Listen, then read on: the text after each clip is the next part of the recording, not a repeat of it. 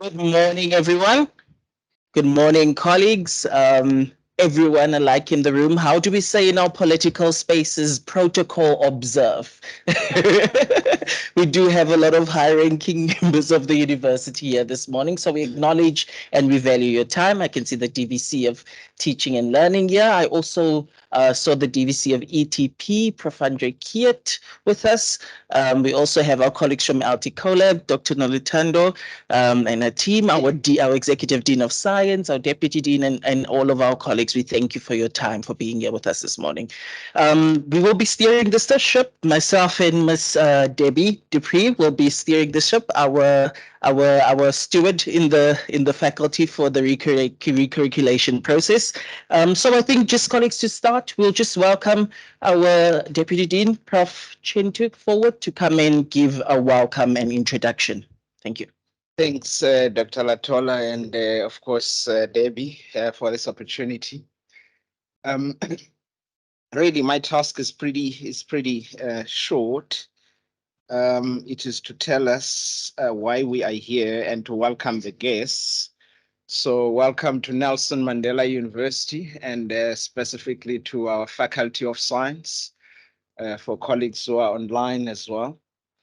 Well, we're a faculty that aspires to be a transdisciplinary, engaged 21st century faculty of science, DVC, in the service of society. So we've got to see that lived as an experience by our students.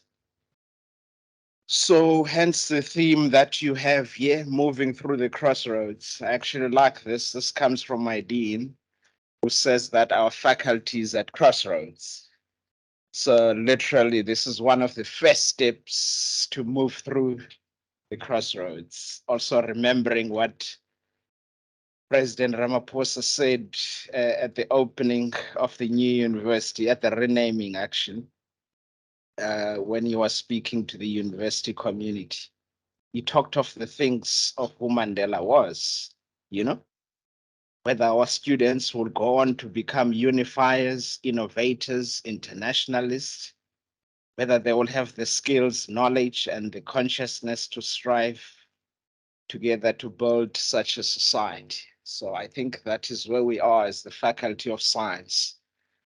We want to question that of ourselves and then start to move through that, and in a way to recalibrate where we are and take another step forward from there.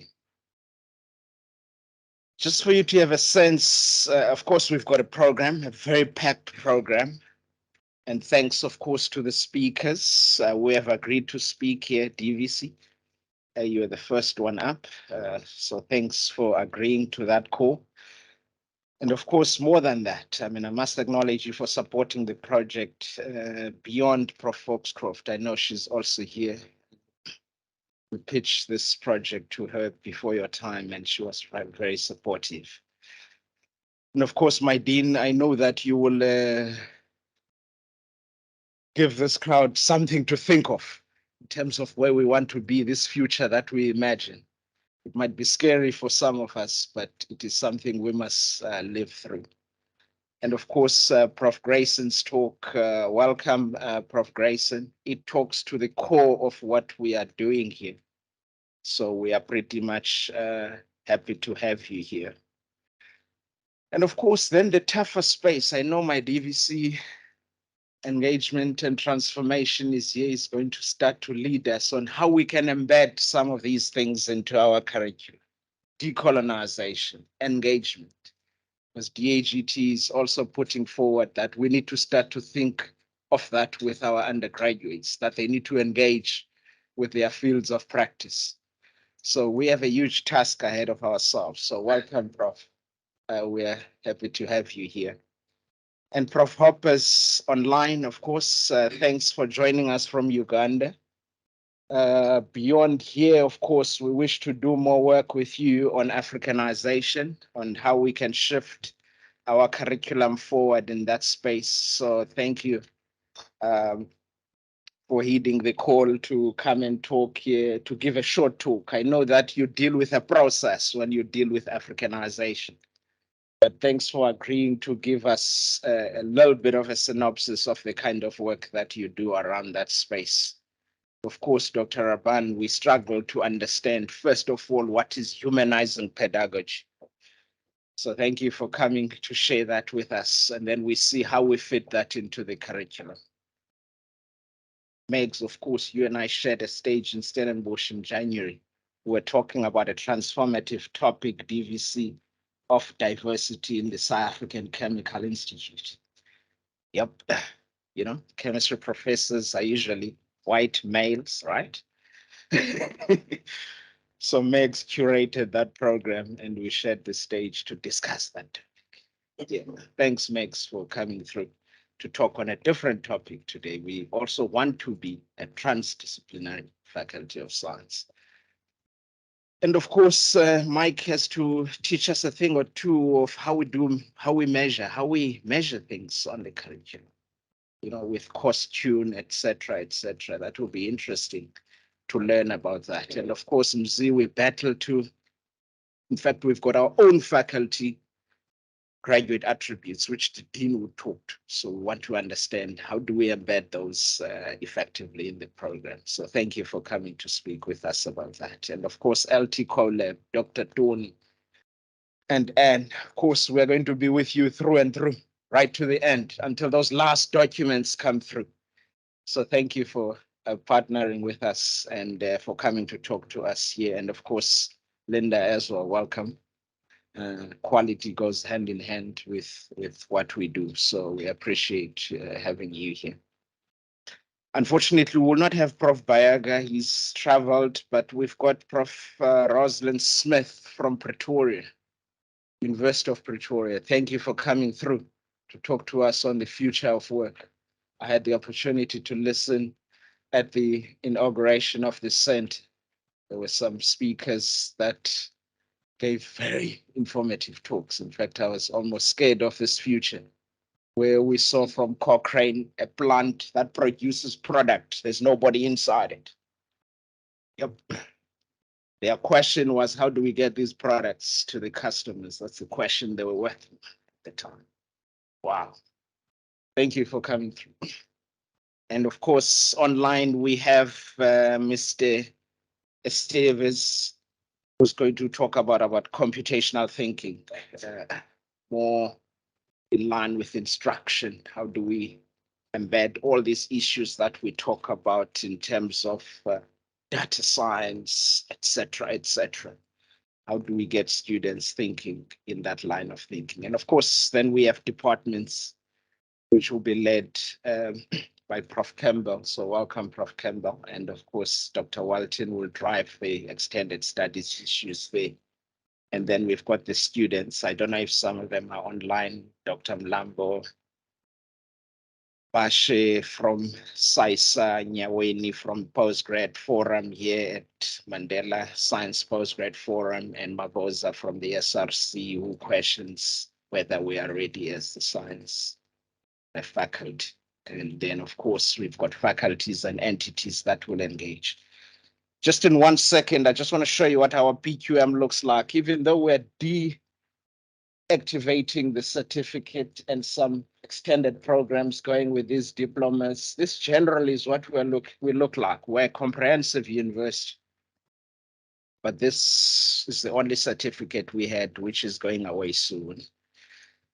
And of course, on the BS side, this is what we look like as well in terms of the streams. We work with these streams. And of course, we do service all the faculties at Nelson Mandela University. This is what our BSc subjects look like currently. I say currently, I mean, whether we will look like this, we will see. So these are some of the things we're questioning here. Just take a few seconds to have a look. I don't want to repeat them again. Maybe I can just speak on assessments. I mean, 20 years ago, what we were discussing in assessments were basic issues of constructive alignment by peers. How you do your assessments to meet Bloom's taxonomy for whatever. Those are basic issues. And we're debating issues of norm referencing versus criterion referencing. Those are the debates we're having. But now the debates are even going very fast with the generative AI tools. I know Prof. Grayson herself is seized with the same issue at Wits and other universities also, as to how do we bring critical literacy into that situation so that we allow the students to use AI. And of course, my dean's favorite one, our size and shape. What would we look like in this new, my dean? And of course, you could look at this as a sub-theme of where we are, that a ship docked in the harbor can never face a storm. So it is time to face the storm. Thank you. Thank you, Prof. Thank you for provoking us this morning and setting the tone. I will be calling up our first speaker this morning in the session titled Strategic Directions on Learning and Teaching.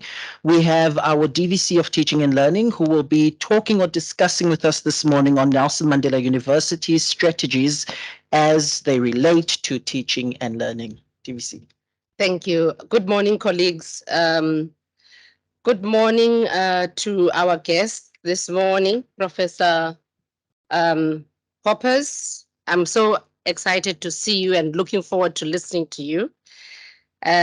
Professor Diane Grayson, also looking forward to what you have to share with us. It's been a while since we've met. To our, Cheryl?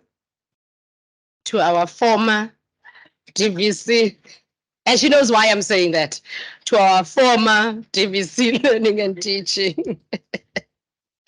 A good morning to everyone. Morning to the Dean and the Deputy Dean, colleagues, directors of school, HODs who are here, the LT CoLab, that's also here. Mine is really a boring kind of responsibility because I just have to rehash what we stand for in our learning and teaching. Learning and teaching, Nehemiah, not teaching and learning, but it's okay. So do I just press enter or down? Eh? Oh, okay. So I would like to start with, our learning and teaching vision as the university. Ultimately, this is what we want to have. And the Faculty of Science or any other faculty needs to align themselves with this. And I was so excited to see that the Faculty of Science has a vision and mission, and it's really aligned to what we would like to see as a university. So thank you for having done that work. Learning and teaching mission also, to provide a diverse range of life-changing learning experiences. And you need to ask yourself, when we say life-changing learning experiences, are we really doing that in the Faculty of Science? And I think our discussions this morning or today are going to tell us, whether we are on the right track. And I know that we are in the crossroad, as Windini is saying.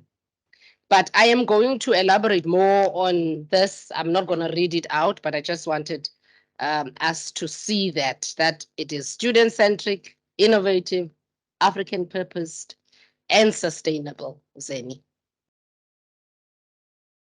So in 2020, we worked on Vision 2030, humanizing student-centric learning and teaching framework. We were on Missionville campus, and some of you might have been there because Cheryl invited all the deans, deputy deans, HODs, directors of school. If you've forgotten, I'm reminding you. So we worked on different aspects, and I was very happy, Zeni, that you've shown us your PQM. So the question that we need to ask, is our PQM attractive? And how does it engage, our students, the community at large? I know DVC ETP will be talking around those issues of being in service to society and decolonialization. The second one, a responsive blended mix of face-to-face and online learning and teaching. And at the time, we did not know, because it was in January 2020.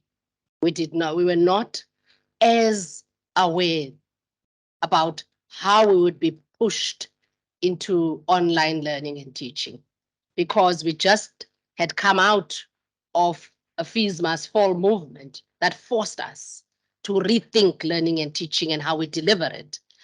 And then we went back and relaxed. And then COVID-19 came and, thrust us right in there to rethink our learning and teaching. Characteristic 3, humanizing educational philosophy and praxis. And I'll talk a little bit about that. And I know there's a lot of people who are schooled in that. Mr. Raban is going to also talk about that. Innovative and socially just assessment. And here I don't have a slide about that, but Zeni, I really want us to think about how does a socially just assessment practice look like? And what does it mean? So it's important for us to understand that. Number 5, supportive learning environment. Number 6, promoting quality excellence and academic integrity. And then what I think is also important is the investment in staff, because that is important. And I know that DVC, ETP, we're working on an institutional culture, but we're also thinking about what would be the staff attributes that we look at. And I know, Mzwakhe, you'll be talking about graduate attributes, but who should be, delivering, that, and encouraging and adjusting and doing all of that. And as we say in our framework of a humanizing pedagogy, the who is at the center. And that who is not only the student, it is also the lecturer, in that pedagogical encounter.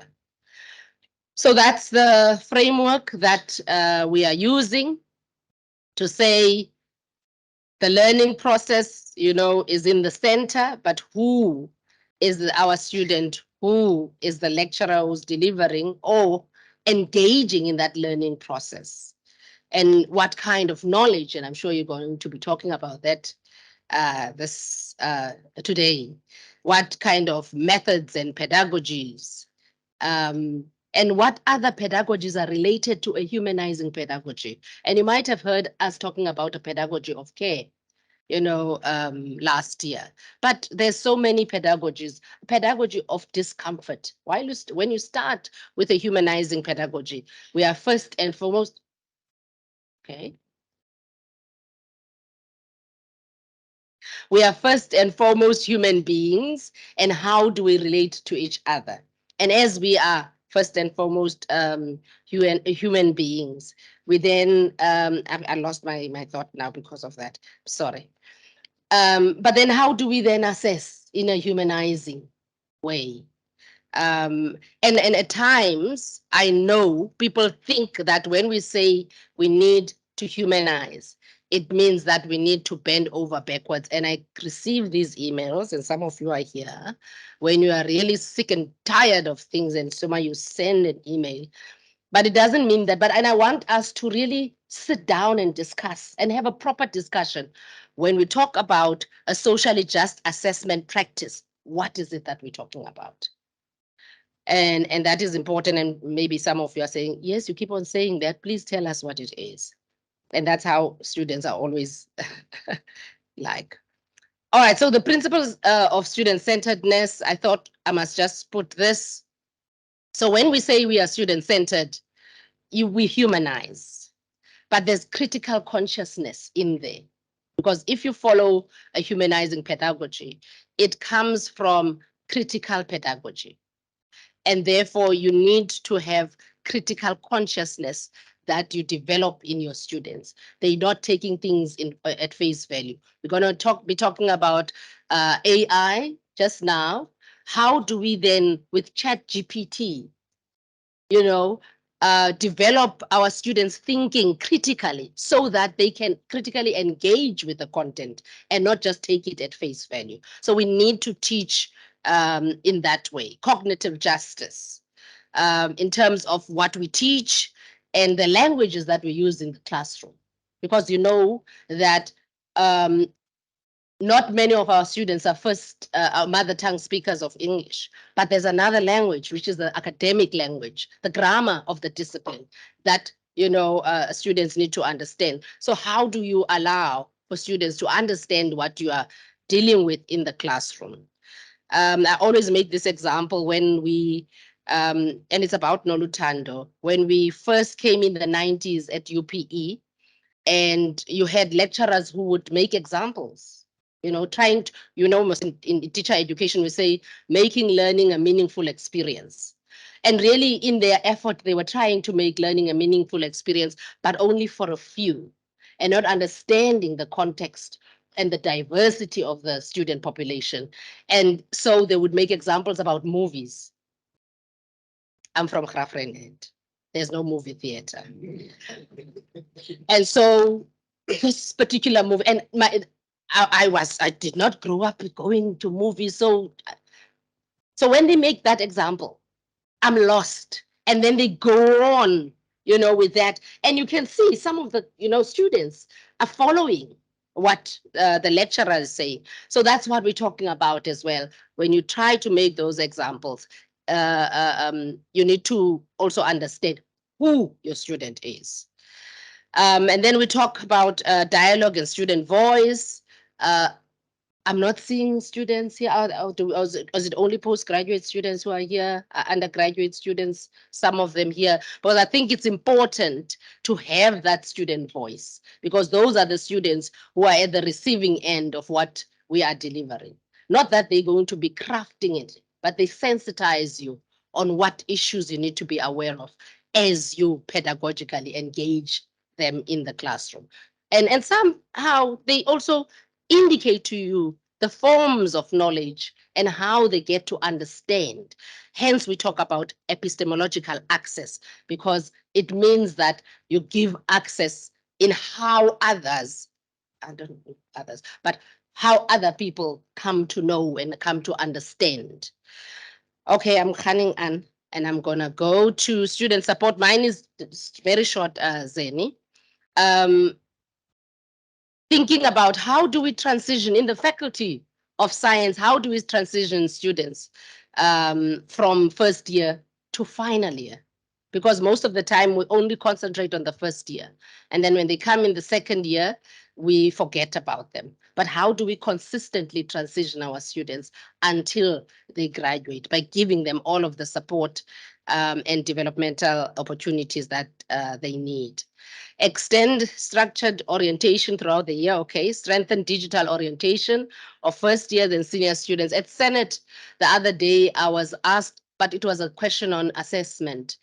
How do you prepare students who have never been on campus, who have never sat for an exam at a university? How do you then prepare your students? Because we take it for granted that they know. They know they sat for grade 12. It's not the same. But then how do we do that? And I always make this example about Dr. McFarlane, who taught us cooperative learning, which is group work in layman terms. And in that, he always said that it is important that you teach students the skills, excuse me, that they need for group work. Because we assume that if we give them an assignment and we say work in groups of 5 and come back, you know, with a project, but you have never taught them how to work in a group. So it is also a skill that you can teach your students. And this is one is it's important, extend multilingual tutoring in different faculties. We really need to encourage that. As I said earlier on, when we talk about cognitive justice, we need to understand that our students are coming in with multiple languages from where they come from. And how do we meet them halfway so that they can understand. Over and above just the language that is spoken, I also spoke about the grammar of the discipline. How do we make sure that our students at least get that kind of support? Expand academic advising alongside success coaching, anytime and anywhere learning, and that is something that we are faced with, and we need to be prepared for that. But we can't do this in a vacuum. We need to have integrated, agile, and transversal approach for student success, and all of our systems, processes, policies, and places and spaces also need to be integrated. So we need to think holistically about the learning experience that we're talking about if we're saying we are to liberate the potential of our students. So all of these, and as we look at that, because as is always agitates about this, that the systems really need to be speaking to each other, and the places and spaces need to be repeated so that they can encourage our students to succeed. These are the questions that we'll be asking today, Zeni, and I think I've seen some of the things that we're talking about in terms of the curriculum, and Mzwake, you're talking about how we align that to graduate attributes and the vision and the mission. So you need to see that golden thread moving along. Really, do we prepare our students to meet the socioeconomic changes that are taking place? Addressing the new knowledge and skills required, rapid changes in technology, professional regulatory bodies, don't know whether you have, maybe you don't have, feedback from stakeholders, and stakeholders also mean your students, and it also mean your alumni. So it's important to ask those questions, because I know there are some faculties who have a community of practice with their alumni, because you get nice feedback from your students who've been here, who are now working, who are seeing the gaps. Not that we will have a perfect fit for work, because we're not only preparing students for work, we're preparing them for life. Oh, yeah, sure. Yes, we're preparing them for life. And so how do we do that? And when they come back, they will tell you about the skills that you gave them for them to, succeed in life, not just in the world of work. So we will be talking today about cross-cutting themes. I'm talking about that, the Africa purpose, globally relevant, technology as an aid, human at the center, digital ethics, student voice, experiential learning or internship, service learning, in service to society. So what does that mean in science? Because it means something different in humanities. So what does it mean in science? And you need to make that meaning. But you can never be in service to society. You can never encourage your students to be in service to society if you yourself are not in service to society. So how are you going to encourage? You say, just go out there, do outreach. It's not just outreach, it's engagement. And you need to deeply involve yourself in that. So how in your discipline are you in service to society? So it's important for us to also do that. And these are my last thoughts. As a learning and teaching portfolio, we need to analyze the CHE audit recommendations, which are not out yet. So we're still waiting for CHE. And I spoke about an integrated system to support students and trace their academic performance. We know that we've got radar. And I was saying to the deans last week that we need to see how, as faculties, we adopt that system so that we are able to trace our students. How else do we make ourselves relevant to the globe and our country? We talk about lifelong learning and the adult market. What is it that we're offering in terms of short learning programs, stackable online modules? I was talking to a colleague just now, summer schools or spring school or winter school, all of those.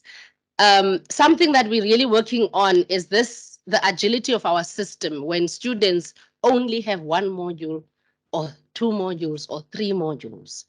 And we know that beginning of the year, we had some of those students who could not afford to come to campus because they have less than 60 credits or 60 credits and less. Therefore, they don't have money for accommodation. How do we make sure that those students also get to complete their studies? Do they have to be here physically? And that's something that we need to engage in as academics to make sure that we come up with a plan of how to move things forward. We are busy with the language policy review. It needs to be finalized. Yo, it's been a long time. I just have to say yo. Because that policy is really going to help us in these multilingual pedagogies that we would like to use. And I know that there's someone who's going to be talking about transdisciplinary offerings, and that is also important that our system allows it. I was also talking to the deans last week, and we are very excited that we would like to have a qualification, not just your four Zeni majors that you have in that BSc, but also to make sure that students are able to choose a module in humanities, in education, in law, for them to be able to do that. And some of there's a artificial belief created that you can do that, because I know of a student who was doing a BSc in the 4 major thing and tried to take law. It was fine and it fitted in her curriculum program timetable. There was no clash, but was told you need to deregister. So we need to allow the system for our students to do that. Can you imagine a student who's coming out with a STEAM kind of qualification, where they have the knowledge of how to deal with human beings or to be creative for that matter? SOTL, that's my last one. This scholarship of learning and teaching, of teaching and learning. Really, we would like to see academics to be scholarly in their reflection. And I know not all academics are going to be scholarly in their reflection, but they'll do, you know, good teaching or excellent teaching. That's what we want. But the scholarship of teaching and learning goes beyond excellence in teaching or good teaching. So it's important for us to also create those opportunities where people are able to reflect on their practice. Because I really believe if you reflect, you stand back and say, okay, I see these students are all failing this module. They cannot all be stupid. There must be something in what I'm doing or what they are doing that's not working. So let me reflect and let's sit down. What is the issue here? So then you engage, you know, at a deeper level with what you are doing. And so we are in Education 5.0, problem solving, innovation, and creation. And I hope people who are going to be talking about AI this today are also going to talk about how we need to rethink the assessment for us to be able to push our students to get to that level of creativity and application. Because at times we just end there, and I know you've got this as a booklet. I hope you give it to every staff member, academic, because most of the time we remember, we understand, we apply, and we think, okay, that's it. But we need to push our students to that level of evaluating, because we're saying ChatGPT is here. How do you evaluate that the information that you have in front of you really is critical, and how is it going to help you? So we need to be pushing our students more to be critical thinkers. So I think that's it for me. Thank you so much, Sesmo. Thank you.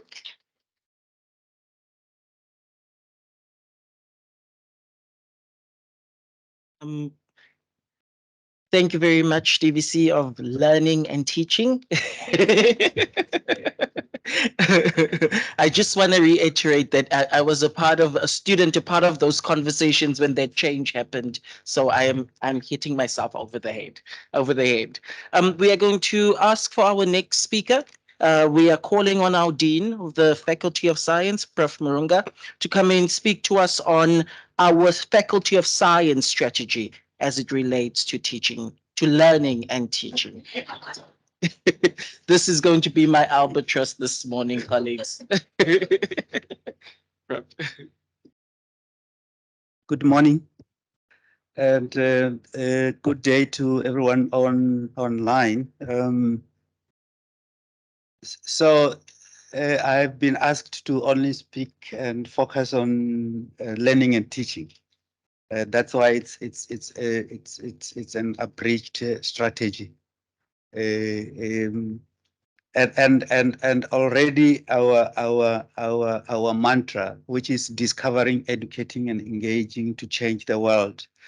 It was coined during our strategic planning, and the then previous DVC said, "Why didn't you put education first?"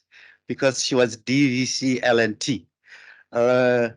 We said kids and students have to discover, and then we educate.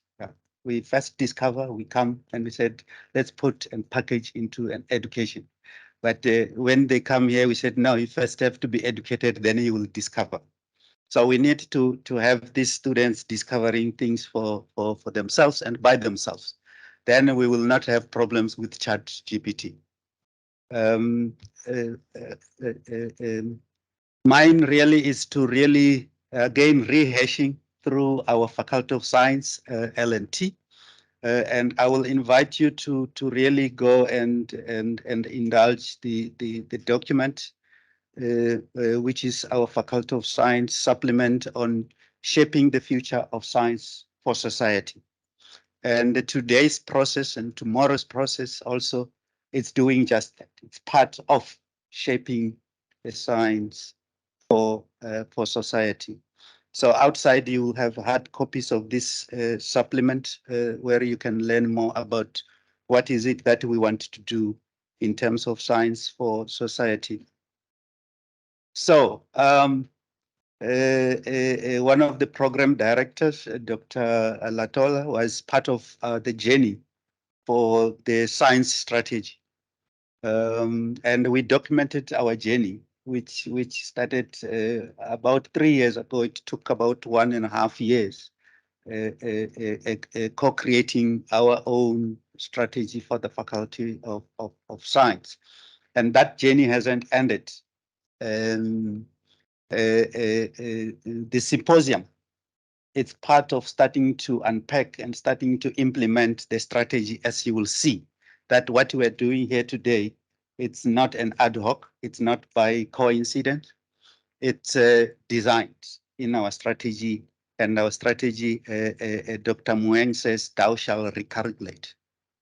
And we have to, that's why we are here today. Everything we do by our own strategy that we made. We cannot have a document that is just gathering dust. We need to, as Prof. Chentu said, we need to live by what we preach. So our strategic priorities are 6.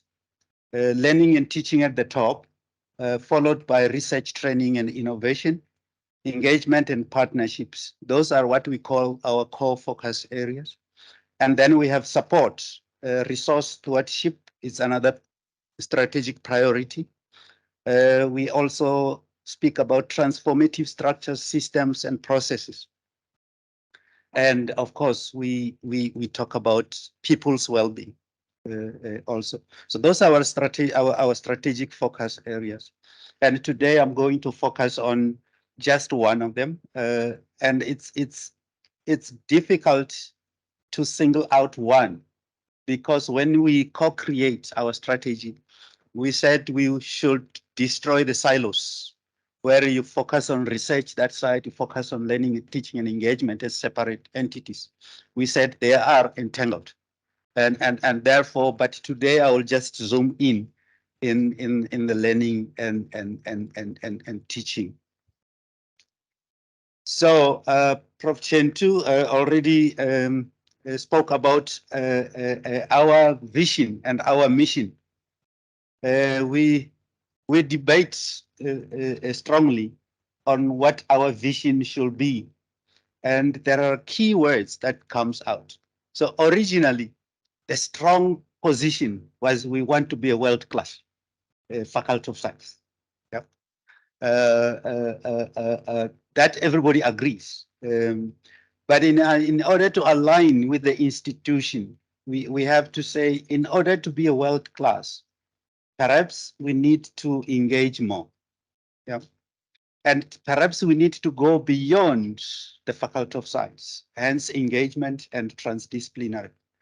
But also, Dr. Moeng has been speaking about Africa focused, Africa purpose. So we said we need to be recognized as an African Faculty of Science. But we needed to have a purpose, and that is to respond to socio-economic and environmental challenges in our society. We didn't want to just stop on socio-economic, given that we are a Faculty of Science that's very much aware of the dangers to our planet. We have to really make sure that at this institution, we lead by an example and making sure that environmental issues are at the forefront. And hence, our vision is speaking to that. In terms of our mission, which we need to check through our processes of recalculation, a diverse range of life-changing, pure and applied sciences. We wanted to focus on pure, which is really just philosophy, but also the applied sciences, the innovation, because that will speak immediately to what is this science good for. And that is science for society. And it's very important to also recognize that we have a diverse range as a comprehensive a university.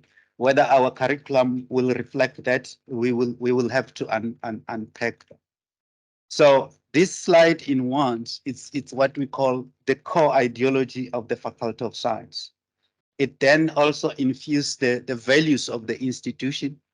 And of course, also there are values that are very dear to the Faculty of Science. One of them being safety and wellness, especially being a faculty that is lab intensive. Our students has to know about safety and well-being, of course, of their colleagues and themselves as well.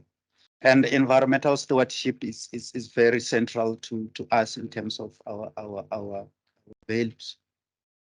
The brand promise, as I've already alluded to, it's educating and engaging to change the world, of course, starting with the discovery. Prof. Chentu was talking about diversity and inclusion. It's our philosophy and principle, how we operate. And we have chosen strength in diversity, equity, and inclusion in science. And which means when we said that is a philosophy and principle, it means the way we live has to show through the strength in diversity, equity, and inclusion in sciences. It speaks also the diversity in our curriculum. It's not the diversity as just one dimension of demographics. It talks about other knowledges that are going to be included in the curriculum as well. So when you unpack the core ideology, it is through processes like recalculation where we need to see that our core focus is indeed lived through the curriculum. So we have always said that our curriculum has to be driven by what is on the ceiling. And what is on the ceiling is our graduate attributes and our staff attributes. So our curriculum should always speak to these graduate attributes, because we said, how will somebody distinguish and identify a graduate from Mandela University? And we said, these are our graduate attributes. And we have very much focused on the in-depth disciplinary knowledge that our students should have in order to meaningfully contribute to transdisciplinary application of the knowledge that they have. So will our curriculum reflect that? How does our curriculum therefore also have to align to the in-depth transdisciplinary knowledge as a foundation for performing and pursuing transdisciplinary knowledge? Literacy and numeracy, we will have to see that the curriculum does respond to abstract thinking skills. How will our curriculum reflect on these graduate attributes that we are saying our students should have? So this document is in our faculty's strategy, and you are welcome to look at it as you discuss over the next 2 days. We also have our staff attributes. Who is going to teach this recalculated curriculum? Because you cannot just have anybody come and teach a new curriculum, which means all our current staff, they will need to adapt because they are co-creating. But whoever is a future staff, you need to let them know about the curriculum so that they have to agree before they come and join you that yes, we agree to your values and we agree to the way you have recalculated. As I've said, we have 6 strategic priorities. For learning and teaching, it says by 2030, we aim to achieve the following: to be learning and teaching from a 21st century Africa purpose science curriculum that responds to socioeconomic and environmental challenges. We were thinking in 2030, when people look at us by 2030, this should have been achieved. The journey that we are embarking on, it's not a journey of 2 days, it's a journey of 3 years. The deputy dean, when he was appointed to lead this during his tenure of 3 years. So he has to hand to us, to the faculty, to say the past 3 years, this has been achieved. We have recalculated. So DVC learning and teaching, when we appoint deputy deans, they have a specific task that they have to deliver in 3 years. It's no longer a generic deputy dean just deputizing. You have the KPI that during your tenure, this is what you have to deliver. And exactly what he has started today. That's why he's driving this program, so that colleagues who are here, you are here to assist him, to assist the faculty and the institution. So we hope by 2030, but my wish is that we need to arrive to 2030 before 2030 arrive. That will be my wish, not to wait for 2030, but to arrive before 2030. And this is part of that process. Just to unpack a little bit deeper in terms of the learning and teaching, we have strategic goals that we have set starting 3 years ago already. Strategic goal number 1, it's mainly centered about today. It says the faculty will need to renew its curriculum. It will need to expand, renew, and Africanize the curriculum to make it relevant and responsive. This is just strategic goal number 1 today and tomorrow. That you are actually assisting us to unpack, because each and every goal has to be unpacked. By 2030, even in the next 3 years, we are going to review our strategy, because it's mid-term review of our strategy to see how far are we with strategic goal number 1, and we have already started. But also alongside, while you are actually recalculating, we need to understand our students, and which will inform our recalculation as well. Yeah. We wanted to create an environment in which the students and the staff will succeed. So succeed here does not mean pass rate.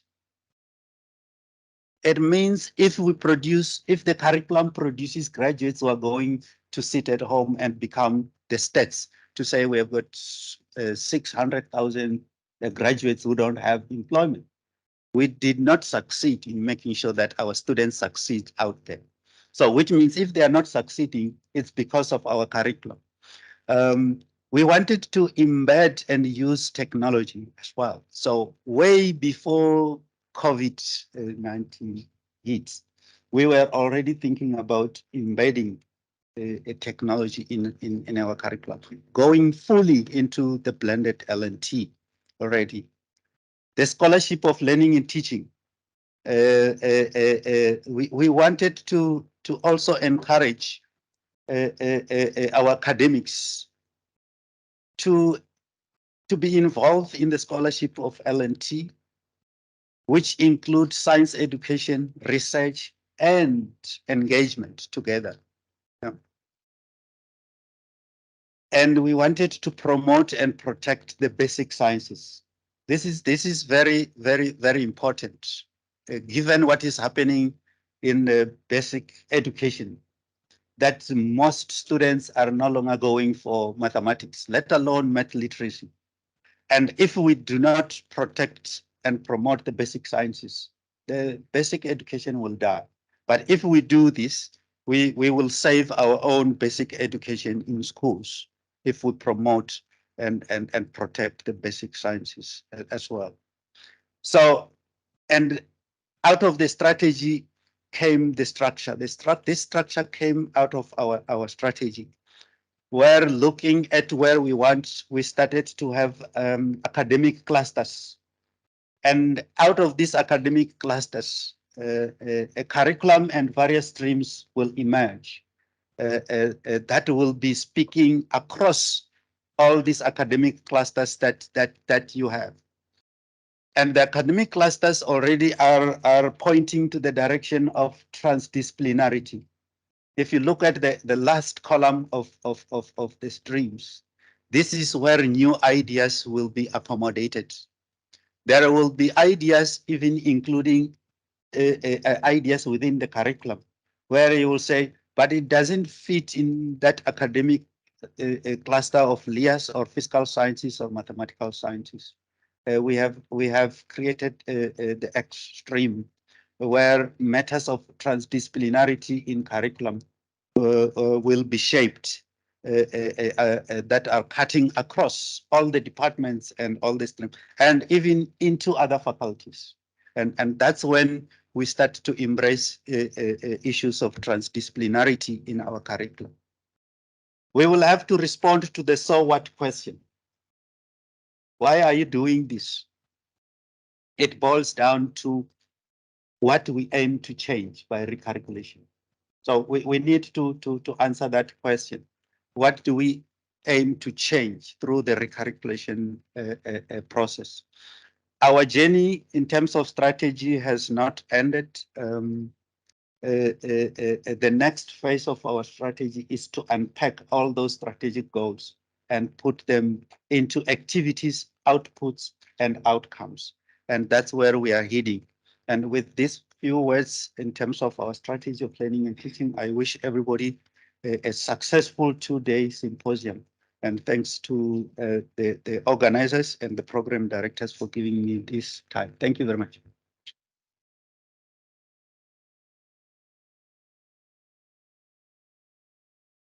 Thank you so much, Prof. I think, colleagues, we are going to move on to an online offering that we have.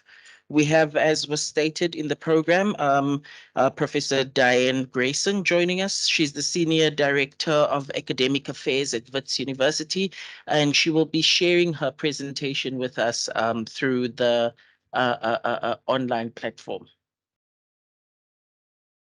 So good morning, everyone. And thank you very much for this opportunity to share with you. And I wanted to applaud really everything I'm hearing. I've always been extremely impressed with Nelson Mandela's vision for learning and teaching for a long time. And I am continuing to be very impressed. And when you hear my presentation, you'll think that maybe I heard the previous two presentations first, but I didn't. It just shows that we're all on the same page, which is fantastic. So thank you for this opportunity and really well done for the fantastic work that you're doing. So I'm going to talk a little bit about designing curriculum for 21st century graduates. And I want to begin, and this picks up directly on what Professor Morongo was saying. we have to be embedded in a context, most certainly in a local context, but also in a global context. So if we look at the world we live in, it's messy. It's really messy. You know, we've got terrible effects due to climate change, human-induced greed, selfishness, sometimes ignorance, but a lot of greed and selfishness. It's causing destruction of habitat, destruction of diversity of living species, plastic pollution, and this terrible, terrible divide between the ultra rich and the poor. We have fake news and the rejection of reason. And this is an interesting quote from 1996. Physicists will know David Bohm, very famous physicist. And he said in 1996, in spite of this worldwide system of linkages, there is at this very moment the general feeling that communication is breaking down everywhere on an unparalleled scale. What appears in the media is generally at best a collection of trivial and almost unrelated fragments, while at worst, it can often be a really harmful source of confusion and misinformation. And we know that misinformation and worse still, disinformation is actually growing. We talk about echo chambers on social media and the incredibly destructive effects that they can have. Anti-science. So this is from an article in 2021. Anti-science has emerged as a dominant and highly lethal force, and one that threatens global security as much as do terrorism and nuclear proliferation. Anti-science is the rejection of mainstream scientific views and methods, or their replacement with unproven or deliberately misleading theories, often for nefarious and political gains. It targets prominent scientists and attempts to discredit them. And we saw terrible, terrible consequences of anti-science during the COVID-19 pandemic, when people were spreading all kinds of just incorrect, blatantly wrong information about vaccines and how they work. Then artificial intelligence, and there's been several references already this morning to artificial intelligence. So we've had artificial intelligence in our lives for a long time, some of it fairly low key, like predictive text when you're trying to type a message on your phone, or in MS Word on our cell phones. Predictive analytics, this drives me crazy in Netflix, where you watch one movie about a child with a single parent, and then it recommends another 1,000 movies on a child about a child with a single parent, and it's really difficult to see anything different. Now we've got the large language models, and ChatGPT has been mentioned. There's Bard, there are others. These have been around for a few years, but suddenly they hit the news because in November last year, OpenAI, who are the makers of ChatGPT, released it for free. And so suddenly there are millions of people using ChatGPT. And there are image generation models as well, like DALL-E. And all of those have potentially good uses. They can certainly speed up our work if we're trying to get ideas, but they can be used for ill as well. So we know that there are students who are using it for good, to helping them organize their work, helping them to get ideas. There are some, unfortunately, who are also trying to submit the work generated by GPT as their own. But that is, I think, as much a matter of the kind of assessment questions we're asking as of some of the students taking a chance. And I certainly want to be clear that it's not the majority of students that are doing this by any means. But if we have an assignment that can be answered solely by ChatGPT to a high standard, there's something wrong with our assignment. But then there are some bad uses, some misuses of AI, deep fakes. So you may have seen videos that are just completely made up by scraping images from the web, and people's voices even, as well as video images. Profiling. So one of the dangers of some of these models, and certainly ChatGPT has this danger, is profiling that can entrench stereotypes and exacerbate inequities. If you haven't seen it, there is a very interesting documentary by a PhD woman who is a student at MIT, and it's called Coded Bias. So she's an African-American woman, and she was interested in facial recognition software. And so she started to dig into what was being done in this area and discovered that facial recognition software was very, very poor at recognizing Black women. And so the documentary then is interviews with a number of people who are involved in AI and some of the dangerous ways, in fact, that it can promote stereotypes.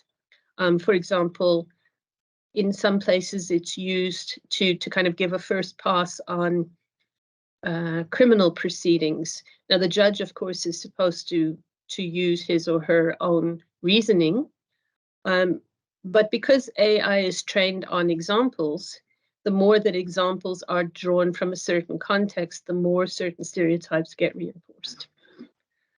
The other danger, of course, is, I referred to it a moment ago, but spreading misinformation or disinformation on social media through algorithms that are based on popularity, or trolls. So, and this happened, we know, during the elections, not the ones that have just happened, the ones before in the US, where, you know, the more popular a post is, the more it gets elevated, the more it gets seen, the more people believe it. There's an interesting article, if you want to know something about how ChatGPT was trained, it's an article from Time Online.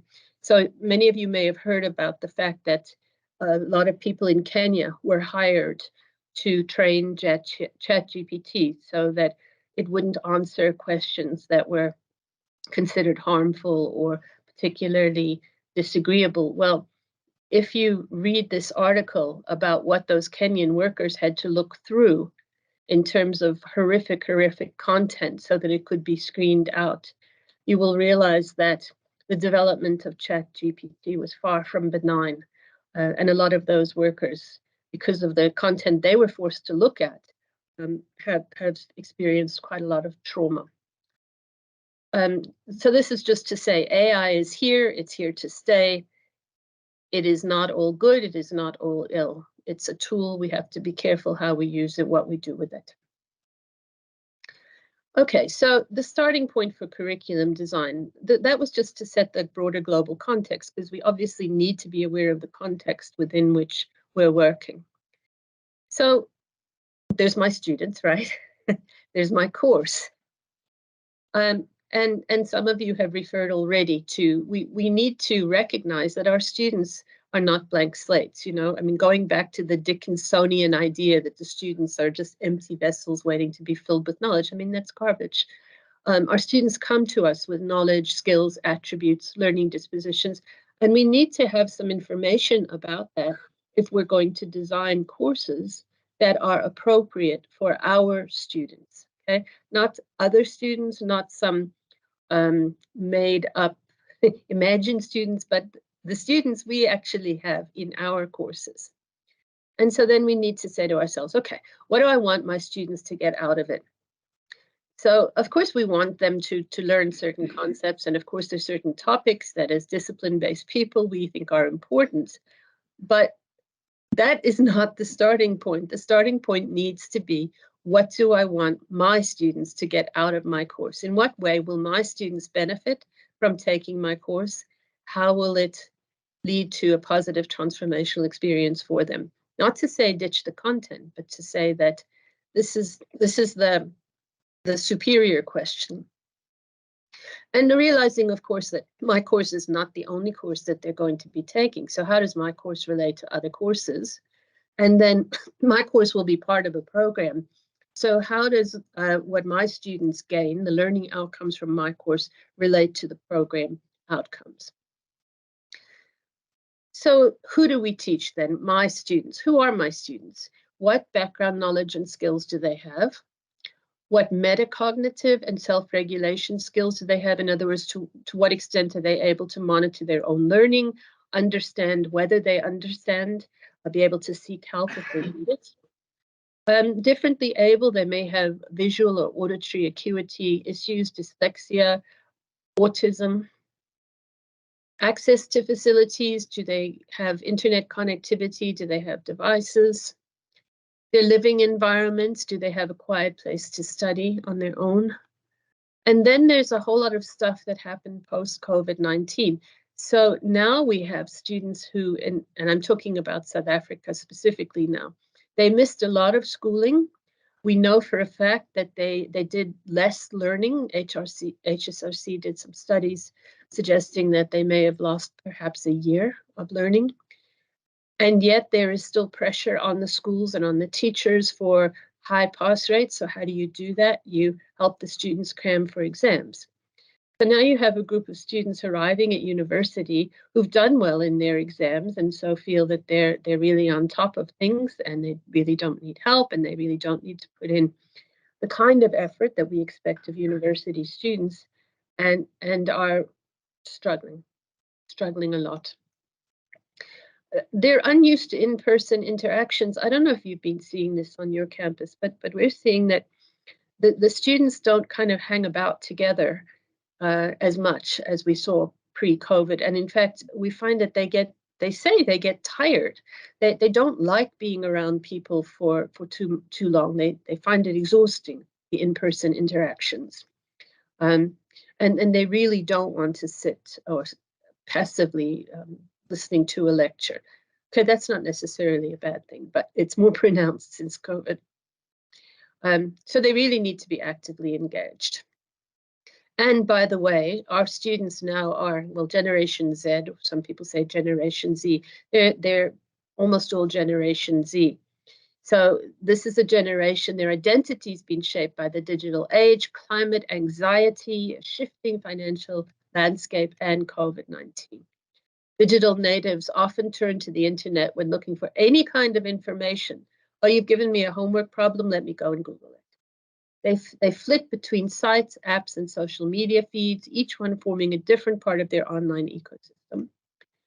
US Generation Zers, surveyed by McKinsey, report the least positive outlook and the highest prevalence of mental illness of any generation.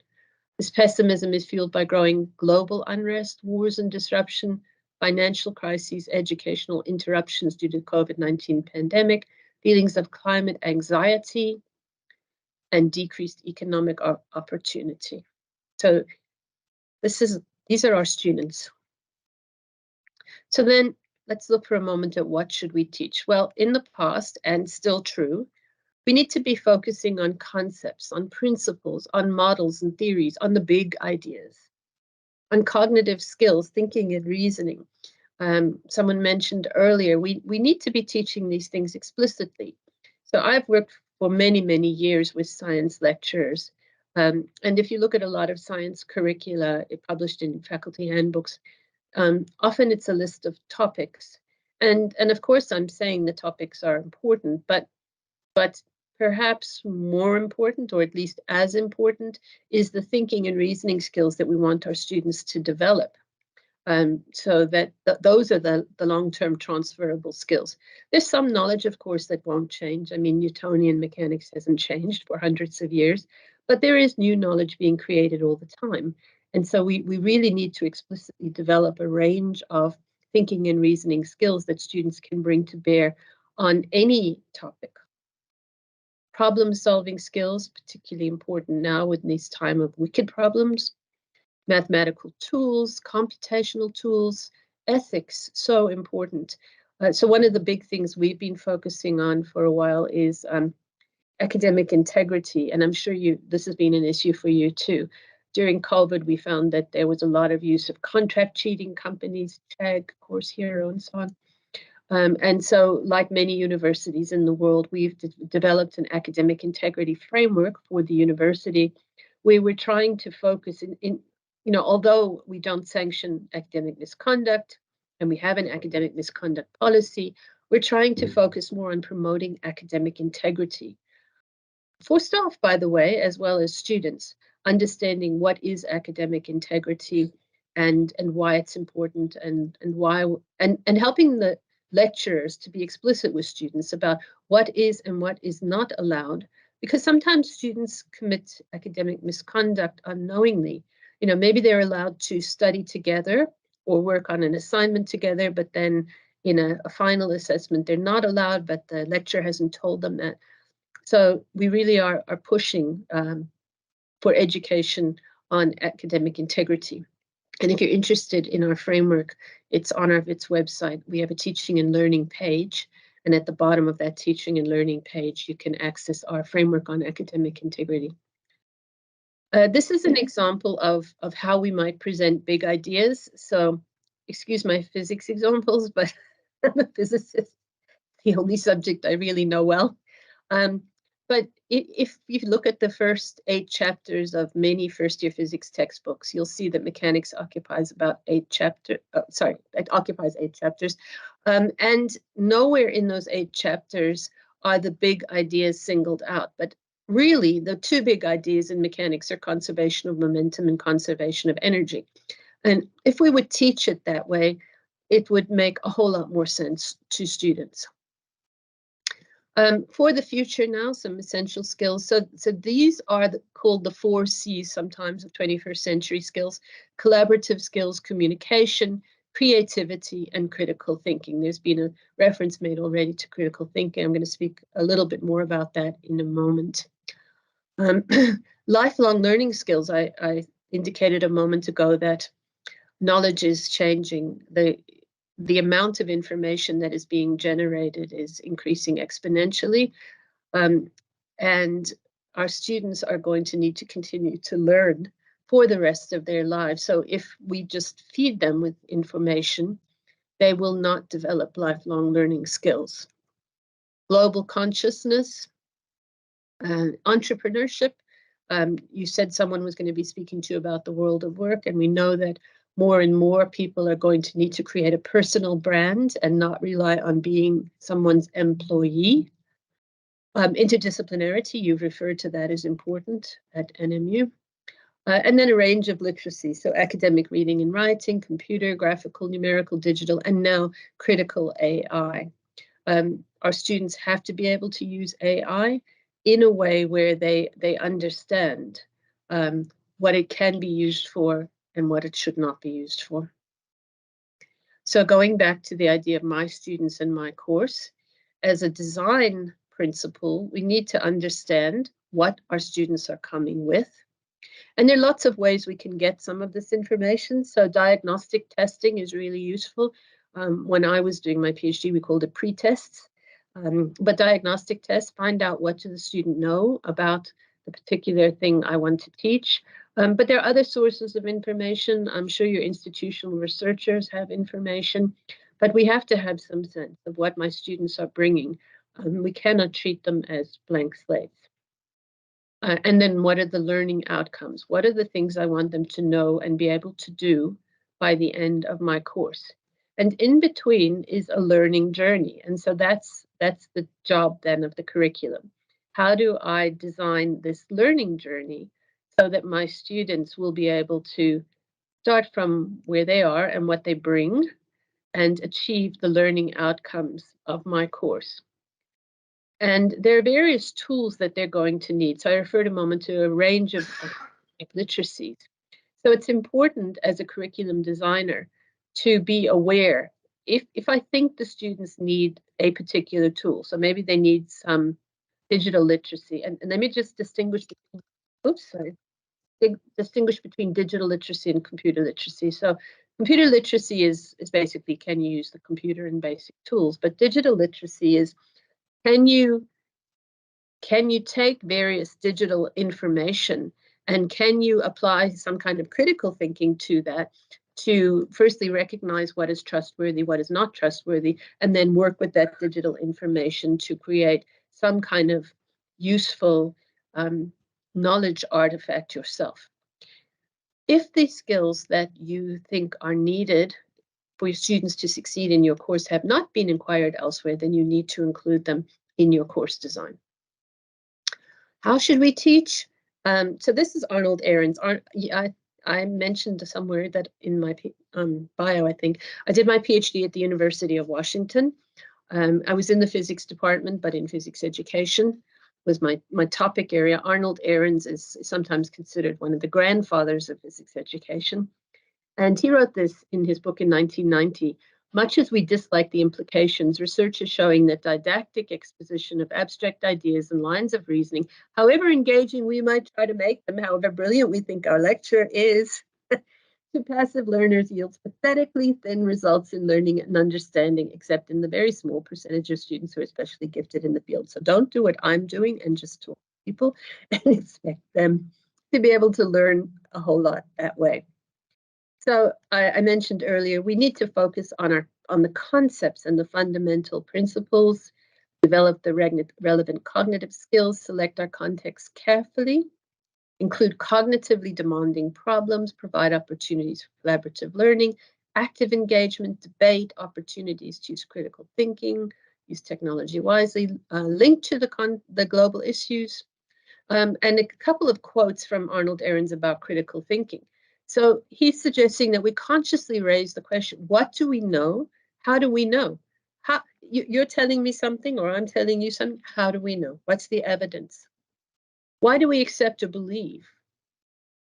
Being clear and explicitly aware of gaps in information, recognizing one is taking something on faith without having examined the how do we know, why do we believe questions. Discriminating between observations and inference, between established facts and subsequent conjecture. Those are some examples of the kind of critical thinking that we need to be developing in our students. And then using diverse role models. So I was part of the group in 2005 that founded Women in Physics in South Africa, WIPISA. And, there are so many women scientists, and including women physicists. Women physicists tend to be smaller in number than some of the other sciences, but they're there if we just look. And then also using balanced representation. So this is a little cartoon I put into the Platinum Physical Science grade 10. I was one of the authors of this book. So using balanced representations, being inclusive, as Ndina was saying. Linking to authentic context and indigenous knowledge. So here's a nice question from thermodynamics that I put into the course I used to teach. Which roofing material will make the home more comfortable in a hot climate and give the values for specific heat and thermal conductivity of thatch, and let the students work it out. And you'll see, excuse me, of course, that the thatched hut is much, much better at making the room more comfortable. So it's a way of applying the science in an authentic context and also valuing indigenous knowledge. Real life or lifelike applications. This is an example of a task that I gave when I was teaching first year engineering students in the extended program. So it's from an approach to engineering education called CDIO, developed at MIT in Sweden. Conceive, design, implement, operate. So they had to build a skyscraper out of extruded polystyrene and pencils, on time, on budget, had to be as tall as possible, able to support a half-liter bottle of water, be tilted at 10 degrees without falling over, and then there was a cost for each item. I taught this in part of the additional physics course after introducing center of mass. We had 275 students. We divided them into groups of 8 to 10 in tutorial periods, but in normal classrooms, 3 periods of 50 minutes per group. And then we marked their assignments using stability, height, budget, aesthetics, time, and organization and documentation. So that's a life-like context. Of course, we've got blended learning, as someone referred earlier. Since COVID, we knew about blended learning before. I don't know about you guys, we didn't use it much. Now we are using it. Now it's our standard default mode. And we're using a particular model of blended learning that was developed by Houston et al. And they talk about 4 dimensions of the blend: technological, so ranging from no or lean technology to rich; temporal, real-time or synchronous, to overtime or asynchronous. When do students need to be learning at the same time, or when can they be learning in their own time? Spatial, when do they need to be physically in the same place, or when can they be in different places? And if they're in the same place, what kind of space is that they need to be in? What learning objectives will be achieved by them being in this particular space? Pedagogical, ranging from passive or instructor-centered to active or student-centered. Just a little punt here. One of my colleagues at WITS has just introduced a very nice podcast series. It's on LinkedIn. It's called the Blend Ed Beat. It's really nice. Ultimately, we need to say, how will my students benefit from my course or program? So there are lots of educational activities we can design. There are assessments of learning and for learning, getting feedback from students, and ultimately, what did the students learn? This is my last slide, so I've run over a bit. Why should we even bother to teach science in the 21st century? Well, I've referred to fake news, racial, religious, and ethnic discrimination, climate change denialism, other manifestations of lack of education in critical thinking and logical reasoning are dangerous to the world. So a solid grounding in science can provide an understanding of key principles that have enormous explanatory power, combat irrational and biased thinking, inculcate pro-social values and open-mindedness, and develop creative problem-solving skills applicable to complex real-world problems. Thank you. I'm going to stop there. Thank you very much, Prof. At this point in time, colleagues, we are going to move on to our discussion session, which will be led by our former DVC LNT, Prof. Foxcroft. Prof. Welcome back, colleagues. Welcome back. Riveting discussion, I'm sure, contributing towards the recurriculation of science, the science faculty. We are back, colleagues, to start our second session of the morning on contemporary issues around curriculum renewal.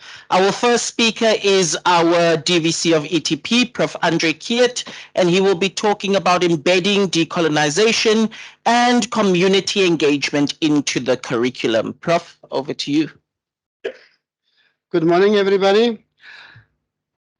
Lovely. Thank you so much for responding to that. It was indeed a riveting discussion this morning. And I can see, how the different sets of trends are emerging, How do one do A, B, C, D with all the different kinds of, ideas coming through. And I am very grateful to Zeni and, of course, the colleagues for inviting me to share a few ideas with you. I don't think it's going to be earth-shattering. I'll try and add some value to the discussion. But I've noticed that the thematic has been a kind of a debate globally within universities. There's been movements around the decolonization of sciences, both in the American North, but also in the UK and in broader Europe as well, and of course also in the Asia regions as well. So there has been many research projects and research reports on that, but also the role that science play with regard to advancing, the strategic notion of this particular faculty, and that is science for society. So we're in good company, and one has to ask, why does this particular question emerge now? Why does the decolonization of science at this particular historical moment emerge as a major question in the scientific community? I don't have the answers for that. I'm just putting it out there. And the two notions are linked, and that is that if one has to look at a decolonized curriculum, or what I would prefer to speak about, perhaps a southern orientation of a science faculty.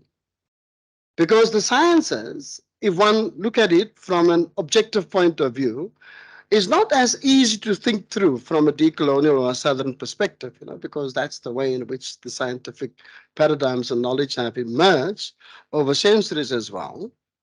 But there is a sense that if it's connected to an idea of science for society, or at least embedding engagement, that there will be an interplay between a decolonized curriculum and, of course, a deeper sense of engagement with society as well.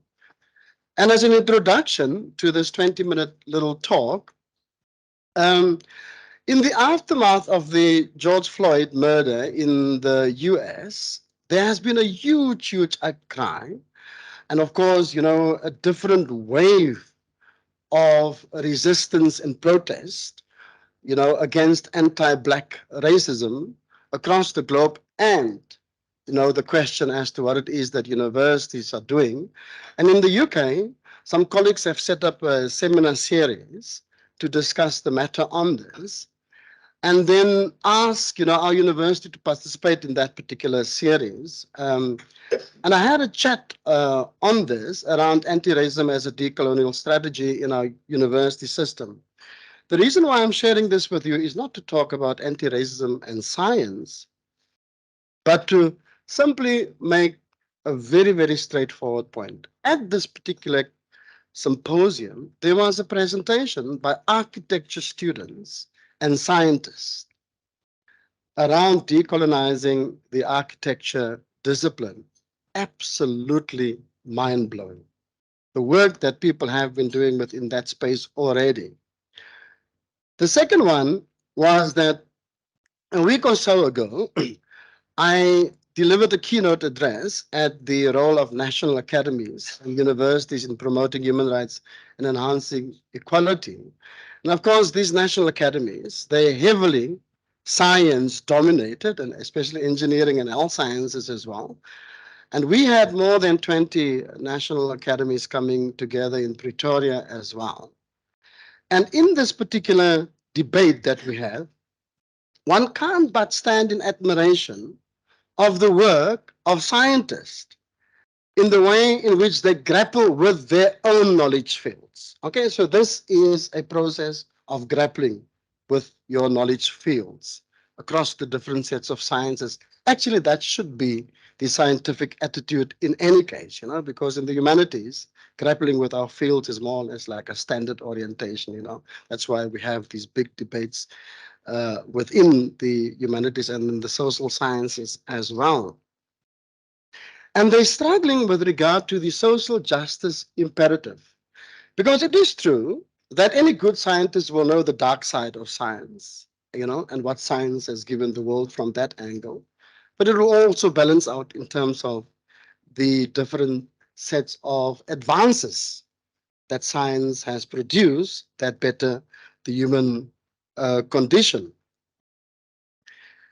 But I also had like the same feeling at, you know, speaking to physicists over tea and coffee, you know, about things that I don't understand that well. But I had the same feeling that when COVID hit, you know, our country, and we pulled together under the COVID coordinating committee, you know, some of the colleagues are sitting here. I also had that feeling of admiration for scientists that respond to social challenges in so many different and equalizing ways. Now that response one can already see, Dean, one can put under the cluster of a decolonizing orientation of the sciences, Zen. So the critique of the sciences when it comes to the project of social justice, at least in my estimation, cannot be sustained or justified from a kind of knee-jerk reaction, because clearly what the evidence show, you know, especially now with the national academies and my own experiences working with scientists and engineers here at our own university, how this is playing itself out. So the question that we are dealing with now today looms large within these discussions, you know, whether it's with other national academies or whether it's with other colleagues across the globe. The curriculum is at the heart of this particular debate. And I'm going to share with you perhaps towards the end just why I think that we may have to ask a different set of questions that we need to put on the table. But the very idea that there is an emergence of a decolonial movement within the so-called hard sciences point to a fact that we are perhaps now slowly acknowledging that neither ourselves nor the way that we treat scientific knowledge are absolutely value-free or objective, and that there is no such thing as a settled sciences, because as you may well know, all sciences are evolving knowledge fields, whether you speak about the soft or whether you speak about the hard sciences. But earlier today, we speak about the way in which, the anti-science movement is also growing, especially emerging from Trumpism in the United States.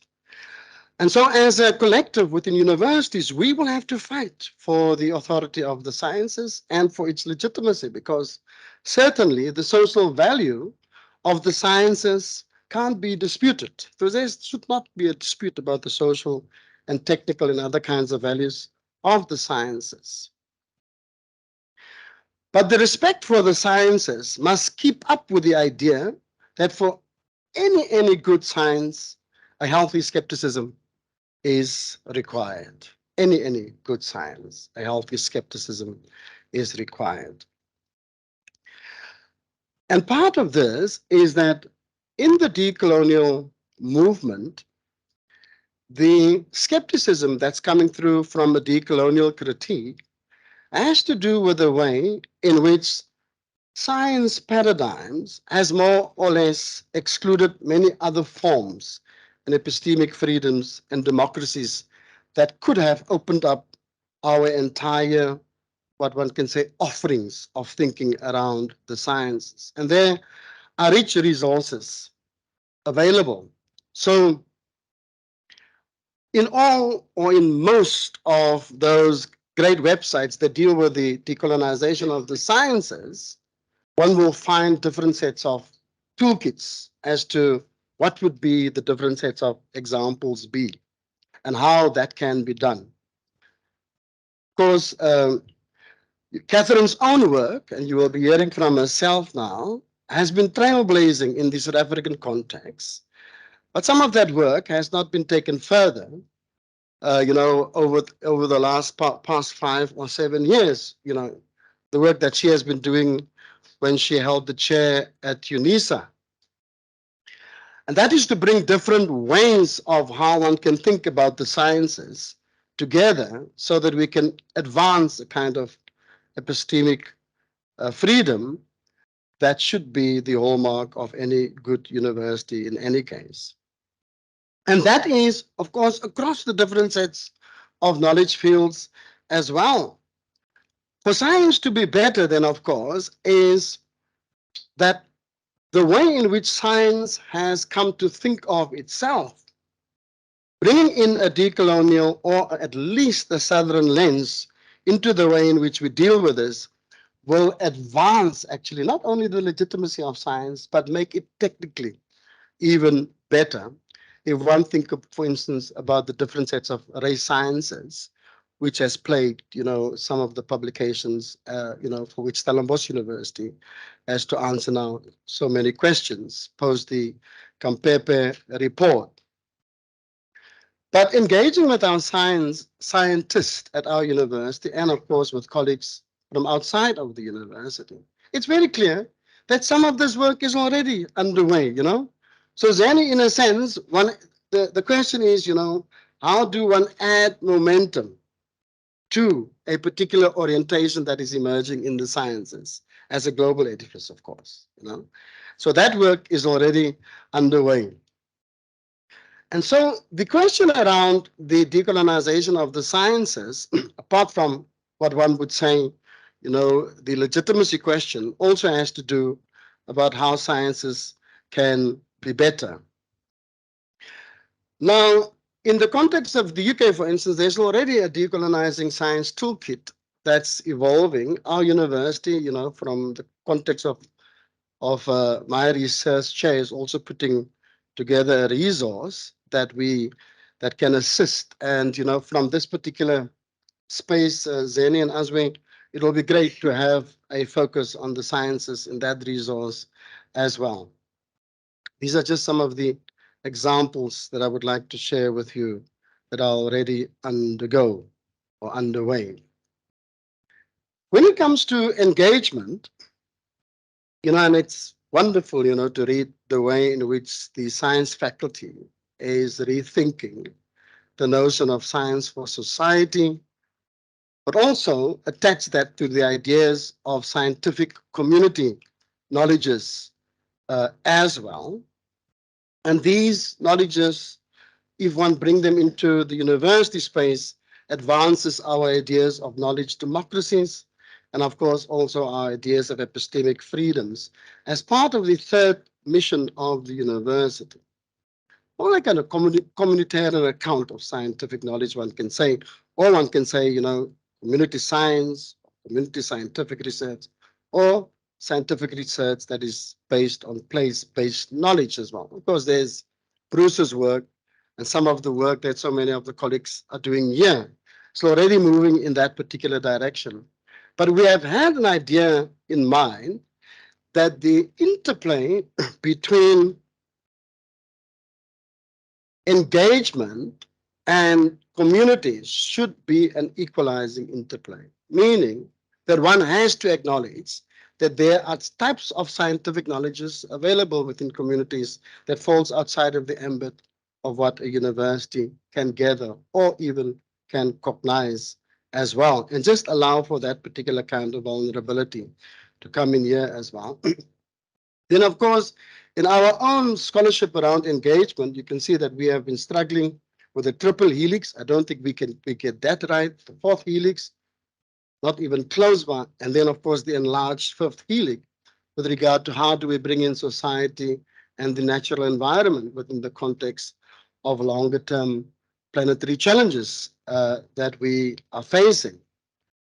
If you flip that around, then of course, those kinds of social environmental transformation that's required for us to look at our planetary challenges will most appropriately reside within the way in which community scientific knowledges finds the interplay, because that's where the different sets of behavior changes needs to happen if we want to move ahead with this particular challenge as well. So your environmental sustainability will have to interplay with the social systems and governance matters that we have at play. Now we will have to think about carefully how we bring, especially in our metro that's struggling so much, how do we bring to bear an interplay between scientific knowledges and the dysfunction of our governance systems within the metro? And what is it that we do in that particular space, and how do applied scientific knowledges assist the kinds of governance ideals that we have as well? When it comes to engagement as well, and we have done this mapping, we have more than 250 projects ongoing, and of course we have this amazing sustainable food systems in place, with more than 30 projects from all faculties coming together to deal with this particular question. But there's a range of different kinds of things. Now, our approach to engagement is to think of it as a spectrum. So you can have immediate relief work, you can have charitable work, you can have different kinds of engagement, and then of course you can have sustainable engagement on the other side as well. So all forms and ways in which the university have been engaging has particular value, and one shouldn't try and critique what people are doing in that regard. But there is one orientation which we need to drive a bit more stronger than the others, and that is that if one think about science for society, one has to think about it as a space of convergence, as a way in which different knowledges are engaging with one another, in an open debate. The engagement for society and the idea of the scientific community knowledges is a key way in which, of course, we're also now working with the different faculties, but also with the engagement entities. And perhaps one of the things, Bruce, that we will have to bring together is to say at a different space and time, Zeni and Aswi and colleagues, as to what would be a scientific community knowledge commune, that interplay both with the university scientific community, but also with those within our communities and so on. So there is a point around the engagement that we will have to bring in as a co-traveler with the question of decolonization. So this is my thinking that I said I'll put forward as concluding remarks. When I spoke to the colleagues at the National Academy's gathering a week or so ago, the question around decolonization the sciences has to do with adventures and experimentations. Now, there are no clear-cut answers around these matters. But there are things that we can try and see whether they work. There are ways in which we can collaborate with different people who have been working in this space, with different colleagues probably next to you that have been working with this. But just have a sense of an adventure around the question of decolonizing the sciences, not as a pathway or a template or a tick box, né? Because you are scientists, you know that that's impossible. There are forms of scientific knowledge that are scientific knowledge, you know, and one has to work on that particular kind of spectrum as well. And then within our working group, array, we also have an Africanization and decolonization working group. And our task, of course, and we do have, many scientists involved in that working group. Our task is not to straitjacket the way in which scientists think about these kinds of transformative movements that the university needs to make, but to just set a broad framework as to how one may think about the decolonization and the Africanization of the sciences. So instead of saying do A, B, C, D, here's rather a broad framework as to what different sets of possibilities can emerge when scientists think about this. And this will include both curriculum and pedagogy. And the same will go for the engagement framework that Bruce and his team is now working through as well.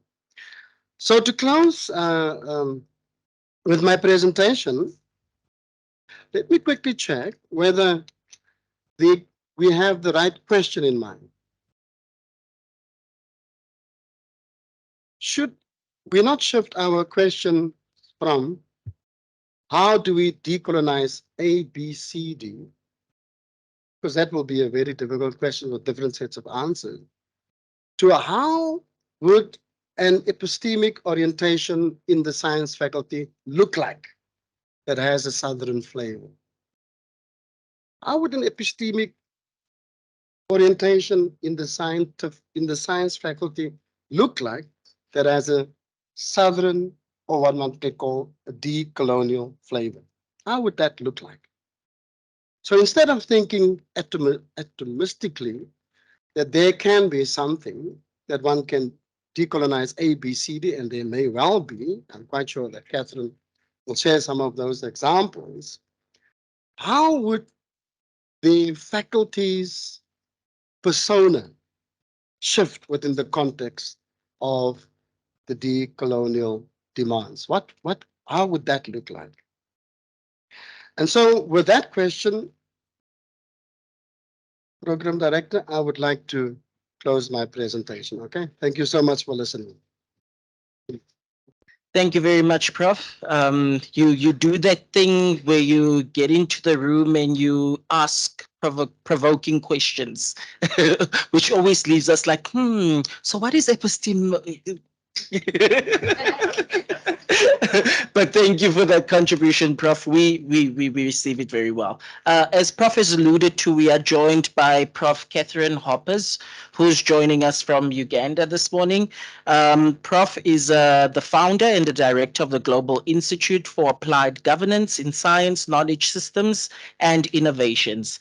Prof. Catherine Hoppers, over to you, Prof. Good morning.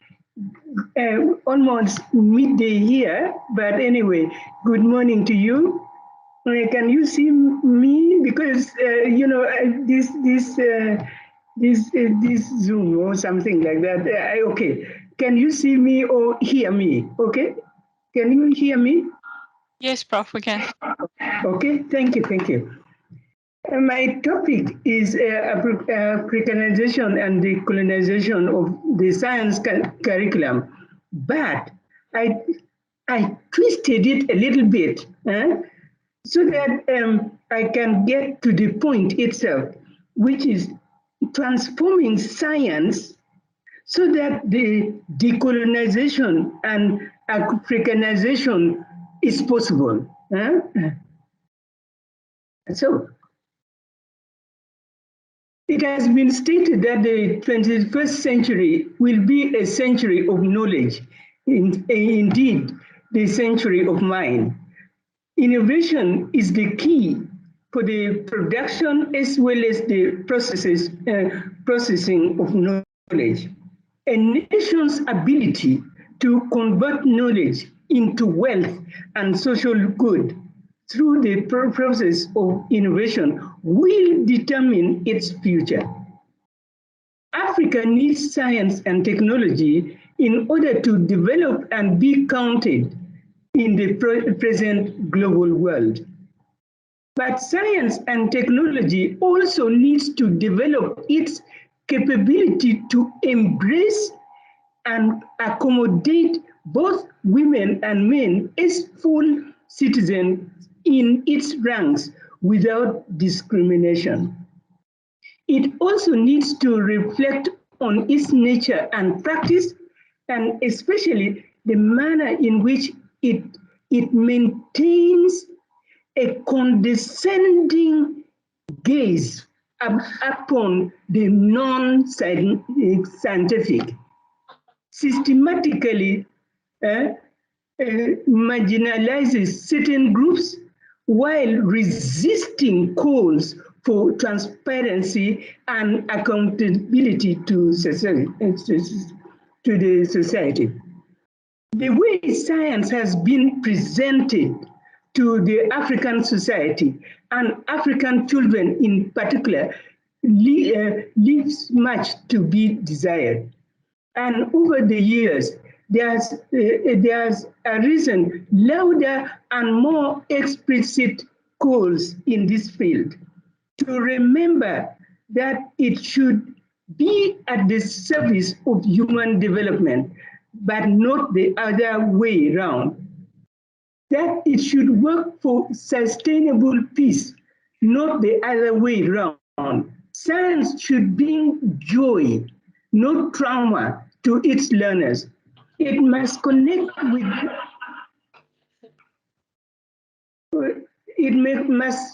with the diverse societies and dialogue with issues of poverty and not turn away from it. And for that matter, science should be the story of all human beings, not only men. Developing a fresh prognosis, propositions for action, and intervention programs for the integration of knowledge systems, women in science and technology, and the humanization of science itself, therefore,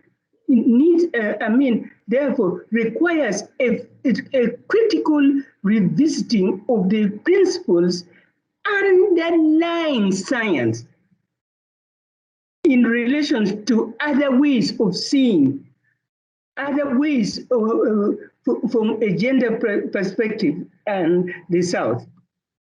So, about myself. In 1997, I was appointed a technical advisor to the South African Parliamentary Portfolio Committee on Arts, Culture, Languages, Science and Technology. South Africa wanted to build an inclusive structure and system that will function to create a coherent interface between the national S&T system and the broader national systems of innovation.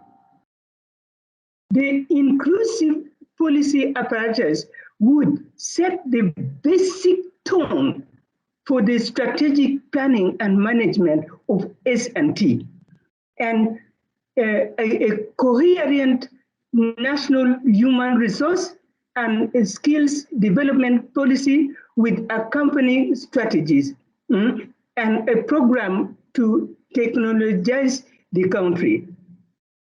Likewise, an enhanced information network to help South Africa become a knowledge society. But in the past, during apartheid, as all of you are witnesses of, 85% of the population was systematically excluded as a potential source of human resources, knowledge, and expertise. Apartheid social and scientific practices have been based on perceptions of the colonized people as being outside of science. Outside of science. They were unscientific. They were savage. They were superstitious. Rationalizations were also offered in support of a notion of science as apolitical and value neutral, thereby freeing the scientific communities of taking responsibility for the ends and consequences of their research. Now comes the question, is change from apartheid science to post-apartheid science in South Africa possible? Is it possible? In other words, the basic knowledge of the Black people was missing throughout. Let us not joke about this. As an advisor, we did a national SWOT analysis and found that one of the basic threats was found in the system of science itself. I was delegated by the parliament to work with all the presidents, all the vice presidents, as well as senior personnel comprising the committee of heads of science councils for 2 years. Focus was on the development and inclusion of indigenous knowledge systems into the scientific framework itself. The science council was, at that time, was 11. 2, I was appointed to head the task team to draft the first indigenous knowledge systems policy ever. I was tasked by the Minister of Science and Technology in 2001 to lead a multi-disciplinary team to find articulations to anchor the first national policy on IKS and to redraft the legislation to impact all sector policies, the academy, and the grassroots. Public hearings were held throughout the country, which awakened the ordinary citizens on their innate knowledge rights. It also served to show that indigenous knowledge was being recognized officially, and it requires active citizenship participation. The redrafting of the legislation meant working intensely with the World Intellectual Property Rights and the Human Rights Commission and UNESCO and international science councils. In 2004, the policy was passed by the cabinet and a new national unit on the recognition, affirmation, development, and protection of indigenous knowledge systems was placed in the Department of Science and Technology. 3, I ran the Sachi chair in development education in UNISA 208 to 218.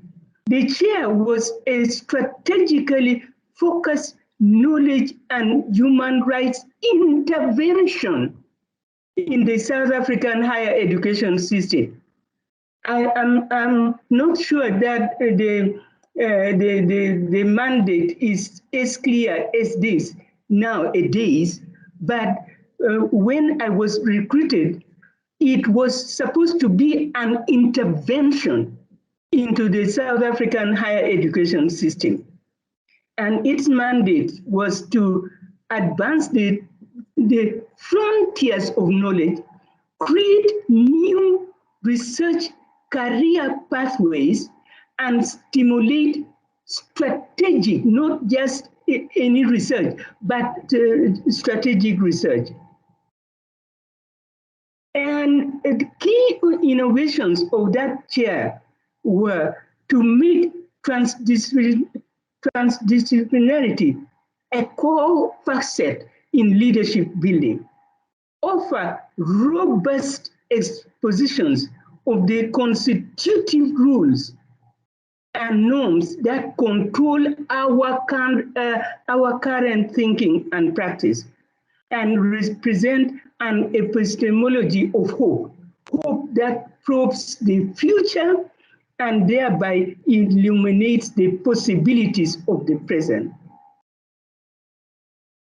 So the chair took national priorities. One, the Department of Education white paper that states that all existing practices, institutions, and values are viewed anew and rethought in terms of their fitness for the new era.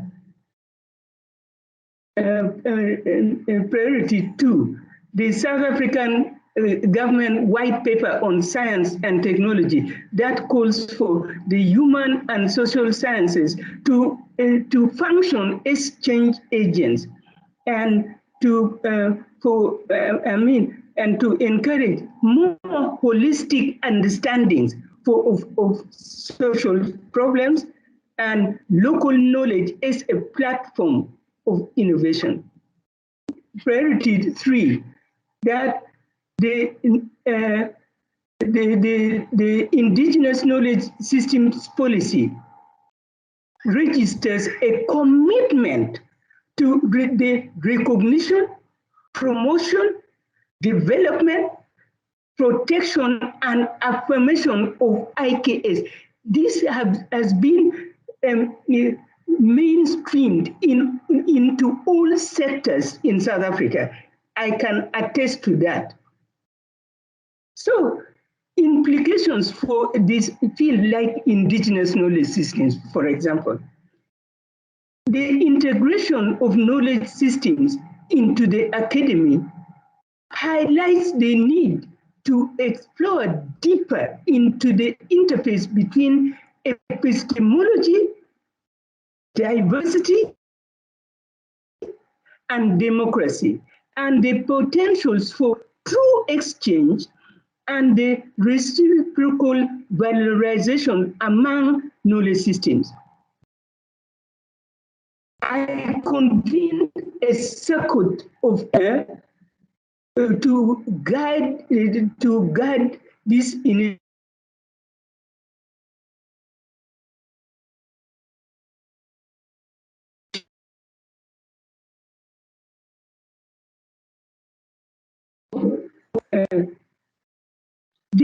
They brought by epistemological expertise into the academy, and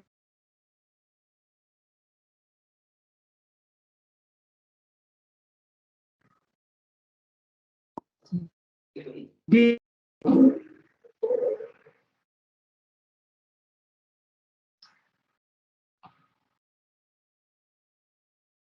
still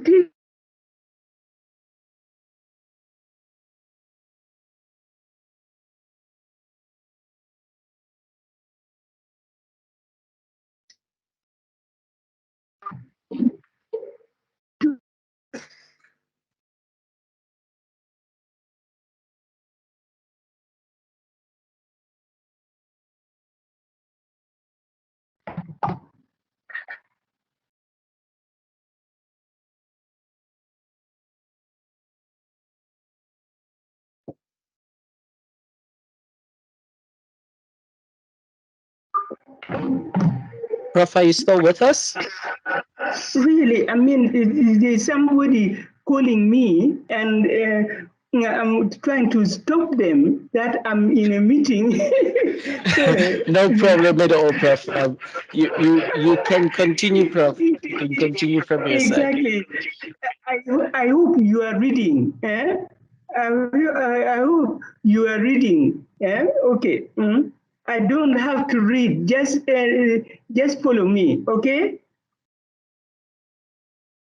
The response to is to expand an understanding of African metaphysics in law, economics, and science and education, and to go beyond post-colonial theorizations to transformative intervention in knowledge production, postgraduate training, and community engagement.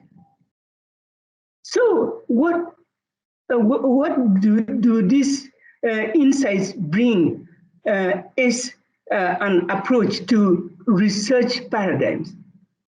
It differs from post-independence indigenization, which focus on the inclusion of Black people into the game or into the drama, but it questions the rules of the game, and it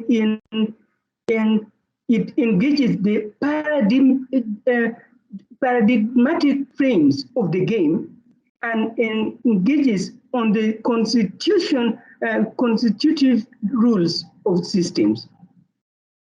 That means that the ethical space imperatives and dialogues on epistemological and cultural jurisdictions have to be brought to the fore.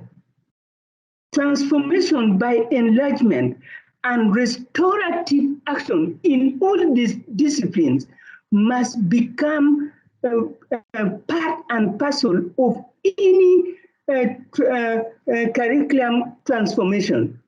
And then African metaphysics and paradigms of livelihood should be brought also clear. Now, in the previous session, I noticed that you have taken cognitive justice, but I would like to say it very explicitly that cognitive justice is the right of all forms and traditions of knowledge to coexist in public without duress. That is what cognitive justice is about. Now, let me turn to science itself. The UNESCO Global Conference on Science and Society held in Budapest in 2000, paragraph 35, states that modern science does not constitute the only form of knowledge, and that closer links need to be established between these and other forms, systems, and approaches to knowledge for their mutual enrichment and benefit. It continues that a constructive intercultural debate is in order to help find ways of better linking modern science to the broader knowledge heritage of humankind. And further, that countries should promote better understanding and use of traditional knowledge systems in all sectors and so on, instead of focusing only on the extracting elements for their perceived utility to the S&T system. Now, if we take a step back, looking at the practice of science itself, for Archer, the former president of ICSU, science itself as we know it, is caught on the supply side only. All theories, hypotheses have already been provided. And all African scientists have to do is to deliver exactly as they are told, not to create new theories. No, no, no, no, no, no, no. No, because we have already created all the theories. That is okay. But consider the demand side of science is where there is still curiosity, amazement, wonder, beauty, and most of all, a critique of the uses on science and society. I bet it would be an exciting world to live in. Unfortunately, current science as we see it is funded and in some instances owned by the multinationals. And there is little reason at all to consider other perspectives on science, leave alone the epistemological impacts of science on other cultures. It is a long way from considering the political economy of science itself. But taking a historical perspective, the ethical insensitivity of science towards other forms of knowing is most profound. The problem is that it was always thought of as the problem of the balance between techno-science and cultural science. Well, the imbalance has a deeper source. It was a sickness of the mind in Plato's time, and it is the same sickness of the mind in our time. When it comes to thinking, epistemic thinking, and thinking about thinking, the sickness is inherent in the rationality and in the dominance of the rational mind. Nobel Prize winner Wiesel, in a speech in Moscow in 1990, stated that the designers and perpetrators of the Holocaust were heirs of Kant and Goethe. In most respects, the Germans were the best educated people on earth. But their education did not serve as an adequate barrier to barbarity. What was wrong with their education? In Wiesel's words, it emphasized theories instead of values, concepts rather than human beings, abstractions rather than consciousness, answers instead of questions, ideology and efficiency rather than conscience.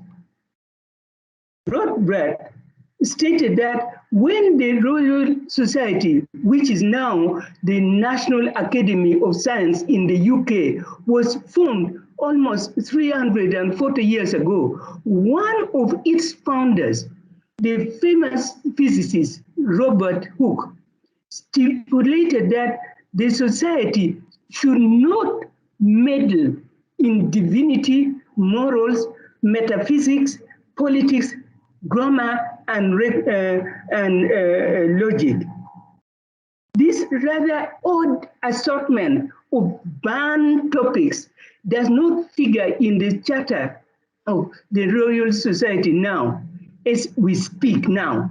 But the spirit of the exclusivity is still there. This detachment from general human affairs led scientists to build an ivory tower in which the scientists sheltered, pretending that their work had nothing to do with human welfare. The aim of scientific research, they asserted, was to understand the laws of nature And since these are immutable and unaffected by human reactions and emotions, these reactions and emotions had no place in this study of nature. Then the scientists then evolved certain precepts about science to justify their separation from reality. These were science for its own sake. Scientific inquiry knows no limits. Science is rational and objective. Science is neutral. Science has nothing to do with politics. Science are just technical workers. Science cannot be blamed for its misapplication. But Zeman in 1982 analyzed each of these and found them all wanting in the current context. It is not only that most scientists are employed by the manufacturing companies whose chief aim is to discover drugs that make profit. They have also been at the heart of most discoveries that destroy life and create misery. So ethical questions about the consequences of this applied research were not asked by their employers, obviously, and their employees were discouraged from concerning themselves with this issue, as grandfather Hooks said almost 340 years ago. So in that conference in 2000 in Budapest, Rothbard said that the scientists can no longer claim that their work has got nothing to do with the welfare of the individual. The more scientists understand that knowledge brings responsibility, the better. In short, the scientists must show by their own conduct that it is possible to combine creativeness with compassion, letting the imagination roam with caring for fellow creatures, venturing into the unknown, yet fully accountable for one's doing. And the basic human value is life itself. And the most important human right is the right to live. So what do we need to do? I propose that we need to create philosophers of science in Africa. That we need to deal with the metaphysics of different cultures so that bringing them in the banquet table familiarizes ourselves with the metaphysics of these cultures and the constitutional rules, not the regulatory rules of every discipline, including science, in order to help scientists spot where the field missed the bus. Analytically, one can say that science is a fractured pilgrimage that turns the self into a spectator, into a recorder of events, an act of alienation. Over time, the gaze of science over the so-called non-scientific has become a gaze of surveillance.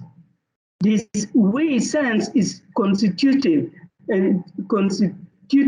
prevents the entry of pain and compassion, leaving the eye of science an impoverished self without a backstage.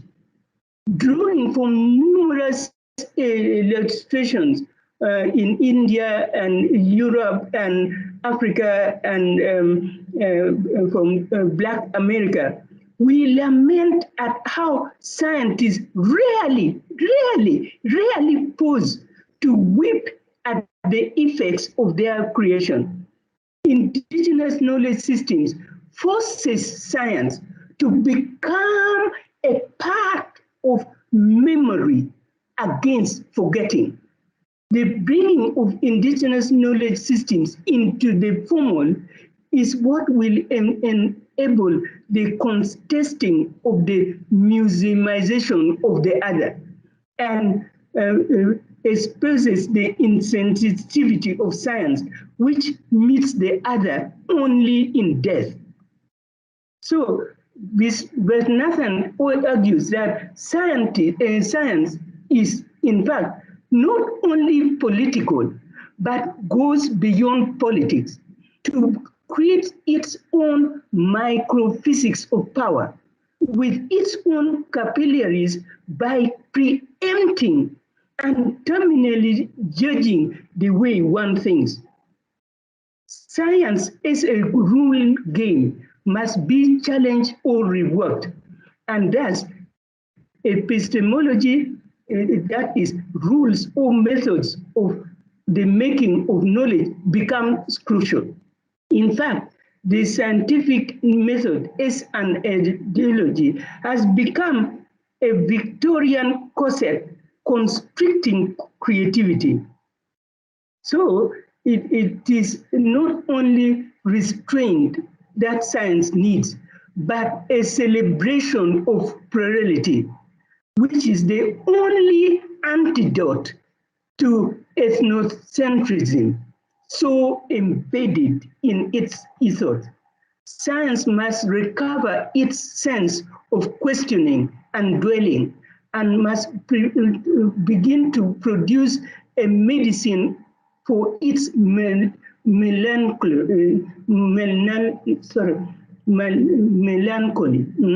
and its sense of play. We need the rights of different traditions and forms of knowledge to coexist for science to survive. And when you standardize the mind, you destroy the fecundity of citizenship. In other words, the citizen does not need to be posited as a layman in front of scientists. Every man is a scientist. Every village is a science academy. Citizens must have institutionalized access to institutions and be allowed to propose technological scenarios. In other words, science must become an agent of plurality. Thank you so much. Thank you so much, Prof, for that tour de France that you gave us. I'm sure there's a lot of more questions provocated on the floor that we can engage during the discussion session.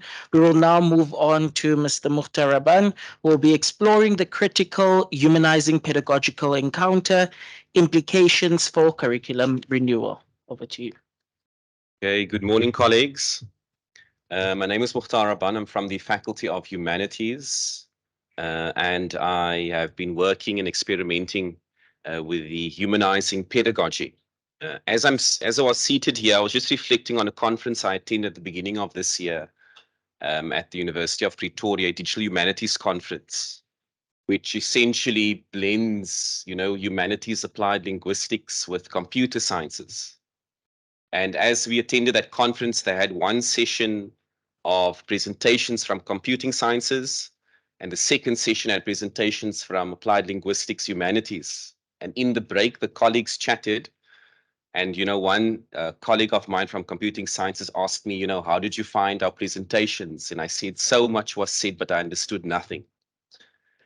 And I'm reflecting on, the position that you probably find yourself in, being exposed to concepts of theory, pedagogy, Africanization, decolonization. And I'm wondering, if you are coping with all of these varied concepts. So I'm going to ask you during the break, did you understand anything? Colleagues, the humanizing pedagogy has been at Nelson Mandela University for more than 10 years. In fact, it's almost approaching 20 years. And when Zeni introduced the topic, he said, you know, I'm going to tell you what it is. And I feel you should tell me what it is. And so let's just reframe today's presentation very quickly. Let's say that you are going to write a test in an hour's time. And in this test, your first question is, write a literature review on the humanizing pedagogy. And if you pass the test, you get to have lunch. So if you had to do that, you develop the concept in that lit review, am I correct? So let's quickly go through what happens in a postgrad writing course. That when you develop a concept, you are going to define it, possibly provide an alternate definition, maybe look at some of the elements of that concept, and then also explore its application.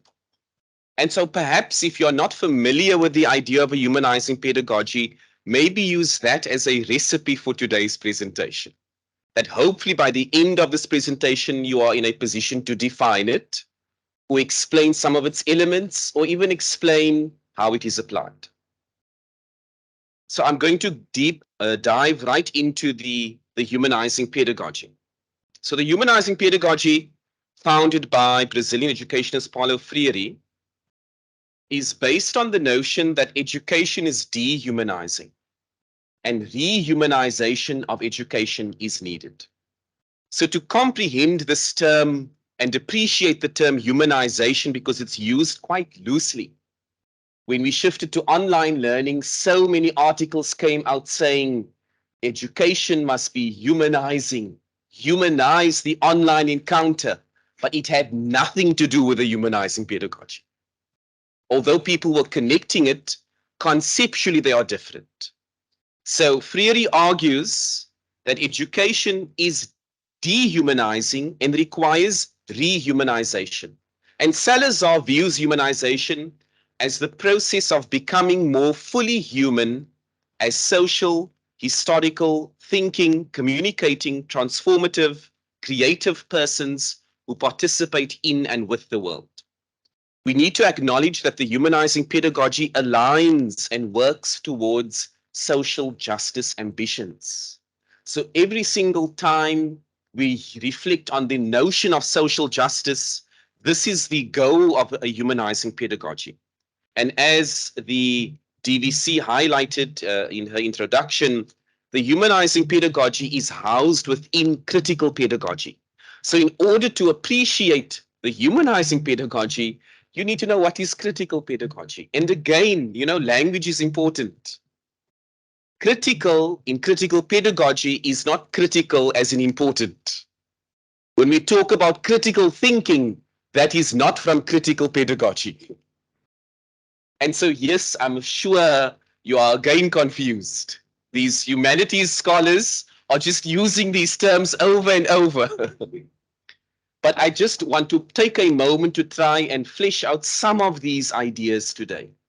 So humanizing pedagogy is housed within critical pedagogy. So and it's influenced by a number of theories which I've included on the slide as well. Let's define critical pedagogy very quickly. I think there's great wisdom and appreciation by looking at the way some scholars define critical pedagogy. According to William Phelan, critical pedagogy is not about polemics or preaching one's own politics in the classroom. Rather, it involves authorizing students to share responsibility for their education while posing problems based in students' collective experience in the world around them. Critical pedagogues challenge the status quo both in content and method. Douglas Kellner views it as critical pedagogy can promote multicultural education and sensitivity to cultural difference. It involves teaching the skills that will empower citizens and students to become sensitive to the politics of representations of race, ethnicity, gender, class, and other cultural differences in order to empower individuals and promote democratization. Henry Giroux, a well-known scholar in critical pedagogy, says critical pedagogy is not simply concerned with offering students new ways to think critically and to act with authority as agents in the classroom. It is also concerned with providing students with the skills and knowledge necessary for them to expand their capacities, both to question deep-seated assumptions and myths that legitimate the most archaic and disempowering social practices that structure every aspect of society, and to take responsibility for intervening in the world they inhabit. And then lastly, Paulo Freire says, the students, no longer docile listeners, are now critical co-investigators in dialogue with the teacher. Education, as a humanist and liberating praxis, posits as fundamental that the people subjected to domination must fight for their emancipation. To that end, it enables teachers and students to become subjects of the educational process by overcoming authoritarianism and alienating intellectualism. So these are some definitions of critical pedagogy to give us a sense of where humanizing pedagogy comes from.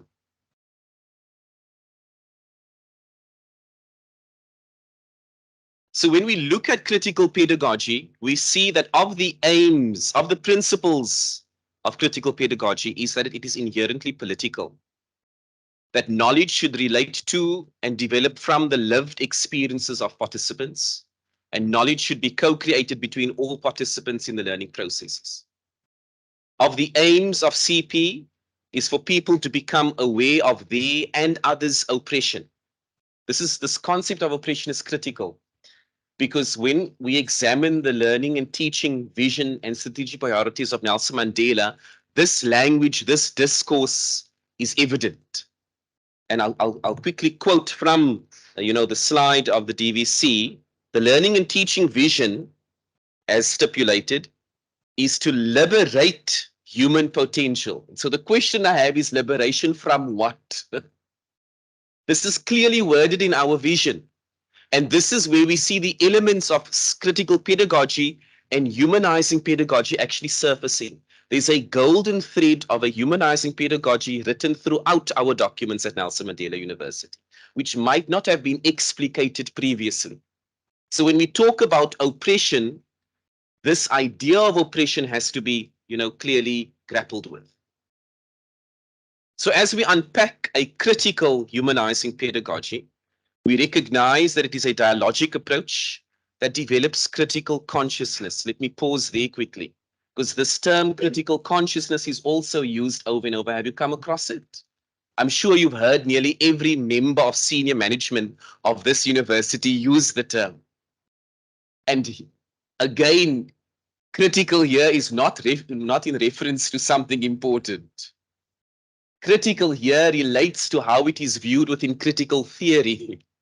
And that is, critical consciousness essentially is the capacity and ability for an individual to recognize the injustices of their lived realities. That is critical consciousness. So when we have this bold claim as Nelson Mandela University that we want to develop critical consciousness, we are saying that for teacher and student alike, we have the capacity to identify, well, what is oppressive in this context? Very important point.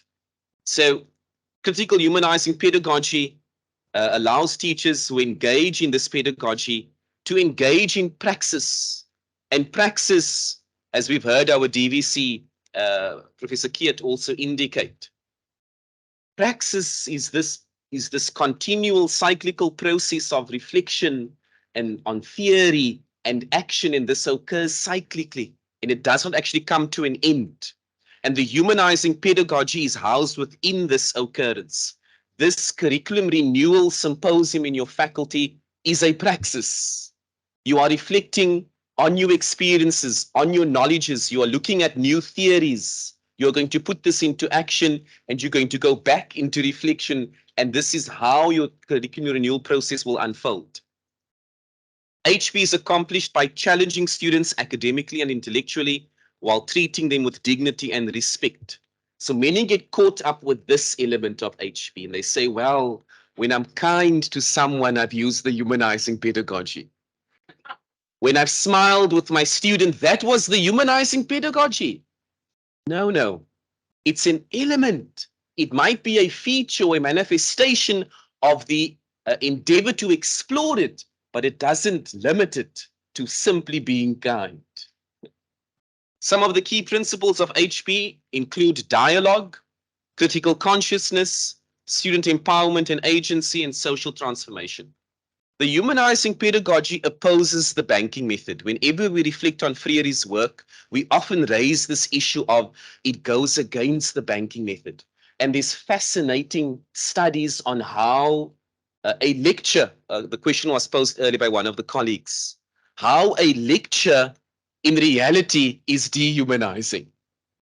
And the literature, indicates that the lecture itself is subjected to this model of banking, that I have all the knowledge, I am the bestower of the knowledge, the student enters my venue, it is a monologue, I will decide what knowledge I give you with this power that I have as the lecturer, which of course is completely against the notion shared by Freire and believed, within critical pedagogy. There is defense, of course, of the lecture. Academics have written that the lecture is not solely a monologue. It must be a place of debate, of intellectual rigor, of really exploring what is the encounter we are looking at. So fundamentally, HP believes that human beings can achieve personal and collective self-actualization in spite of the impediments of oppression. So critical humanizing pedagogy in curriculum development, when we place this at the heart of curriculum renewal and development, there are questions that often surface. What knowledge should be selected for curriculum? Whose knowledge matters? Whose knowledge? Whose knowledge is marginalized or excluded? And what purpose does this knowledge serve? This question of purpose is critical because when we reflect on what type of graduate are we preparing for what field, who determine the standards of that field, these are all relevant questions that ultimately inform what gets included in that curriculum experience. So a critical humanizing pedagogical encounter will feature some of the following: that there's a trusting and caring student-teacher relationship at the center. It is academically rigorous, and it challenges and advances the student. It is dialogic in nature. There's conversation, there's continuous conversation between teacher and student. Within the content, about the system within which the content is offered. There's problem posing of education. There is mutual humanization of student and lecturer. A very important point of engaging with a humanizing pedagogy is that it is actually futile to think that the teacher steps into the space saying, I'm about to humanize you. Because this in itself contradicts the fundamentals of critical theory. And this is often what we assume, well, I'm the teacher, I'm the lecturer, I understand humanizing pedagogy, so I'm about to humanize you. And this is a dangerous thought. The pedagogy must value the student's background knowledges, languages, culture, and life experiences, and power is shared by teachers and students. A very important area. So our context at Nelson Mandela University, in the university institutionally, we are firmly committed to enacting humanizing pedagogies. It's in our policy documents, our frameworks, our strategic planning. It has gone from Vision 2020 to 2030. It continues to form part of the institution. And so 20 years later, to pose the question, what is the humanizing pedagogy, won't do us well in a DHET audit. At Nelson Mandela, we foreground approaches to addressing social injustices. And we also recognize that traditional science education has often been developed solely aligned to neoliberal ideology, to market ideology. And this we've seen coming out of the presentations from Professor Keert and Professor Hoppers as well. And we often find within traditional science education, there are limited constructivist learning and teaching opportunities. And there's an institutional need for curriculum renewal processes that promote more inclusive and empowering learning environments. So within the Humanizing Pedagogy project and unit at the university, we've engaged with many academics who experiment with the humanizing pedagogy. And some of the ways that our colleagues are employing and experimenting with the humanizing pedagogy include that they look at learning and teaching approaches where they explicitly recognize student voice, where they promote dialogic encounters in that curriculum experience, where they incorporate relevant resources, where they recognize knowledges, different types of knowledges, where they employ pedagogies of care and empathy, where they diversify learning and teaching approaches for inclusivity, and where they connect the classroom with society and the world with this, again, very bold claim that we are working towards social consciousness for transformation. A very interesting, article written by Geduld Satora on how the Faculty of Education use the humanizing pedagogy to recurriculate their B.Ed program. I share that reference with you as well. So when we take Freirean theory, the following framework for curriculum renewal comes about: a humanizing pedagogical framework for curriculum renewal. Firstly, requires that there is, continuous reflection,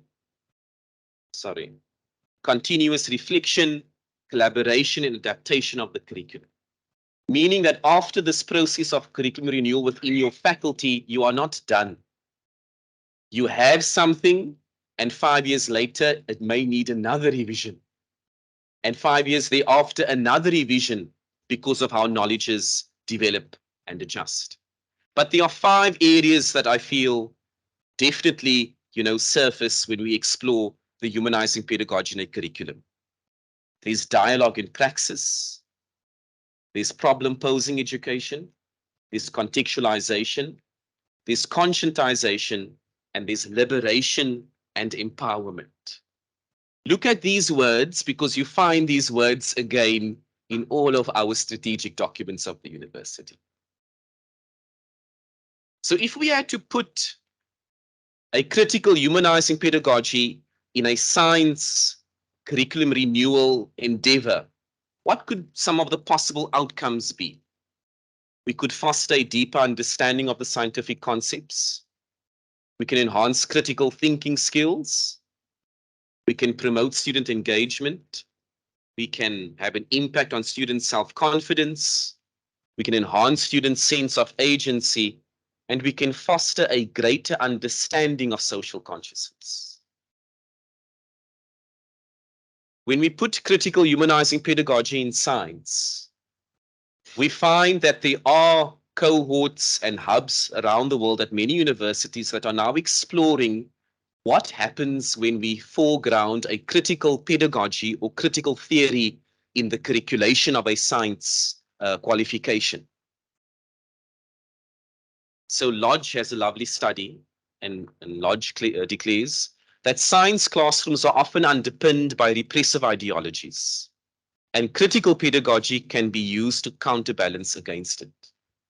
Let me share a very interesting quote by Lodge, who's a science academic and, foregrounded critical pedagogy.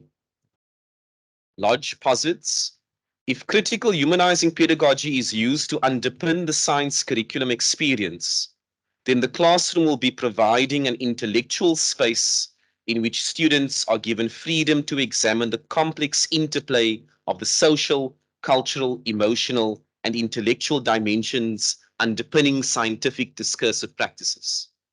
In such a liberating classroom, students are engaged in an open narrative to interrogate the nature of science and, indeed, to question what counts as normal science and the diverse and complex value systems that scientists bring to their work.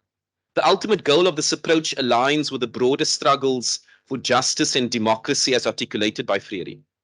What is more, students develop critical science agency which helps them to develop consciousness of freedom, recognize authoritarian tendencies, and connect knowledge to power and the ability to take constructive action. I pause here to note a new concept, critical science agency, when critical theory is placed at the core of science recurriculation. So what is this critical science agency? Critical science agency involves using science knowledge and practices with other forms of expertise to address issues of injustice. Critical science agency focuses on how intentional social activity can be transformative and advances beyond an access view of educational equity. When we reflect on critical humanizing pedagogy in science recurriculation, a similar concept also evolves, referred to as critical science education. And critical science education is presented as an alternative pedagogical approach which favors the participation of ethnic, racial, and religious minorities in the scientific endeavor, while at the same time promotes a stance against racism, discrimination, and generally every form of oppression. Here the word oppression surfaces again. You have to forgive me, I'm in language, so we love the reflecting on just the word. Oppression. Back to the learning and teaching vision of the university, to liberate from what? What is oppressive in this encounter? Implementing a critical humanizing pedagogy will have some important reflections and considerations. Firstly, there are no magical methods. I reflect on another workshop I conducted, and there was a science colleague there, and the colleague, blurted out, "Enough with all the theory. Just give me a toolbox of best practices." And you might be feeling that way. And when you listen to the speakers coming up, you are looking for, well, where's the best practice? And you find every speaker going back to theory. Because a best practice is deeply contextual and very difficult to transpose that to another. And so it's safer in the humanities to go back to theory and say, well, what fits here? And there's a word that Dr. Mueng used of, of relation. And we find, she mentioned that there are different pedagogies. And now we reflect on a pedagogy of relation. How do we connect? How are these different concepts connected? How is Africanization connected to a pedagogy of Ubuntu, connected to a pedagogy of humanizing pedagogy? How are all of these things connected? And also, how do they diverge? So Ptolemy argues there are no magical methods when you want to enact a humanizing pedagogy, but there are fundamental tenets and practices that can guide teachers to counter oppressive and exclusionary practices. With a humanizing pedagogy, it's not about the destination, because we won't really be able to measure that destination. But we can reflect on the journey we are taking, counteracting these notions. When you implement a humanizing pedagogy, a significant challenge that you could face is that the students aren't prepared for a transformative learning experience. We talk about sharing power. And so in my practices as an academic, as a lecturer, one of the brave positions that a teacher must take is to share the power. And so I've tried this in postgraduate modules, where I would say to the students, okay, you choose your assessment. Now, this might sound crazy. How do you ask a student to choose the assessment? Because this gnaws away at the power vested in the lecturer. I have this power. How do you hand this power over? And so this Professor Rohit from the States presented on this, that you share this power, and in that there is a process of mutual humanization. So you have to scaffold the student experience. You have to engage in dialogue to determine the site of oppression. This is another important point. That we can't enter a space saying, well, this is the place of oppression and I need to liberate you from it. For again, we have excluded the student voice. It is the student with the lecturer who has to determine, well, what is oppressive within that context. And I'll close on this slide here, on the point on the slide, that it is challenging to implement a humanizing pedagogy on large scale. It is quite challenging, and it's more effective on a smaller scale. I share with you a very interesting study that occurred in 2021, where at the University of Florida, they interviewed 11 of the learning and teaching award-winning, staff, and they said, how do you engage? And they found that there's a humanizing pedagogy prevalent, prevailing, in the practices of these award-winning teachers. And they then theorized the humanizing pedagogy of engagement, that you have to engage with your students on a relational and intellectual level. You have to engage with the content as the lecturer. How committed are you to the content? What is your connection with that content? You have to get students to engage with the content. How do they relate to it? And you have to engage with teaching practices. So some guidelines, and I don't have time to go through all of them, but some guidelines that I leave you with, dear colleagues, for a critical humanizing pedagogy in the science curricula. By looking at a problem-posing approach, move away from a traditional banking model of education, where knowledge is deposited into passive students, and adopt a problem-posing approach.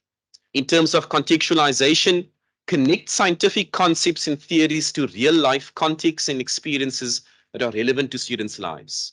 In terms of dialogue and praxis, emphasize the importance of dialogue between students and instructors, creating spaces for open and respectful discussions.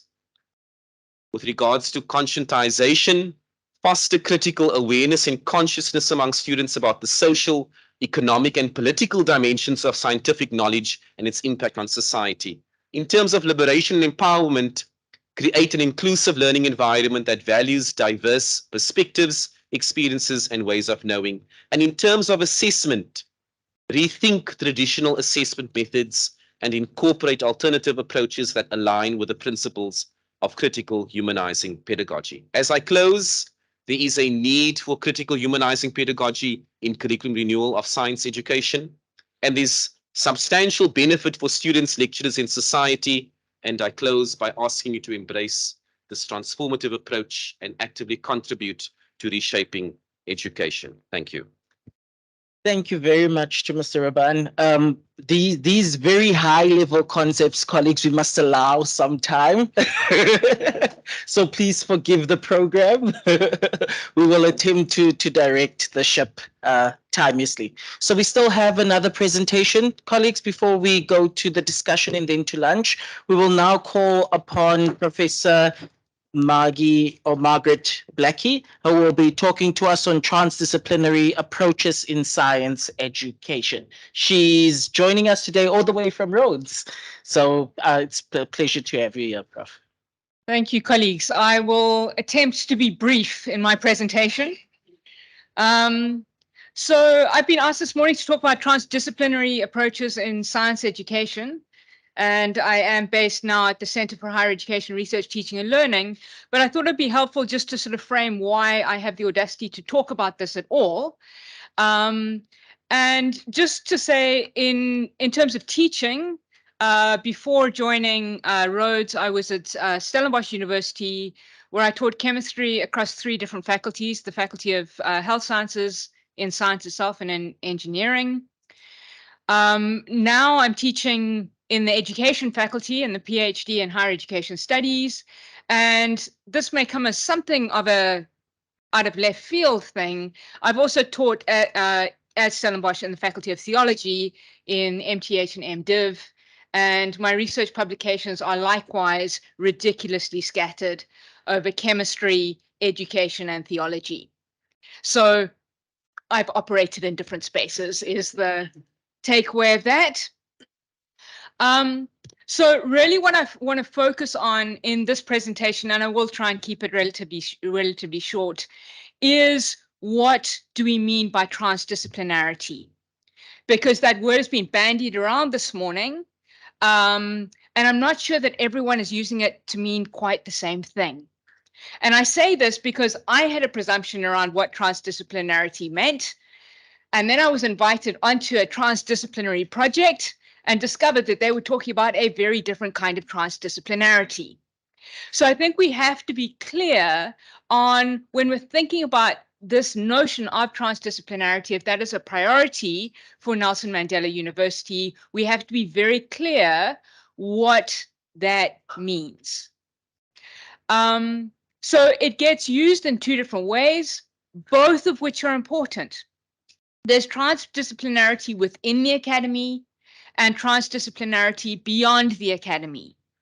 And in order to think about, I'll define what those two differences are in a minute, but we have to be very clear, particularly within the Faculty of Science, to say, what are we educating for? And fundamentally, in science, explanatory power matters. That is what we're after. So this is taken from a paper that I wrote for the Journal of Critical Realism, is actually thinking about what are we teaching? This distinction between chemistry as science and chemistry as technology.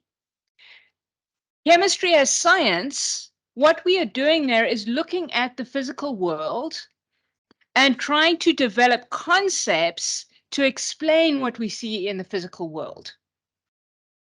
Now, for some sciences that are relatively well established, like chemistry, for example, much of the research that is going on in our research labs across South Africa is actually using chemistry as technology. We're taking the concepts as given, and we're using them in new applications to develop new technologies. And that view of what science is then it shapes how we teach, but we don't really think about that. What are we educating for? So the second thing I just want to point to is, again, a second paper that was formed part of my second PhD. So I have a PhD in chemistry and one in education. This was part of my PhD in education, is really looking at assessment. And I developed this thing called the epistemic assessment framework, which, after realizing that a lot of our chemistry assessments were not, in fact, assessing the underlying principle. We presumed that if a student could balance a chemical equation, they understood the underlying principle of preservation of matter. But where's the evidence that they've got that? So developing this framework really helped. We found it much more useful than Bloom's taxonomy in chemistry, sort of in the chemistry department at Stellenbosch, because it allows us to really look at what are we actually testing in this particular question.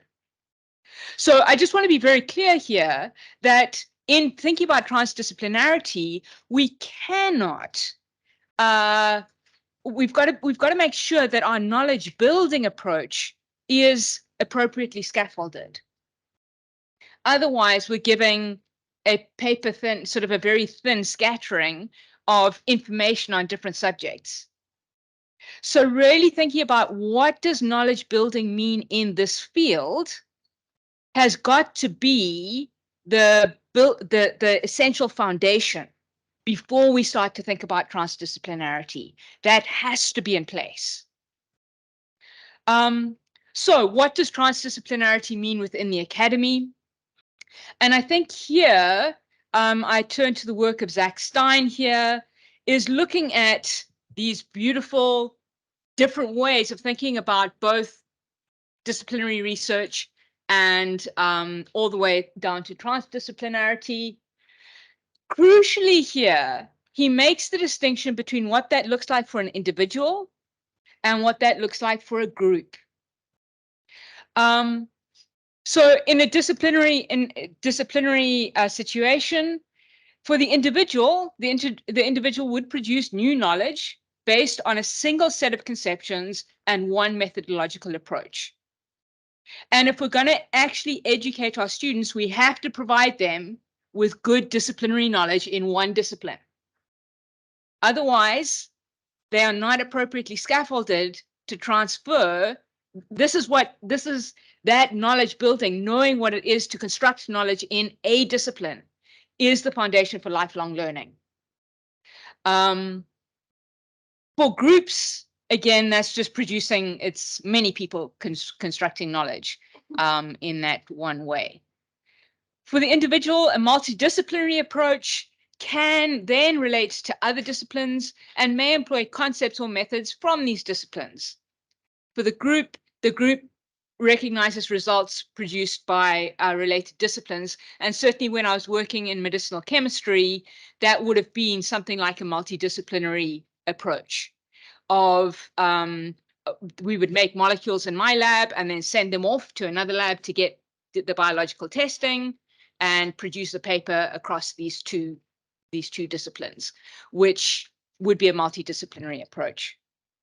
Cross-disciplinary, then the individual actively communicates with other disciplines to solve their own problems.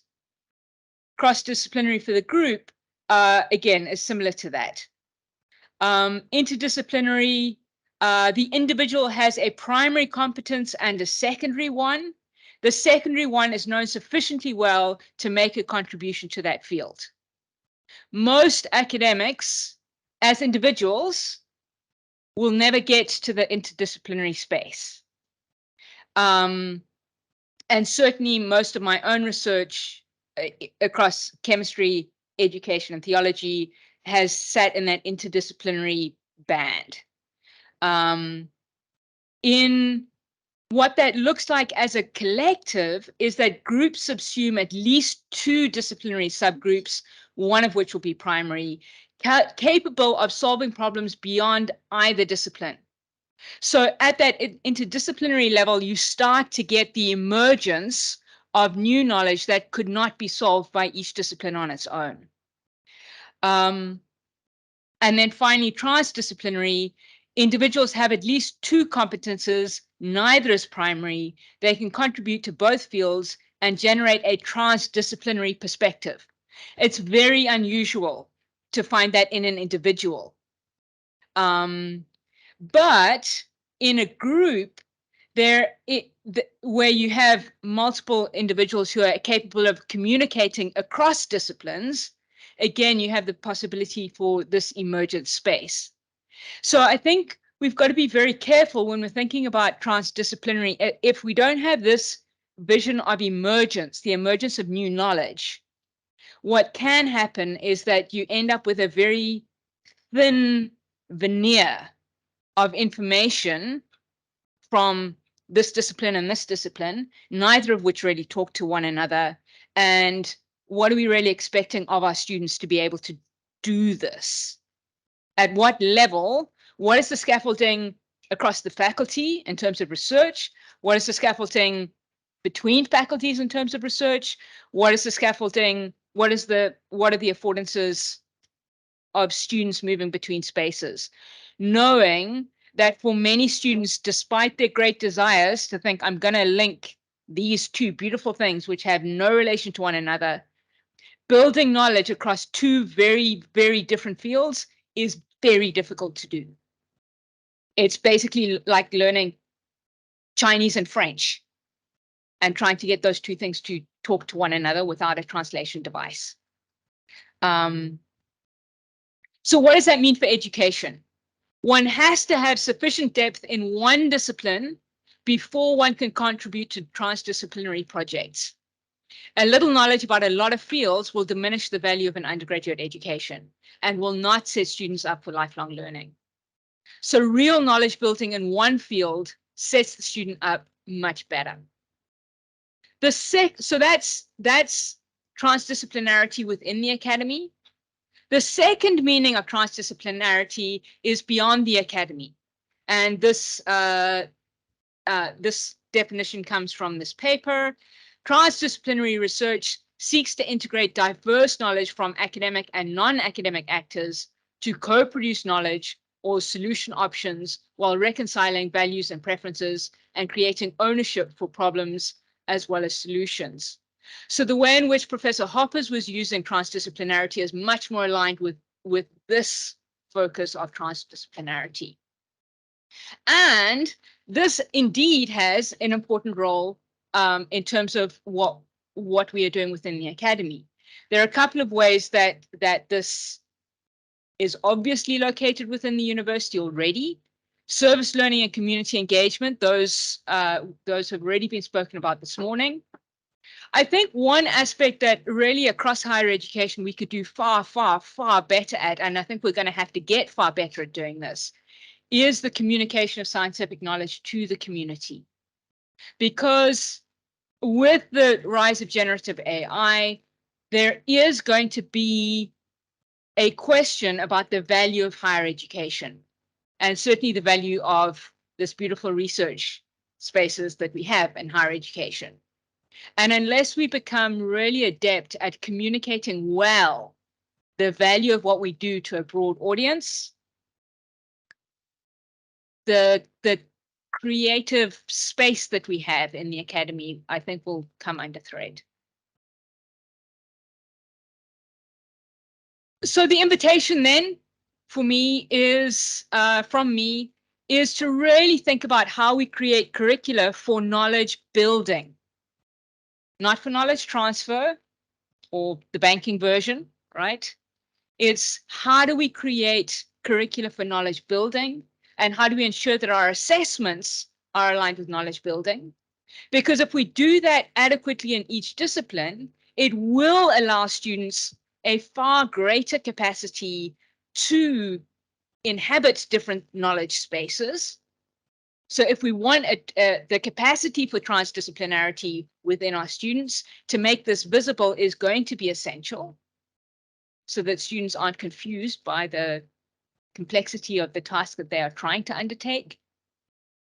And secondly, so that would be sort of the within the academy invitation, and secondly, the beyond the academy invitation, to really create opportunities to connect with the local community so that our research is responsive to this environment. And again, that intersects quite well with the view from the South. What does a Southern version of science look like? Well, it's a version of science that is attending to the problems of the South, the problems of the city. So that's my piece. Hopefully that was useful. Thank you very much, Prof.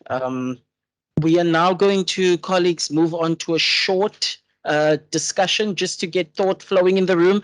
I'm going to invite colleagues to possibly use their cards for burning questions or items that they want to include. Then we're going to call on the DVC to come and lead us in a 10-minute discussion before we adjourn for lunch. Thank you.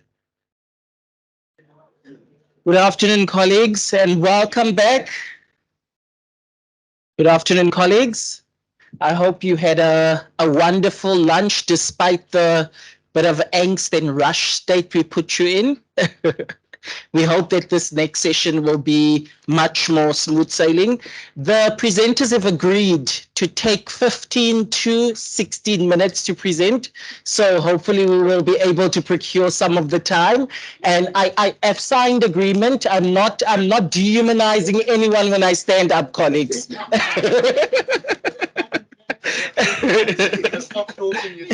Yes.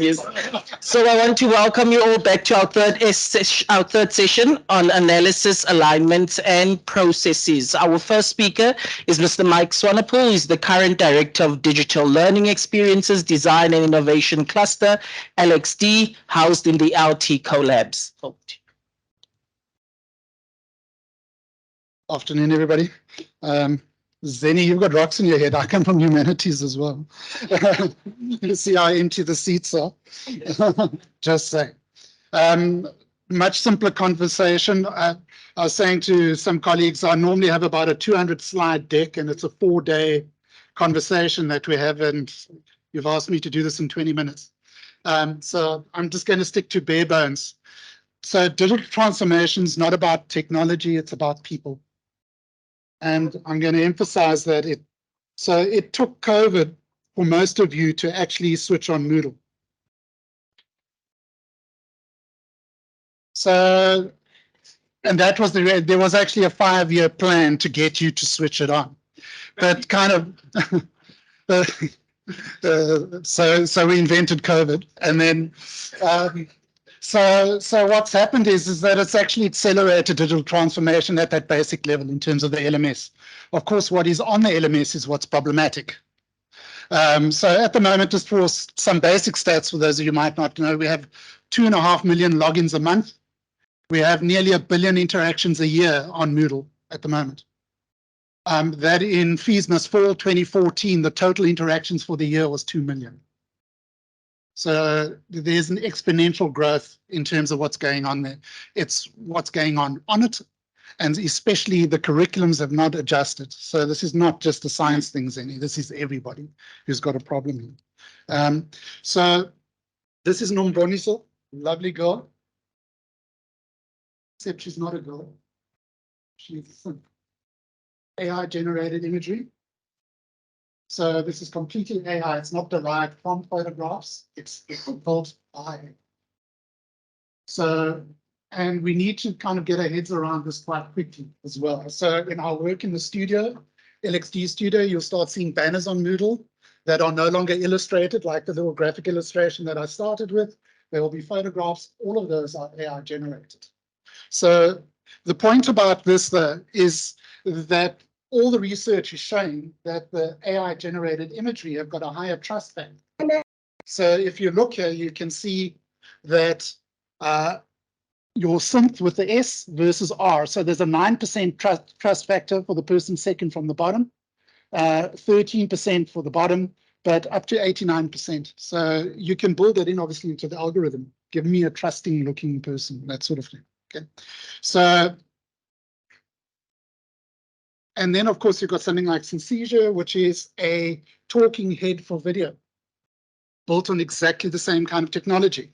So you can choose your culture, all of that, and then you can go to ChatGPT, go give me a lecture on critical crossfield outcomes, whatever it is, and off you go and paste it into the bottom, in the text box at the bottom, and you've got a talking head. So what you've got here is the possibility of just being in Senegal at the eLearning Africa conference. And what was posited there are two big things. Bill Gates predicted that AI would change two areas primarily, and it would be healthcare and education. And what they're talking about is the universal teacher and a universal doctor. Using AI to do that pre-diagnostic work in the healthcare environment. It's free or very low cost. And the research is showing that people trust AI doctors more. The stats actually show that they are more accurate. They have 1% error compared to 5 in humans. But they're also finding AI more empathetic. And it's because of the sausage machine of doctors. You know, you're in 5 minutes, you've got a cold, out you go. No conversation, any of that stuff. So I'm just placing it to give you just some context, and then, of course, the universal teacher. One of our greatest challenges is video in learning management systems, not because of the data and that, because lecturers are so poor in front of a camera. I lectured for 22 years, I can say that.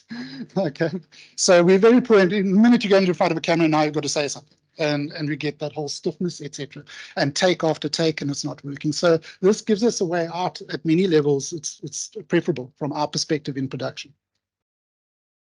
So at this university, they've just introduced their first AI student. That is her. And she has a social media account, Weibo, all of those things. She chats, it's a whole marketing thing. I don't have time to play it for you, but she's going to enroll as a student. So what that means and how they intend using her is obviously questionable. Obviously a lot of marketing, but also there'll be elements of learning that become quite interesting when you start having an AI in your class. And then of course, everybody's talking about ChatGPT. And there are a couple of things that were most interesting for me in the context of one of the email that we got is focus on language as one of the things to talk about. So let's talk about chat very quickly. If you went to university, ChatGPT is coming after your job first, statistically. Reading 8 hours a day, it will take you 22,000 years to read the text and knowledge that is sitting inside the database at the moment. And that's in 3.5. We've probably generated more knowledge since then on 4 as new people come in than all of that. And these are the big areas of productivity that change if you use ChatGPT or AI, generative AI, and language-based AI, NLP AI. Ideation, writing, background for research. I've started using that myself. Data analysis, coding. So the coders are onto this in terms of being able to check their syntax, also to look to port languages from one to another, whatever. Jean, you'd have to help Python to C or whatever it might be, that kind of idea. And then, of course, mathematics. And of interest to the faculty is Wolfram's got a plugin for ChatGPT. And so that is starting to take effect already. Yes. Coders are 4 to 6 times more productive. 100%. They use ChatGPT. 100%. So I haven't included a productivity graph, but an 8-hour job is taking about 90 minutes to 40 at the moment, something like that. So ChatGPT is conversant, and this is the most important point that I want to highlight for this part of the presentation, is that it is conversant in 95 languages, and the next version will have 400 languages. The language models are starting to teach themselves. So I forget which Indian dialect it is, but the head of Google is the language, and they'd never taught the model to speak that particular dialect, and it started speaking it. And it's obviously learning around it. Facebook is creating an AI with a database of 4,000 languages. There are only 7,000 spoken languages in the world. So, and that is coming. And then I've already mentioned that Wolfram is already a plugin in ChatGPT and the mini plugins. And so from a mathematical perspective, the question is, how do you use that? Anne and I were talking at lunch. Her husband is using chat plugged in for maths and MATLAB and all of these things. So hold that thought. It's like a random AI conversation. We're switching completely now. So I was at a conference in London last year, and it was presented. This particular deck was shown by McKinsey, and for me, it triggered the light bulb kind of went off. In terms of they were showing it's about future skills of work and employment, and this particular slide was looking at the happiness of employment and the increase in salary if you are hired with these skills. And of course, what we're talking about here is everything that is not in a traditional curricula.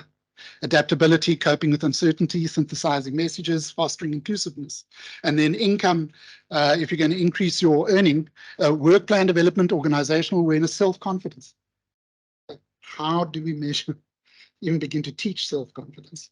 And then job satisfaction, if you're self-motivated, coping with uncertainty and self-confidence. So they keep on coming up. So my question would be, okay, so how do we foreground this in a curriculum? I'm not even asking what do we teach. I'm going, how do we get it into the curriculum so that we actually are aware of it? And they showed, and these types of slides many of us have started seeing, but you can see that the move is now to cognitive skills, socio-emotional skills, and technological skills. This was US and Europe.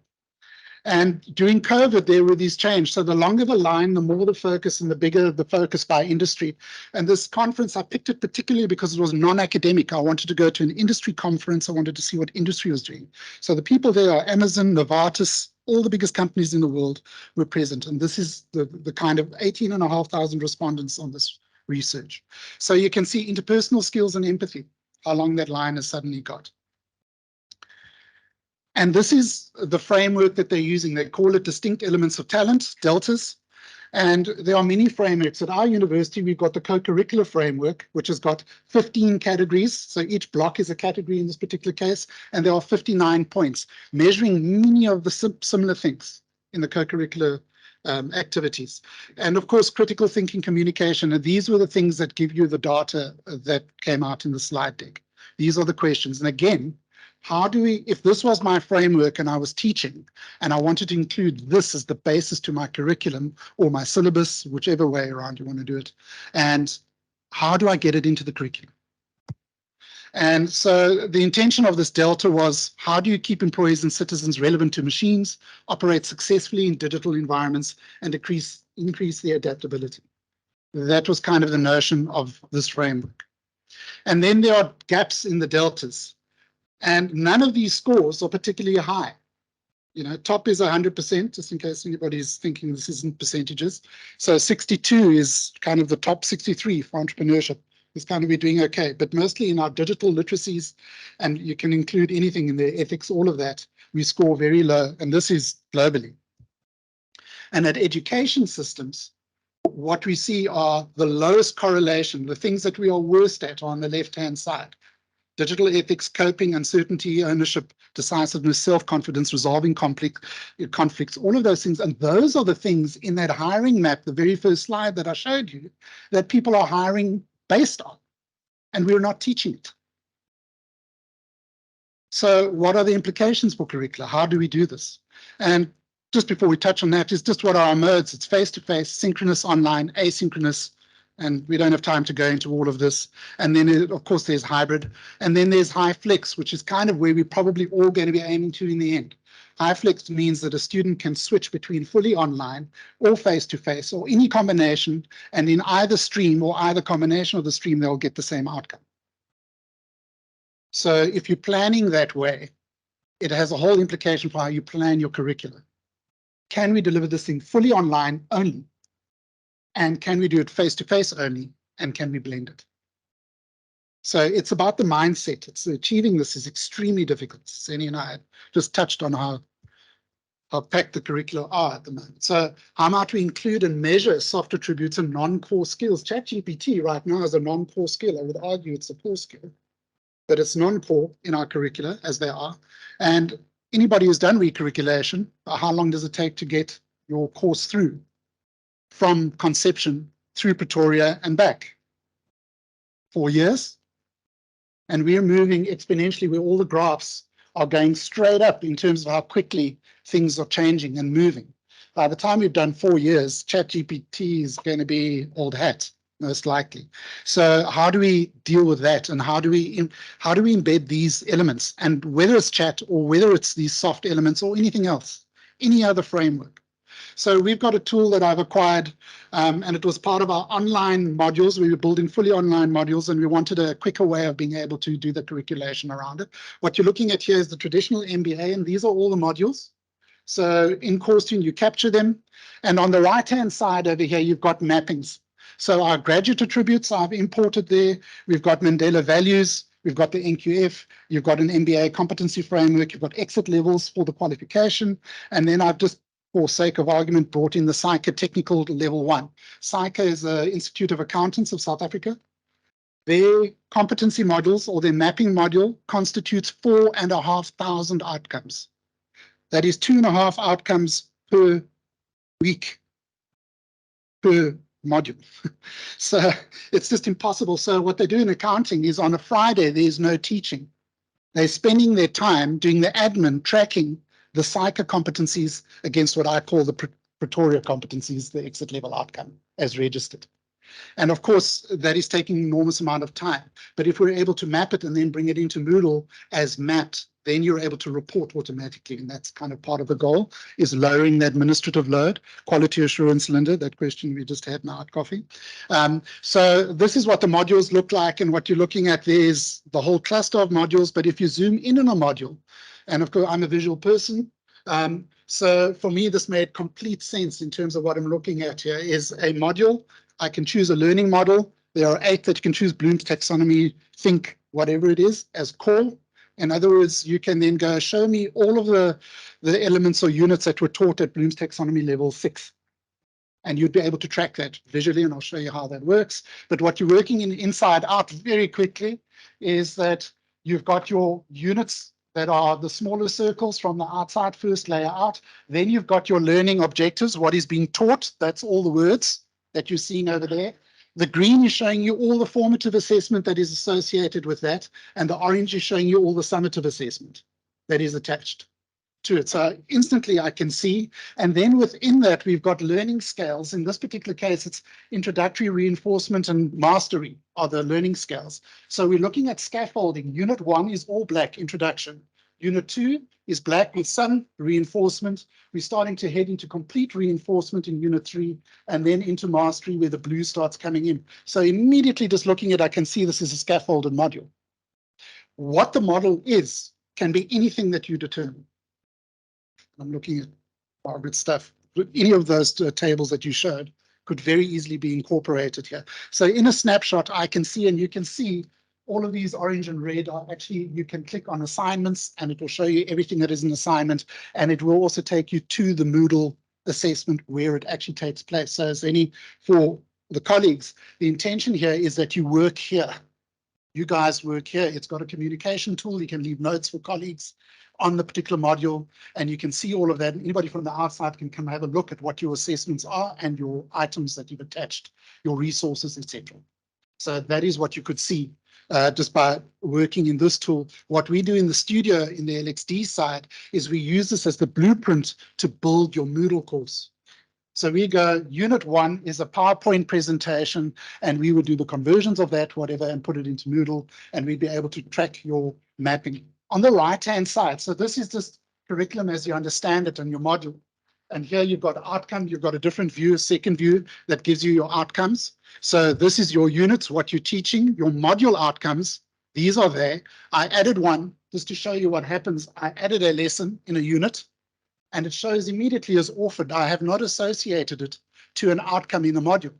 And that is what we're looking for when we're working on it, because what we're finding is a lot of the teaching is going on and we cannot map it.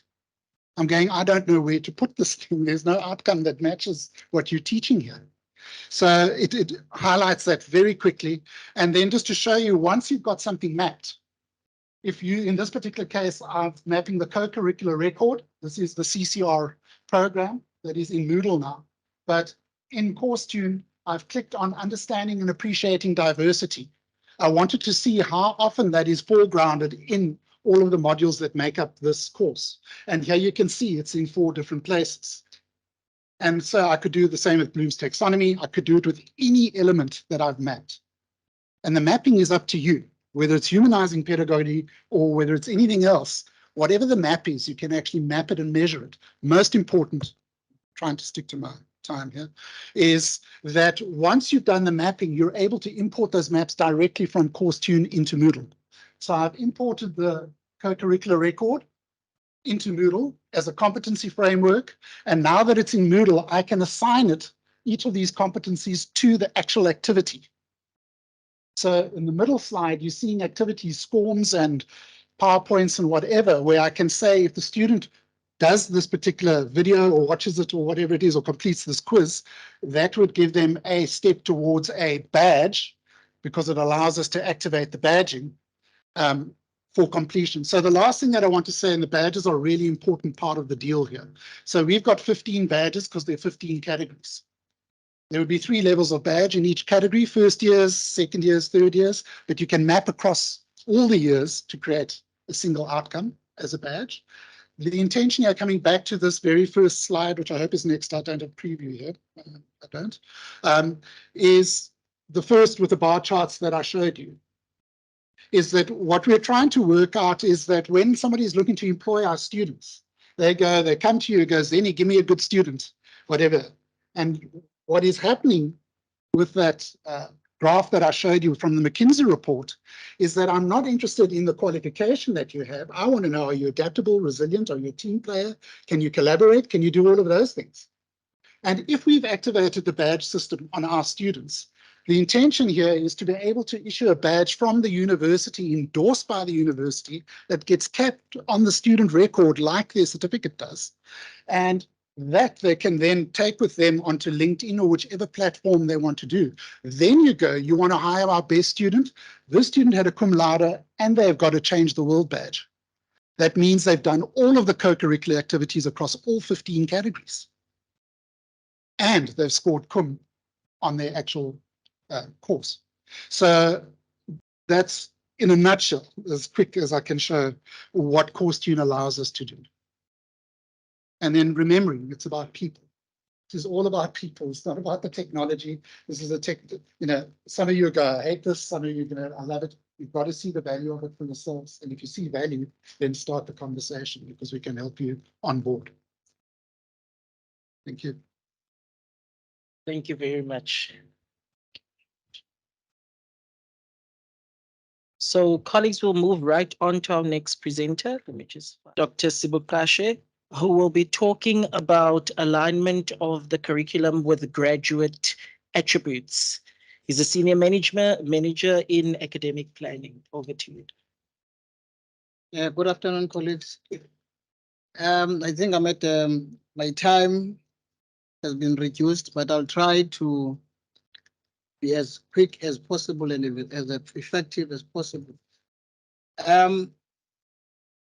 What I'm looking at here is the issue of how do we align the graduate attributes to the curriculum, be it the undergraduate or be it the postgraduate curriculum.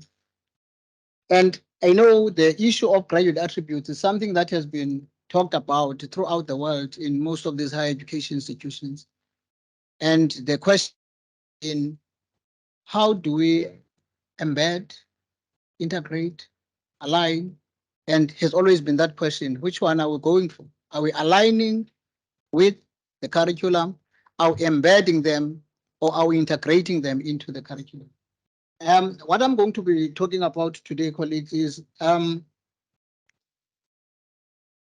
will start by looking at this cycle, which is in actual fact what is informing why we are here today, and then try and locate where these graduate attributes are fitting into this.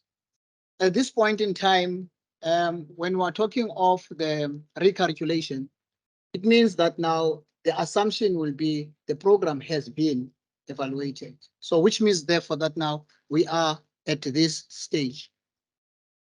So therefore, when we go further into the development of these new specializations, something has been mentioned by speakers before me about the issue of us understanding the type of students that we have. Now, when we understand the type of student that we have, we understand what the industry or the world of work wants from us. Then it means therefore that now, when we do the identification of the problem, when we do our needs analysis, which will even inform the exit level outcomes that we develop from a particular program, then it means we'll be having everything or most of the gaps closed. Okay. Now, the question again will come. Now, the institution has a mission and vision. The university has strategies. The university is talking about us having graduate attributes. So, which means that now we want to see. No, this is not the right one. Shucks. You like it? Can I have my laptop? Yes, I sent. Okay, which then means therefore, okay, let me stay here for now. Which therefore means that now the type of students that we have, as the industry has complained to us that, you know, the students that we are giving us are not really what we want. We need students that can. So what I'm going to be talking about, colleagues, is that adding to this is, remember, when we are to do a program development, we are working in a bureaucratic state. So which then means that now we need to also satisfy our legislation within the university and within the country. So therefore, that means program design will be influenced by the philosophical factors, and we will also be influenced by the legislative factors. Okay. Now, as I said here, that now the situation that I'm faced with here is that we have identified the needs, we have developed the exit level outcomes, but now where do we fit in the graduate attributes? Now, the issue of the outcomes within the development of a program it then means that now we need to talk to, okay, thank you so much. You know, having to have this quite a number of these presentations. So you have to look at the audience. This time around, I have to switch from that one, which was having for another audience. Okay. Colleagues, as I said, that when we are to do to develop a program, these are the most of the factors that we need to look at. The issue of the exit level outcomes, which we have generated from the needs analysis. And now SAQA also dictates to us that we need to look at the level descriptors so that each level we know what is being taught and also being assessed. The taxonomies, it depends which one you choose about. And then there's the graduate attributes. I've highlighted that because this is where my focus will be. And also the mode of delivery and also the view. How do we view education? Are we really looking at the lecturer based, or we're looking at the student centeredness? But one of the other things that I've also come across with in my working with academics is the issue of understanding. What are really graduate attributes? And there's a consortium that came up with this definition, which was formed in Australia some years back, where they looked at saying they define the graduate attributes as being the qualities, the skills, and the understanding. Now, these skills and qualities and understandings are what, as the Nelson Mandela, all of us as the academics in the Nelson Mandela University should have common understanding. What type of a student do you want as a Nelson Mandela University? And another thing that I also highlighted here was, what is a curriculum? When we talk of a curriculum, are we talking of topics, which is the narrow definition of a curriculum? But if we are talking of a curriculum, it means if we were to look at the broad view of curriculum, we're talking of planned events. And now it's all the learning of students that is planned. So the curriculum does not just come out of the air and say, now let me just go and do and teach this topic. It's something that needs to be planned, because you need to look at your assessment criteria. You need to look at your teaching and learning activities, and all that. Now, where do these two meet?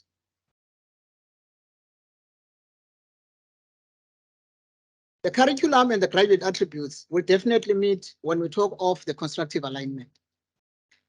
Reason being, when we talk of graduate attributes, we are talking of the outcomes, expected outcomes, what we want the student to be able to display at the end of their journey within the university.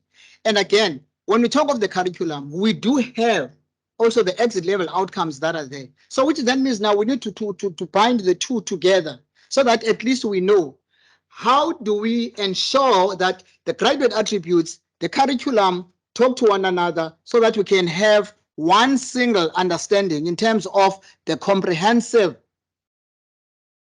outcomes. Now, I'm sure all of us are aware of this, the constructive alignment triangle, but this is the framework that I'm suggesting, colleagues. Now, my suggestion here is that at the moment, we have the Nelson Mandela University graduate attributes, okay? And at the moment, we've got the learning outcomes that we have in a specific discipline. Now, how do we have these things to talk to one another?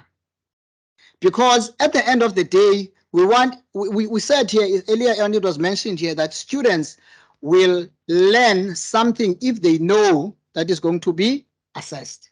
So which then means that now when we do this mapping, these two should come together. That's why I was calling them as the performance, integrated performance indicators, because what we do the mapping.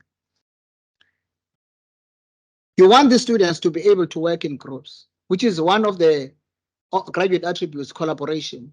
But now you never taught them what they should be doing in groups. Okay. Another thing, no, it's science, it's math. It doesn't really matter if these students don't use the correct language. But at the same time, we want these students to be able to communicate fairly well. Is it really fair to say we expect something, but we don't teach them? Or are we expecting, okay, fine, I understand that these students are not coming here as empty vessels, but it means that now we need also to add to what they are coming here with. Okay.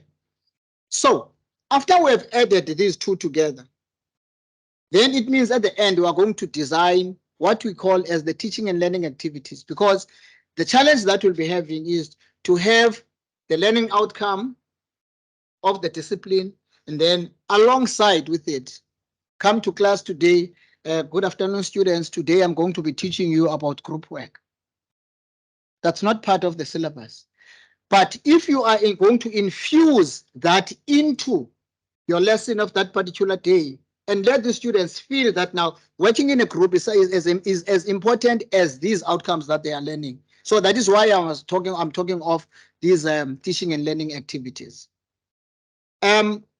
Just as a reminder, these are the university graduate attributes, and I've seen quite, it's interesting to note that the middle part, which is the learning and innovation competencies, are all of them, including the other one, are the outcomes, or sorry, are the skills for the 21st century.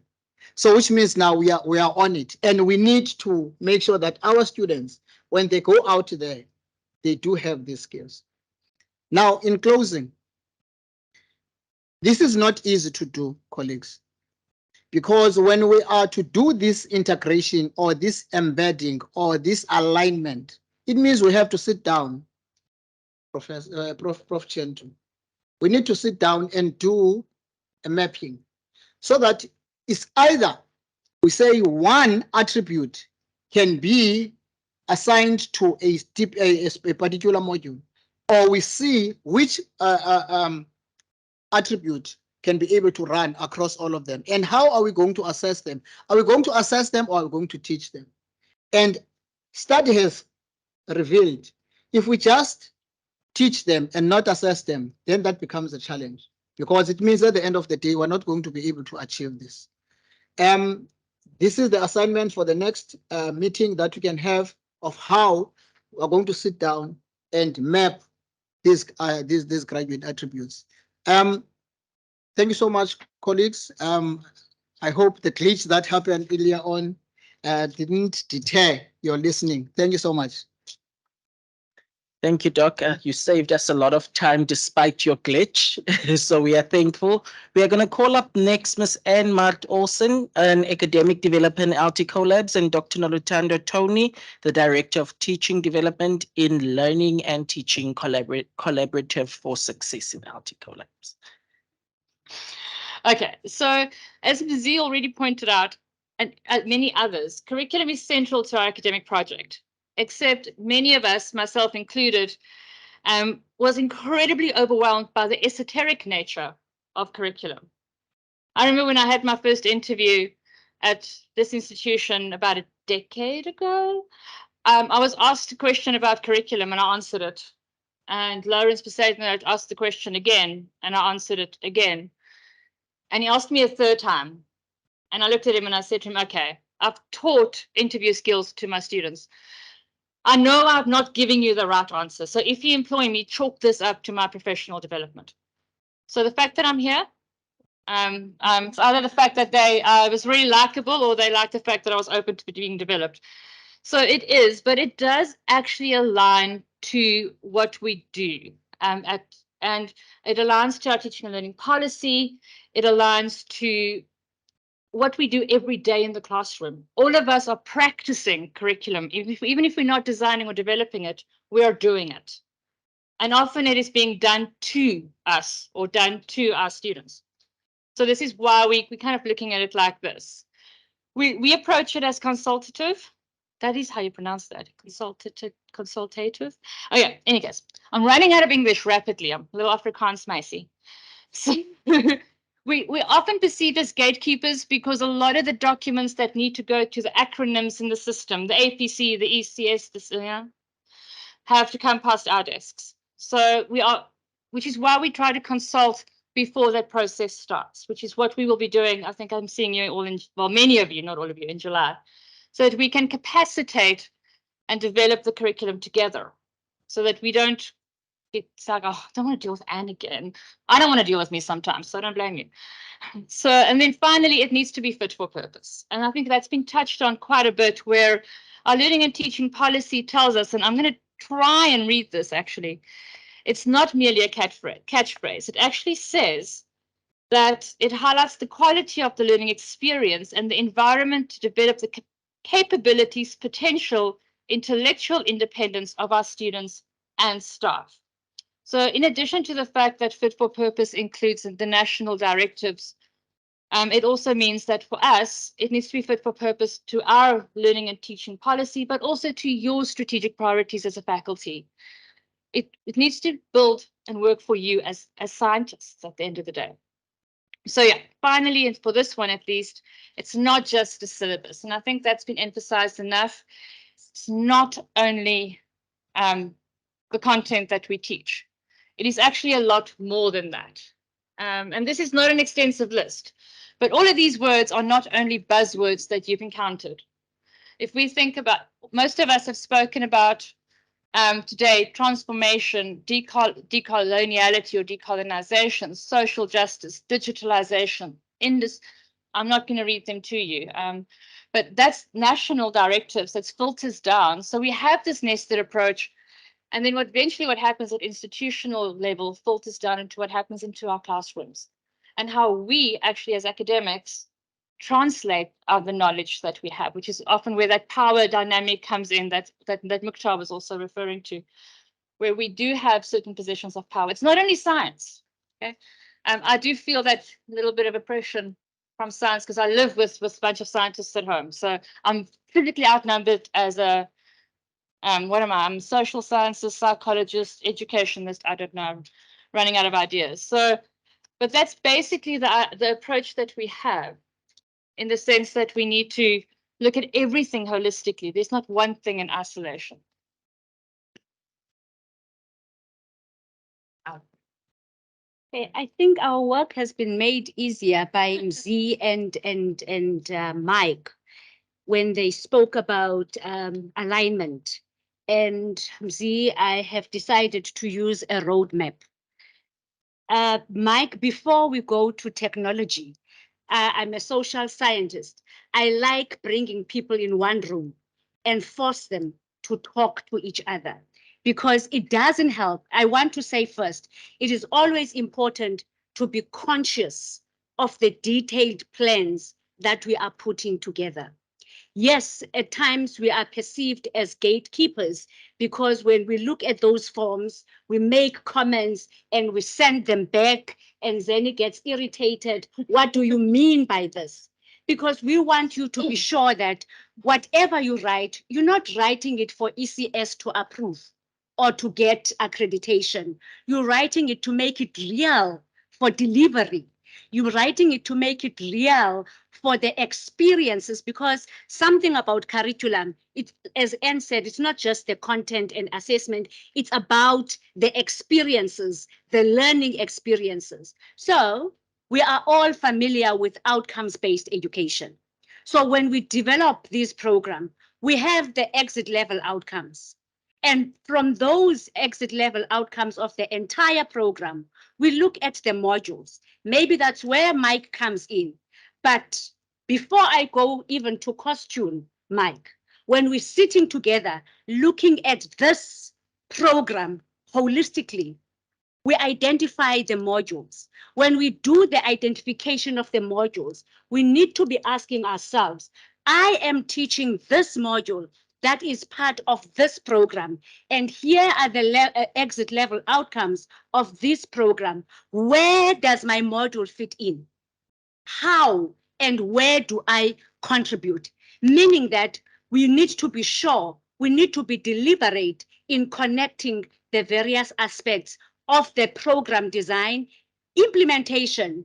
And when you were talking about curriculum design, Z, you mentioned the review, where you need to identify the gap, because it's a constant thing. Then it's never ever going to stop.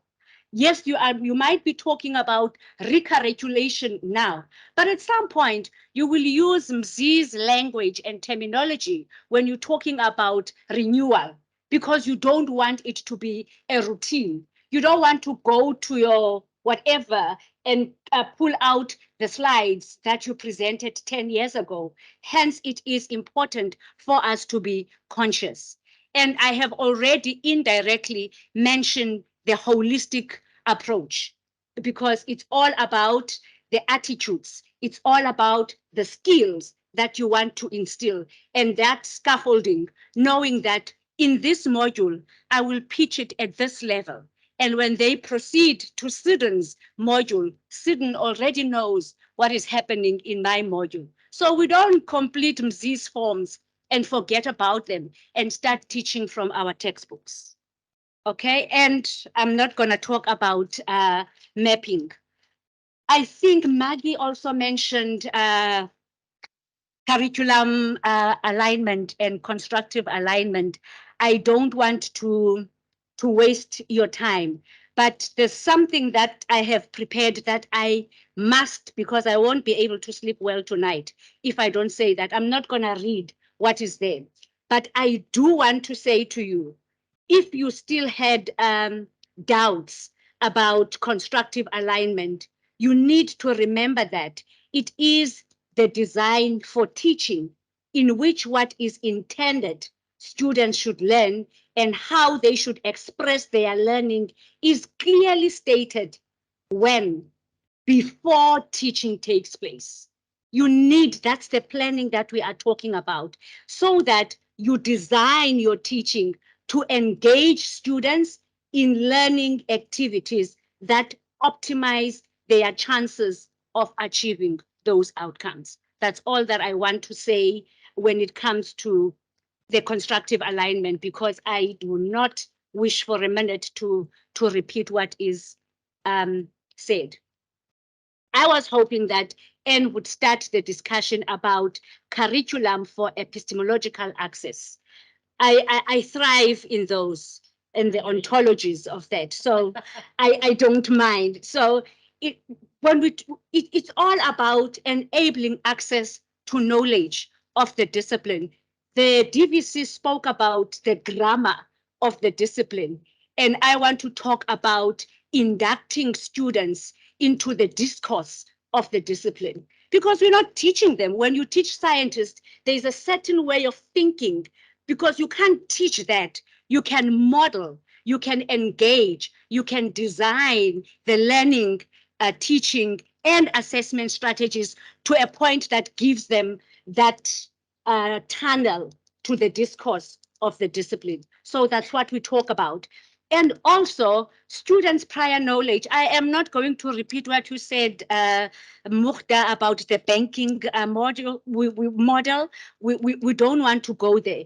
But there's something that I want to emphasize is about how we engage students. The reason why I want to park here for a minute is because after COVID, when we engage with academics would say, students don't engage, they are silent. During COVID, they were hiding behind the computer screens. Now that we have them, they do not speak. We need to be creative enough to allow them to speak. The first question is, do we even know who our students are? How do we instill that sense of curiosity that would make them want to talk? Also, we have spoken, I don't want to go to your stories about deficit models, but I cannot not mention in Jackie's presence the importance of language. And when I talk about language, I don't mean the, what do you call it, Muki, when you switch for code switching and all of those things. I mean language in totality, like the context, the culture. What is it that will draw, that will make students draw from their language, from their existence, from their culture? And Jackie, it's all about the re-intellectualization of indigenous knowledge systems.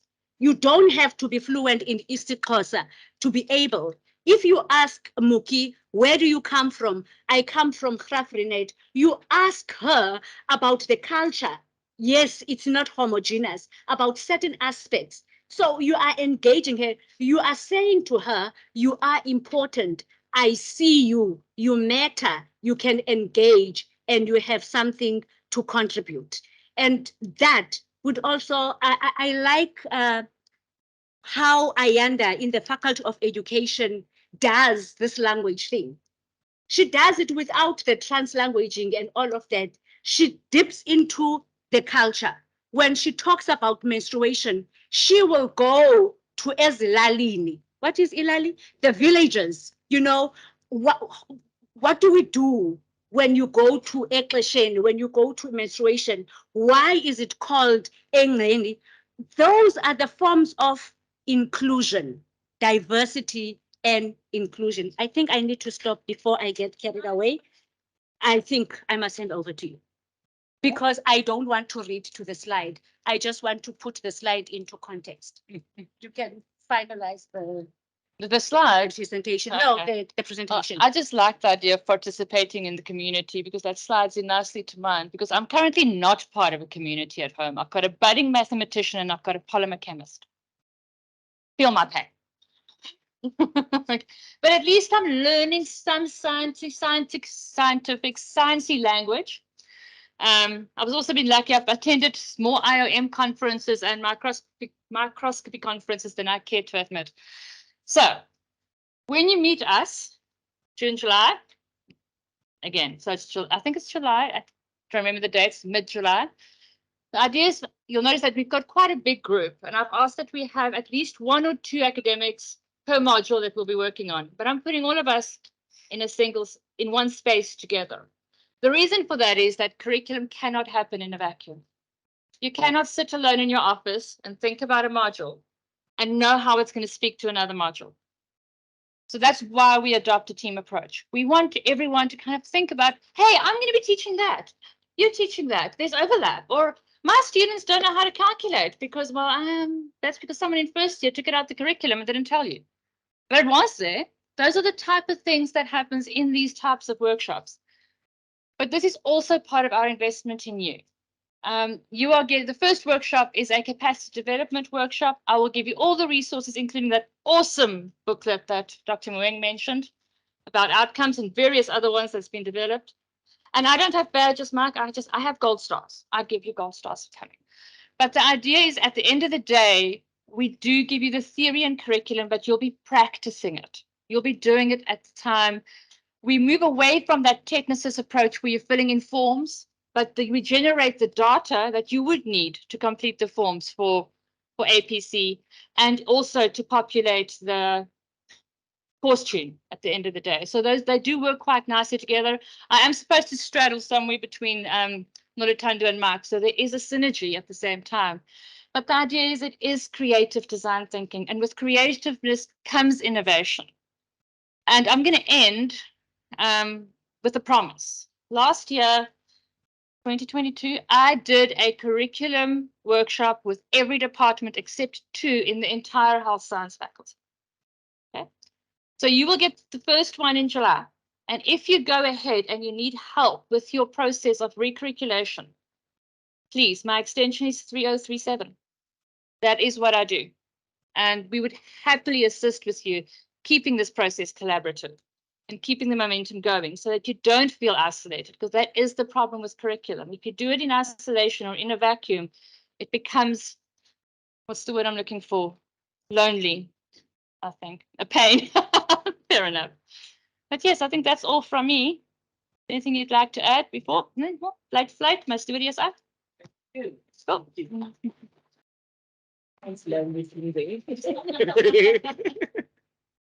Thank you very much, colleagues. We're moving on to our last presentation of the session. Let me just find it while Linda makes her way.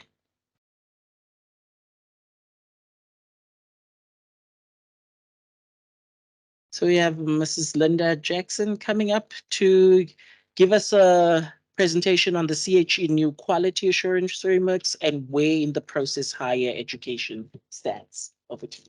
Thank you. Hi, afternoon, everybody. The quality assurance framework is not finished yet. So what I am going to talk about are the parts that possibly will not change, but it has been a very consultative process. I think I've been involved with it since 2008. No, 2018, sorry. And there are a number of changes. So what I've done going through the book is to bring out the things that relate to curriculum renewal. So you're not getting the full Monty, you're just going to get the bits that you can take home with you. Okay, so first of all, what is the QA? What is the QAF? So it's the quality assurance framework. It has been developed together with the CHE and the HEQC. So what is interesting in this exercise was that the CHE, HEQC, and DHET have realized that they operate in silos. And so they are working towards one point where institutions will send information, whether it's about quality, whether it's about curriculum, whether it's about program approval. It will go to one point and be accessible to the HEQC, SAQA, DHET, and CHE. So that is a step in the right direction. So we won't be sending the same information to different places. It's a new model and approach, and it is supposedly to improve and strengthen the quality of higher education provisioning. How are they doing this? So the focus, from what I can see reading through the document, is very much on learning and teaching. So those of you that have been in higher education for a while will remember that the second institutional audit was on learning and teaching and the student experience project. It was enhancement of quality and it was directed at students. So they're carrying that theme through. And interestingly, I was at a workshop where they gave us a workshop on how to engage students. And they made a very particular differentiation between involvement and engagement. And you can involve students without engaging them. So they see a very clear distinction between that. And they are encouraging students to be engaged in all aspects. They are requiring that students be trained to become quality assurance evaluators. They want students on quality panels. They want students to help with developing curriculum. But this obviously all will require time and training because they can't just jump in. And then why was the QAF required? So their bottom line is that institutions need to be more responsive to deliberately produce graduates with graduate attributes, Mr. GA, that enable them to function effectively in a changing society and a world of work. So they are foregrounding quality and quality assurance in advancing the national imperatives. And they particularly mention transformation, 4IR as the revolution, and environmental sustainability. So the new QAF is progressive. I have been in the quality unit for a while, and I've never, ever experienced the level of collaboration and consultation that has gone into this document. It's a quality assurance initiative, which they feel is coherent, robust, aligned with the promotion of improved and enhanced function of the HEQC. So oftentimes we think of the CHE, Council on Higher Education, and we forget that the Higher Education Quality Committee sits under the CHE. So these are actually now, it's being encouraged in the information that we're receiving, that they work together. Interesting for me is that the recognition of all higher education institutions as autonomous, with a unique identity, history, and context, and each higher education institution is expected to take ownership of their quality development, their quality assurance, their quality improvement, and their quality enhancement. So those of you that may have been involved in the CHE institutional audit last year, the one difference for me that came out quite strongly is they are looking at each HEI, each university, in its own context. Where are you situated in the country? What kind of a university are you? What students do you have? So there's no longer going to be any competition or ranking or any sort of levels. It's going to be, who are you? What do you say you are in your vision and your mission, your strategic priorities? And they are proposing to work more directly with universities to improve that. So the CHE's EQA function, and they have always been the external quality assurers that will function to consider the quality management of each university as the unit of analysis, considering effectiveness of institutional internal quality assurance systems with learning and teaching as the primary lens. So they will only come, okay, so they've said every university is responsible for their own internal quality assurance systems. And they're calling it quality management because in the next bullet, institutions assume greater accountability and responsibility for a revitalized integrated quality management system to champion quality throughout the multiple levels of an institution, academic, professional, and support services. So I am very aware of that there are many people that don't know that there is a quality unit. They, particularly in the professional services, they have not ever been visited by anyone in the quality unit. And obviously the support service staff have never been reviewed. So it's interesting that the CHE in this new QAF are actually saying that the quality of a university is all of those aspects. It's not just filling out the student feedback questionnaire at the end of a module. It's much bigger than that. And they are hoping that this new approach is reflexive, generative, to support the development of continuous improvement of the internal quality assurance processes of an institution. They have given an incentive. I like to think of it as like the carrot or the stick. So they are incentivizing institutions to develop effective IQA systems by showing systematic improvement, providing support. So they're not just going to leave us, they're going to support us from the HEQC, and acknowledging those universities with robust systems that flourish. So that is a bit of a, it's almost like a little hidden. So there is an incentive, but there are conditions as to whether you will actually be given the accountability to monitor your own processes.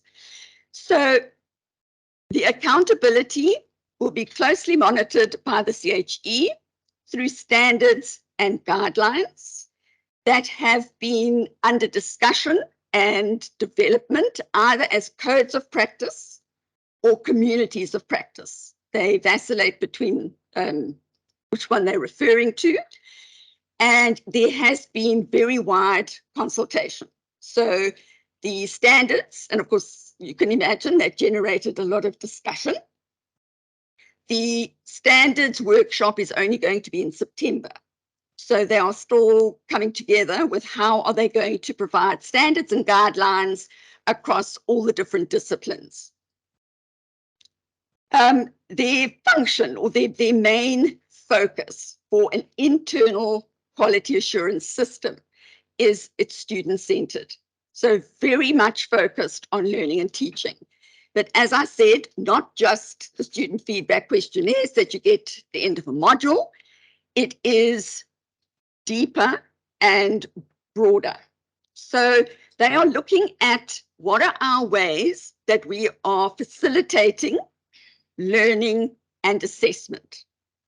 So those two go together because assessment is normally an indication of learning.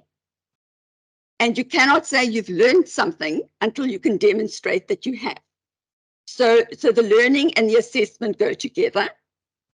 They've also brought in curriculum design and pedagogy, and that relates back to the national imperatives of preparing graduates for 4IR and for transformation of not demographically, but to also transform the curriculum to be more relevant, whichever discipline you're in. Very strongly focused on learning experiences. They talk about student support. Is there adequate student support? And is the student support what the students are needing? And interestingly, not only undergraduate, but also postgraduate support. And I'm not sure how many of you were involved in the CHE doctoral review. It's almost like with this new QAF, they're bringing all their threads together into one policy.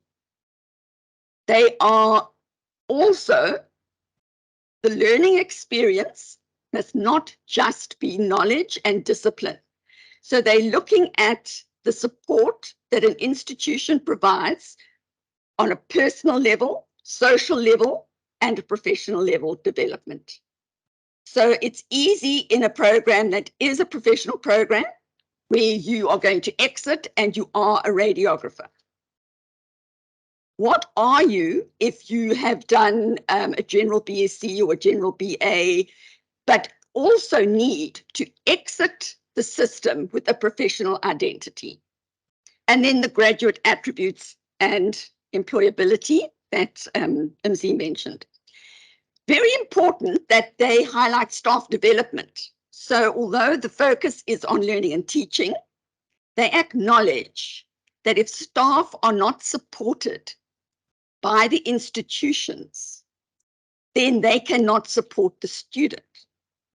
So it's sort of like arrows going through, and I thought that was very good, because often we look at student support as something that's done to the student, whereas they are looking at learning and teaching support that equips the lecturer to support the student to develop. So there's an equal emphasis on staff development. They're also looking, because it's come up in discussions, where the three core functions of higher education are teaching and learning, research, and community engagement. And lecturers are saying we cannot do all three. It's impossible. We just can't meet those targets. So they are looking at, and it might come up in the standards that they present in September, that they are looking to incorporate all of that in the academic project and not make them standalone sections. Okay, then how do you get to be self-accrediting? So if institutions can demonstrate a fully functional, rigorous, and trustworthy internal QA system, then the CHE will require minimum involvement, and it can possibly lead to self-accreditation. This will obviously take time, and it will need to be something where we are constantly, if we see gaps or we see weaknesses, that we are working on improvement. If that self-accreditation is granted, the QAF will accredit qualifications and leave internal approval of programs developed within a qualification to the higher education institutions. So that's like a very big carrot. So, but you will need to demonstrate that you have a fully functional, rigorous, and trustworthy internal QA system. Institutions unable to remedy weaknesses. So they are still going to be visiting. They are going to be visiting the university in its context and in its situated within wherever you are, whatever courses you offer, your student profile, your staff profile. And if there are weaknesses identified, you will be given a report and you will be given a time frame by which those weaknesses need to be identified. And then they will come back. And obviously, with the 26 institutions around the country, they are not managing to monitor. So, is that me? But they're going to leave higher education institutions to work on themselves and their processes and try and demonstrate improvement. So it doesn't mean you go from 0 to 100. It'll be a gradual thing. But if they can see that the university is committed to working towards improvement in staff development, student development, maintaining facilities, so across all levels of the institution. But if the institution's unable to remedy weaknesses identified by the CHE during an external quality audit within a specified time frame, they will be compelled to apply more stringent measures to protect against poor quality educational provision.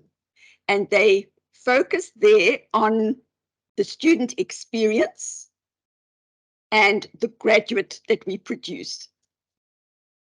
Interesting that they are in the process of developing an integrated QA dashboard, and all of our audit reports will go on the dashboard. So questions were asked, could we have access to the dashboard? No. So they are going to be recording us on the dashboard and monitoring how we improve. So yeah, and because of the dashboard, the HEQC will have access to the dashboard, the CHE will have access to the dashboard, DHET will have access to the dashboard, SAPA will have access to the dashboard. And so it seems to be, when this is up and running, it's still in development, that we will reduce having to duplicate information for the different sections, and we will be on record. So one of the interesting questions in the workshop was, so our institutional audit that we've just had, will that be on the dashboard? And very kindly they said, no, it's going to start from 2024. I can't think who the person was who asked. But why I've put a red star on that bullet point is because I can see that the CHE are going to be operating exactly as a professional body does. The professional body doesn't leave and say, these are 5 weaknesses, please fix them. They come back. And if in those 5 weaknesses, there are 2 very critical, and I'm meaning incredibly critical, like on life support critical, if they are there, we don't come back after 4 years, we come back after 2. So where the issues and the weaknesses are paramount and are going to influence the learning and teaching project, they are going to be monitoring. So that was, it's always worried me that a professional program gets more financial budget and becomes more pressing with weaknesses that are identified than someone who doesn't have a professional program. And I've always thought the students are the students, they pay, they should actually be able to get the same level. So thank you. So welcome back, colleagues. Good afternoon to all of you, and welcome to, is this our final session? I think we're in our final session of the day, and our first speaker of the session, which is titled The Voice, not wrong one, Digitization in the Future of Work. It has been a day. My English is leaving me, my eyesight is leaving. Everything is leaving. But please welcome with me Professor Wesley Roslyn Smith, who is joining us all the way from UP. Please. Thank you. Evening, everyone, or afternoon, not evening yet. Feels like it. It's been a long day. And it's been a taxing day. I mean, this hasn't been easy presentations. So fantastic to be here. I will be brief and leave as much time as possible for questions, because I feel like there's still so much to actually debate and talk about. I'll be talking about the future of work, or just a glimpse into it. It's obviously a topic that affects all of us, and we all have something to contribute to the topic. But I think overall, from what I've seen over the last couple of hours during the session, there's no doubt that this symposium is on the right track from a future work perspective. It is on the money. I think the only thing that maybe needs to be emphasized a little bit more is the pace at which we need to adapt. And I will try get that across a little bit more today, but I think it goes without being said. But at least it gives me something to talk about. Okay, so just just bear me in mind. So future work is supposed to, we run the Center for the Future of Work at UP. And essentially what our task is to do is to give an informed perspective on what organizations need to know about how work could shift going into the future, and how workforces and workplaces can prepare for those changes, big or small. More specifically in an African context, I think it's been reiterated over and over that, relevance of our curriculum is critical, and also the work around the future of work, the research around the future of work also needs to be curated for our specific circumstances. And that's very much what the center is focusing on. We're a relatively new center. We were only put together last year. Since then, we have commissioned numerous studies in various sectors. Hopefully those results start to come forth in the next few months, which gives us a glimpse in terms of whether we're going to be facing similar challenges to the rest of the world, or we're going to be facing a bit different ones. However, let me give you a little bit of glimpse of what everyone is trying to face going forward. So we do know that the pandemic pulled the future forward. Okay, it accelerated a lot of digital initiatives, and in it also the need for digital skills across various sectors. So, but just to contextualize that a little bit more, we deal with a very different situation when it comes to the future of work, in that if you look at this graph over here, it gives you an outline of our unemployment, our official unemployment rate in comparison to that of Italy, Brazil, and Turkey. So just 3 other countries I thought I'd present to you there. We have some elements that are common with all of them in different ways, but we are going in the opposite direction there. We're dealing with a high unemployment rate, and as a result, one needs to keep in mind that when it comes to the future of work, we can talk about this topic as much as we want, but that's only going to exacerbate the existing problems if we don't get that, if we don't get that group of people into the workplace. So the existing problems in terms of unemployment still remain our forefront out of our concerns.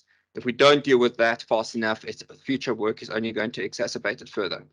And that is the biggest worry from our perspective, from a census perspective. So dealing with this topic, we deal with the double-edged sword of global trends. So on one hand, we have massive amounts of potential as a continent. In fact, Africa is home to the world's youngest and fastest growing population. Our population is expected to nearly double to 2.5 billion by 2050, meaning that the most valuable resource in the world, being human capital, we have we're sitting with the bulk of it going forward. And that's either going to be taken from us in terms of used by other countries, or we can harness that resource ourselves if we plan accordingly. So this double-edged sword, on one hand, we have all these opportunities the future of work presents.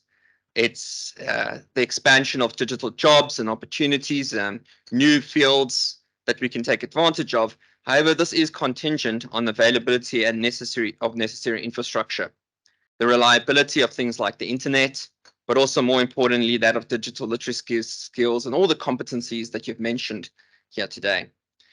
The thing is that when we talk about these competencies, and a lot of these, and I have a slide on the latest thinking that companies really are demanding from the workforce of today and going forward, but they're nothing new. Problem-solving skills, critical thinking skills. This is nothing new. We've been trying to drum this into our curriculum for ages.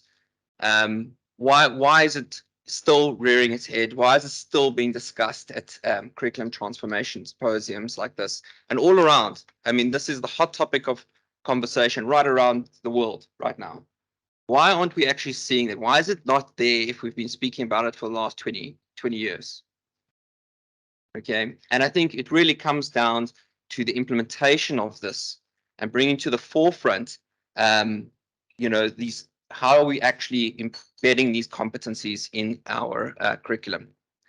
Mr. Swanepoel spoke about his mapping of the competencies on, I think, what's the program called? CourseG. Fantastic. I think if I had to go about things, I would make all our modules competency-led rather than subject-led. In other words, let's stop looking at the content, but let's rather look at the competencies we're teaching and ensure that those are delivered rather than the subject that's being delivered. Because that's a more future-proof way of delivering certain content going forward. It's more future-proof in that sense. We have to, and I believe that that's probably one of the reasons why, when it comes to a lot of these competencies, why we're not seeing much evidence in a lot of programs and a lot of education, higher education programs, or actually basic education as well, is because we keep putting subject content matter forefront of those discussions. So we need a radical shift on this in terms of how we're going to deliver. Okay, forefront of everyone's concerns when it comes to future of work is job displacement. Yes, we're going to see massive job displacement going forward. In the next 5 years, 83 million jobs are going to be projected to be lost, of which 69 million are projected to be created, constituting to a structural labor market churn rate of about 152 million jobs. This constitutes to a reduction in employment of only 14 million jobs, or per se 2%. Okay. The big question on our minds right here should be, are those jobs going to be materializing on this continent? Are they going to be materializing off the continent? So let's build this into a more local context. Let's take something like mining. We know mining is becoming more automated, and as a result, it's going to be more robotics. We're going to use more data. We're going to be more efficient at mining. But who is going to be developing those sort of analytical models? Who's going to be building those robots that are going underground and do the drilling? Is it going to be South Africans? Okay, so really that job displacement, where is it going to be taking place and can we preempt it? To a large extent we can. The discussions that we're having here are centered around that. But once again, it's the implementation that's really going to hold us back. In terms of technology adoption across companies, this is a global study from World Economic Forum. These are the various types of technologies companies are going to be deploying over the next couple of years between 2023 and 2027.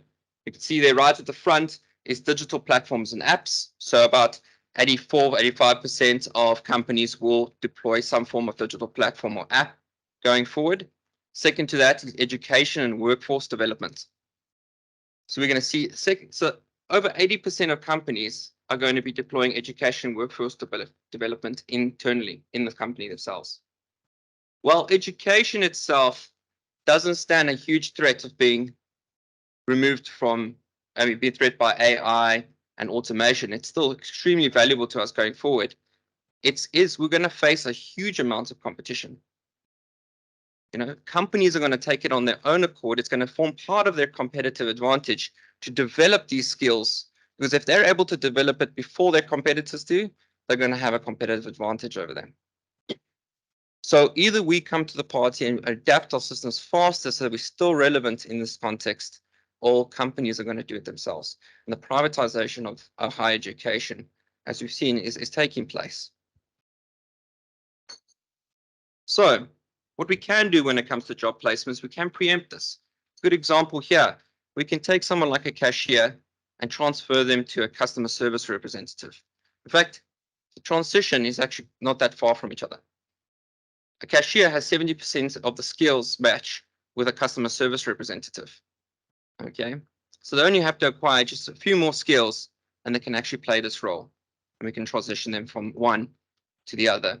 And the one is a far more valued skill going forward than the other, and more future-proof. Another example here is a delivery driver. Okay, we can transfer a delivery driver to a supply chain associate. There is a 57% skills match between these two roles. Okay, one, if you look at LinkedIn's, this is from LinkedIn. If you look at, there's a decline in terms of delivery drivers demand going forward. However, there's an increase in demand in terms of supply chain associates. However, let's bring it back to home. We have an informality challenge here. Okay, if we look at percentage of youth not in education, employment and training, we can see here that our percentage, once again, above these other countries is way off, and it's increasing, not decreasing, which is a problem. We have to find ways to upskill the informal sector. If we don't, it's going to lead to greater problems for us as a society. This is common knowledge, but it's going to be exacerbated by the rate of change that which we are facing right now, and it's only going to increase going forward. So we need to, for example, education cannot just look at, those graduates emerging from matric, higher education. We need to also consider the reskilling of the workforce, as well as those that are not coming through those sectors. And I think if we look at a competency-based education, that does solve a lot of those issues. It can help us. But also the fields of entrepreneurship are critical. I think a lot of the areas that need development require entrepreneurs, especially in a South African context. Okay, in terms of skills, like I mentioned, you are completely on track with regards to skills and competencies. That everything that's been discussed today is just, I'm going to regurgitate it right up here. In terms of upskilling priorities, companies look at the following in terms of priorities going forward over the next few years. They see analytical thinking at the foremost, then after creative thinking, AI and big data, leadership and social influence, resilience, flexibility, and agility. And that slowly pulls itself down. So these are the sort of areas, we need to be showing more, our students have to show more competency in. But developing it is not easy. And those who can get it right are going to be the ones where students are going to want to go study at.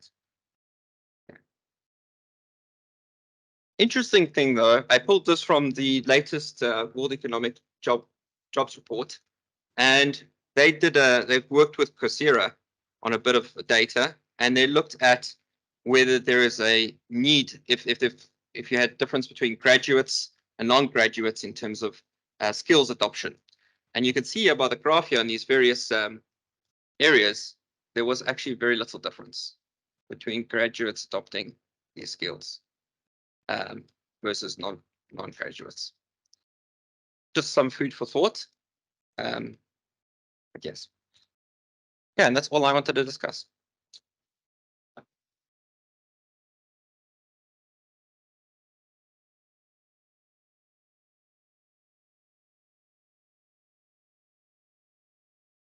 We have now our final speaker of the session, Mr. Jonathan Estevez. who will be speaking online? Okay, I will allow, you can go ahead and share your screen from your side. Thank you.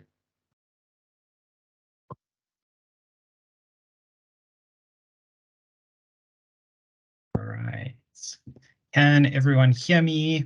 Can everyone hear me or not? Yes, we can hear you. Awesome. Thanks so much. All right, just gonna paste this quickly. Cool. Okay, so welcome everyone. Thank you very much for sticking through and making it to my session. I'm sure you've had a very long day, so I'm going to try my best to keep this as small or as compact as possible and deliver the key kind of punchy points. Very interesting presentation from Prof. Rosalind Smith, I believe. Yes, and I'm actually leading on from similar kind of concepts, but focused in a bit of a slightly different direction here. All right, so today what I'm going to be discussing is computational thinking, instruction and learning.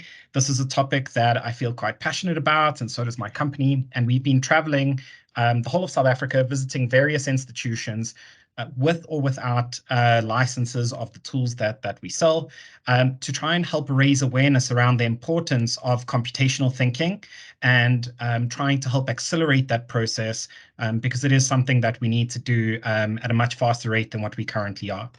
Right, so what I'm going to start off with is just a brief overview. So what I'll be covering here is who are MathWorks and who is Optimum Solutions. What is computational thinking? Why is computational thinking employment specifically important, specifically focusing on what employers are looking for, as well as the 3 skills for jobs of the future. We'll look at computational thinking and the role of academic institutions, and then we'll dive into how Optimum Solutions, the company I work for, can support you in this transition, as well as dive into some of the access that you have through your existing campus-wide or open access license. Right, so a brief introduction to the company that develops the software that I'm speaking about. MathWorks is an American company with its headquarters in Natick, Massachusetts, USA. And you'll see on the world map there that they have 32 offices worldwide, but none of them are in Africa. And so for those regions, what they do is they have distributor offices, or Optimum Solutions in our case, which deals with the SADC region. So any countries within that region then are filtered through our organization. Important points that I want to bring up about MathWorks, that, just good things to know about. Besides the extensive user base and several staff that we can lean on for support from a variety of backgrounds, the company is still privately held, which means that there's a long-term focus on customer success rather than driving profits, which end up in dividends for stakeholders.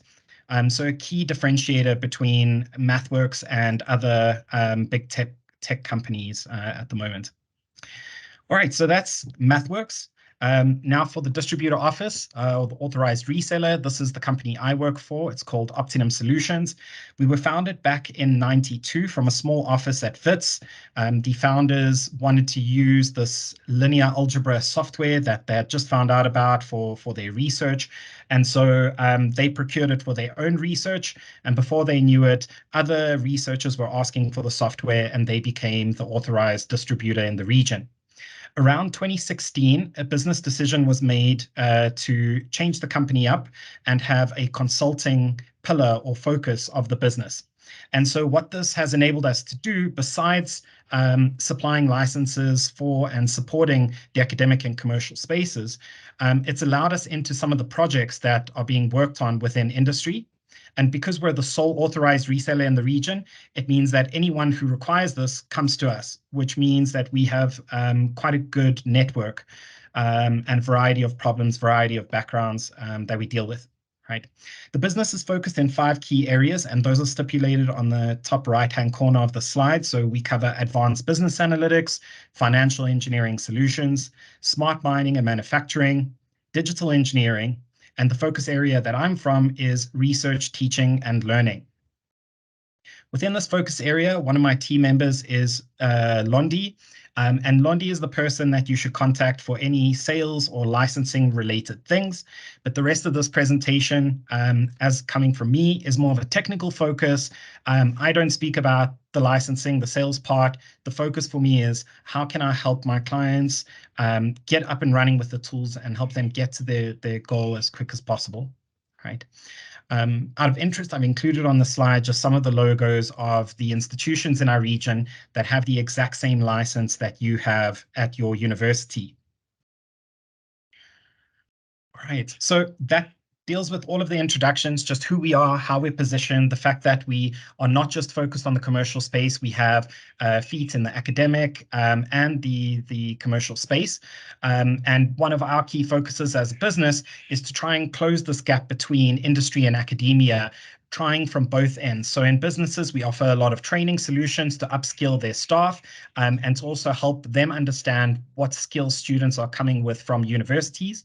And then we assist universities with supporting the skills development that is required for employment as those students move out into the working world, right? So that's a focus on what I kind of head, this computational thinking focus and driving, closing that gap between industry and academia. What I'm going to get into next is the definition of what computational thinking is and why it's important. And I know this, there's probably a lot of information to take in, so take bits and pieces as you can and feel free to ask me questions at the end. But essentially, computational thinking is defined as the ability to apply traditional programming techniques to solve mathematical, scientific, and engineering problems, leveraging a programming language or application software. The thinker formulates and captures their ideas in a reusable and maintainable form for a computer to produce the solutions. Right. Now, the skill can actually be broken down into 4 key components, and those are the 4 listed in the middle of the slide. They are decomposition, pattern recognition, abstraction, and algorithms.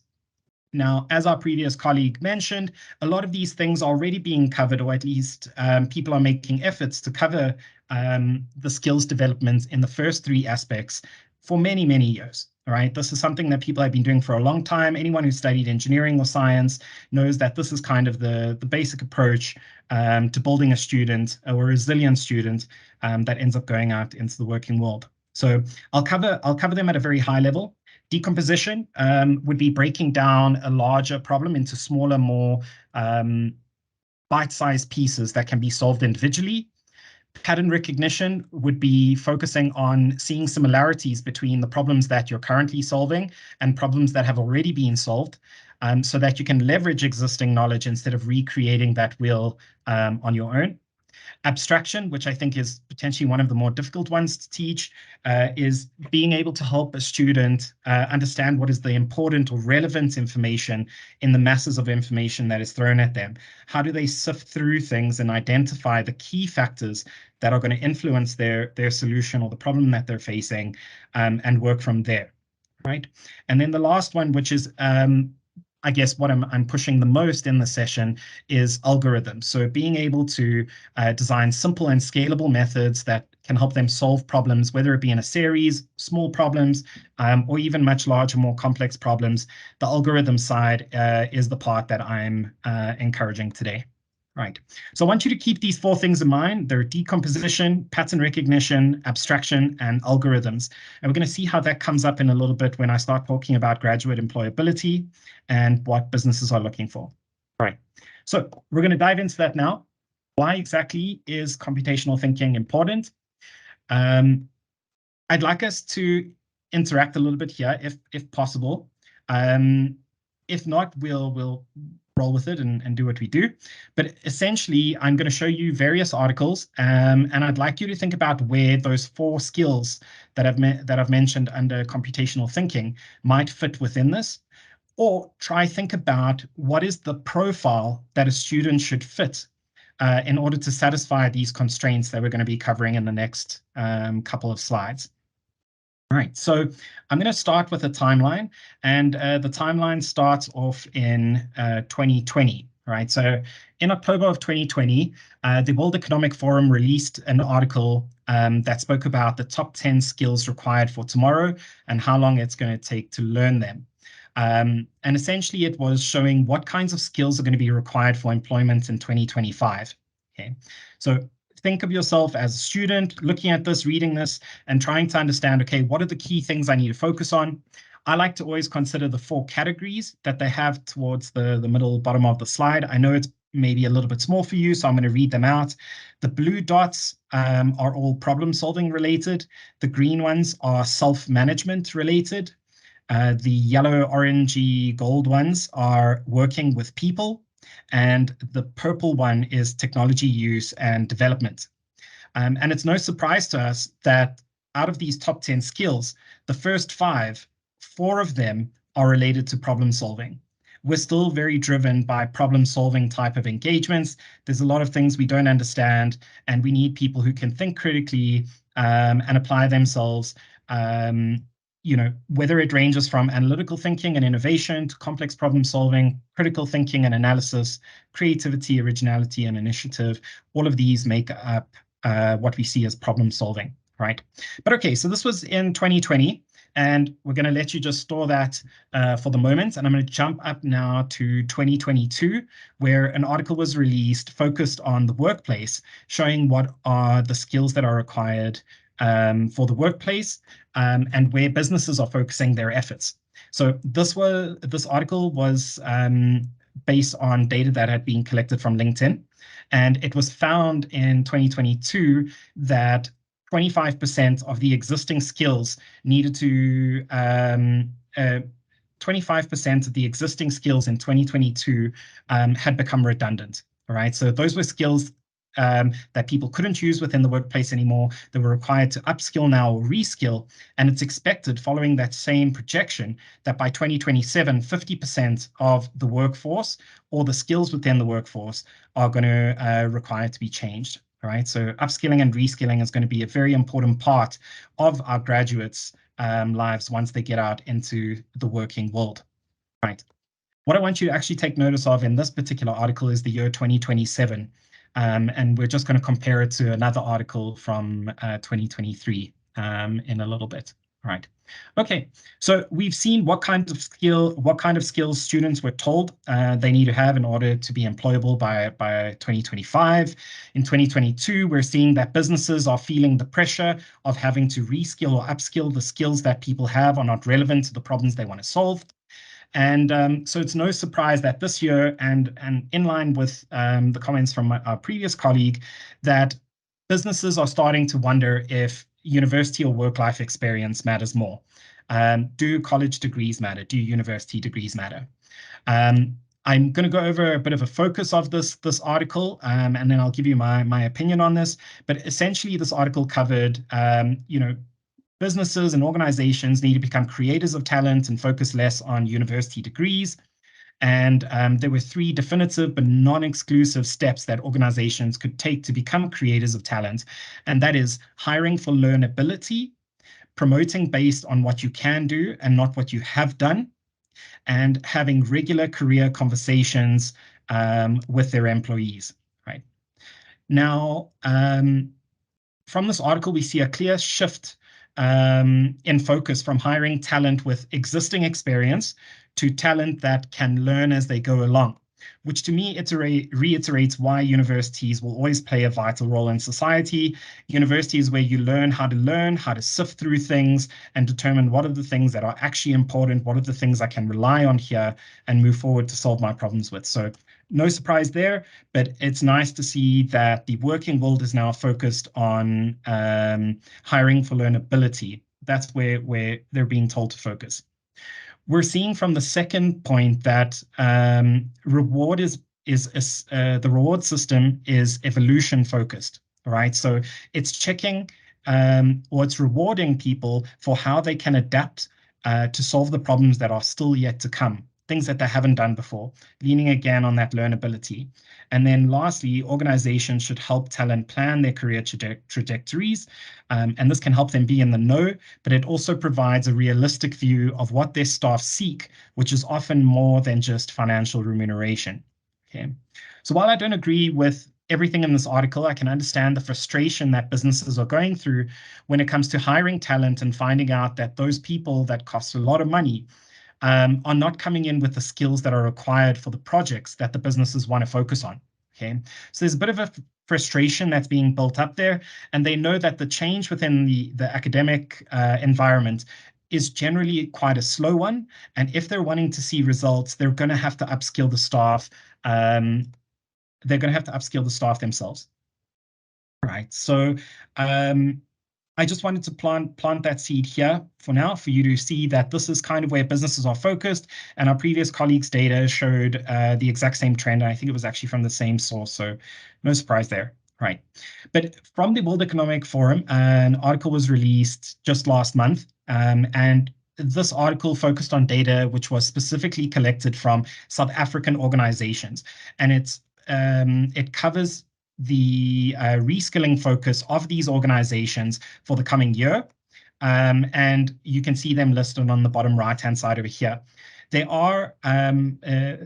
are two areas that it's covering, and you'll see there's a dark blue block and a light blue one. The dark blue one says skills, knowledge, and abilities, and the lighter blue one is attitudes.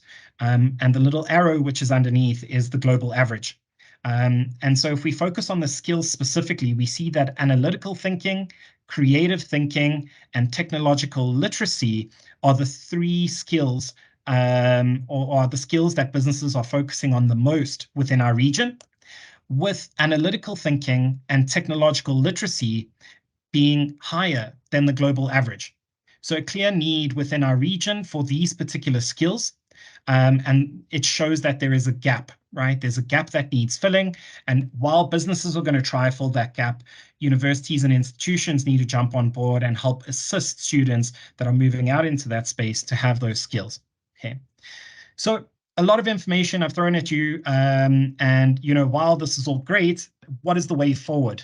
And very nicely, the World Economic Forum released an article earlier this year on Education 4.0, which focuses on 3 key skills that students need for the jobs of the future.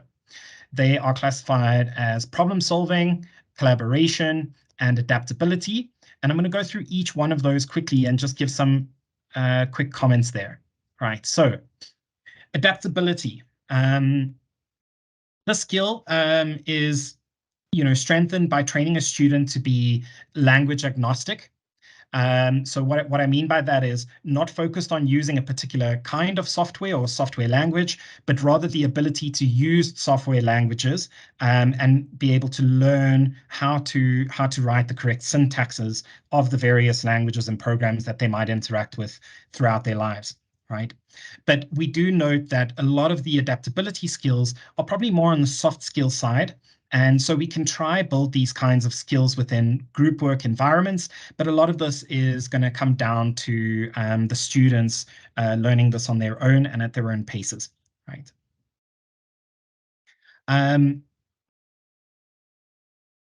And an important point I want to mention about adaptability in particular, we see a lot of new technology coming through, things like ChatGPT and other AI platforms that are offering our students ways to accelerate their workflows, but in a very blind way. All right. Now, for us, what we're seeing this as, these AI tools are just going to be tools as they have been defined as, right? So we could potentially move to an era where using something like ChatGPT becomes the norm and people use it regularly in order to develop their code, develop their solutions, and so on. But then the question comes up as to, where is the value that the human then brings to the plate? If you can get a computer to code for us, if you can get a computer to do the task that we would normally do, where is the value that the person brings, the human resource? And the key here is that the student has to have the domain knowledge, the domain understanding. It's important that they understand at their core what exactly the domain is that they're working in, whether they come from physics, chemistry, biology, engineering, whatever the field is. What domain knowledge do they have that they can apply within the working environment, even if they aren't required to write things like code? I think we're going to move to a space where people are going to become very good at prompting these kinds of AI engines. And what that's going to mean is they're going to become very good at prompting, but they're also going to be have to become very good at bug checking and code checking, trying to identify if the code that they were supplied with or if the answer they were supplied with is actually the correct solution. We know that AI isn't correct 100% of the time. And when we rely on this technology for our livelihoods and to support others in medical conditions or in mining and so on, how reliable is this technology? And the truth is it's only going to be as reliable as the person who is operating it, requesting support from it, and who is checking the answers that are coming from it. So just something I wanted to leave you with there. But here we're talking about adaptability. So the ability to change as things change and to not be thrown off by that. Okay. The second one that I want to cover here, and I see a hand up. I don't know if we want to take the questions now, if we should take them at the end. It's not for a question, but to sensitize you that you can maybe take 2 more minutes to wrap up for us, please. Okay, I'm gonna do my best here. Okay. All right, sorry about that. Thank you. Okay, so the next you. one. The next one is collaboration, and a key one here, I will share the notes with you, so don't worry about that, but is influential with and influenced by good data. So we're seeing that data-driven collaboration is key to the future success of the workforce. But again, here, a lot of the skills are focused on the soft skills side of things, not necessarily the skills that we can develop at institutions like yours, right? And the third one, which is the one that I think fits the easiest, is problem solving. And this is one that we understand quite well. We know that this is something that we've been trying to introduce for many years. But what we're seeing as a trend, both locally and globally, is the need for things like AI plus X, where X is an existing topic or an existing workflow. So what I mean by that is, say, AI applied in signal processing, AI applied within physics. How do you apply these concepts, these computational thinking type of applications, but within another domain, right? And there's a massive increase in a need for that kind of knowledge. And we're seeing that articles like this one from Stanford University, from the Human-Centered Artificial Intelligence Report, has South Africa listed as the 6th highest AI hiring index globally. Right? That means that we're looking for graduates with AI skills a lot more than a lot of the other countries around us. And globally, we're ranked 6th in that regard. So just something to bear in mind. And I'm going to quickly move on here. There are 3 more slides, and I'll ask you to please bear with me. But essentially, what is the role of academic institutions? So we're encouraging institutions to become agile in their approach. So continuously evolving technology means continuous disruption. It's important that you continue to remain agile. Ensure that students and staff have the best possible chance of succeeding in their endeavors. So things like staff upskilling. Sometimes the staff don't have the skills that are required in order to equip the students that are going out into the working world. And so we can help you focus on things like staff upskilling. Providing tools to ease workflow burden and enable domain-centric focus. Instead of focusing on how to teach students how to program, the focus should be is how to apply software within your domain, within your subjects, so that they can focus on that domain and build that domain knowledge, which is going to be so valuable in the future. And then lastly, enabling independent upskilling with incentives that drive a culture of continuous learning. Students will never be able to stop learning, especially if they want to become, if they want to remain relevant within the workplace. So it's important that they know that how to learn on their own and how to equip themselves as they move forward. One of the strategies that we think can be applied at universities, and this is what I've been taking forth, is if we look at how mathematics is taught within an institution, we see that there's some subjects that are core math focused. So things like calculus or linear algebra, differential equations. But the mathematics that's learned in those core math courses is then applied in other topics or other subjects like general chemistry, digital systems, and so on, right? Now, following this approach has allowed our students to leave the university or leave a program with a fairly high cumulative mathematics proficiency, right? They've been equipped to understand and apply this knowledge, and they have it going into their future. But for some reason, when it came to programming or computational thinking, we believed that this kind of approach would be sufficient.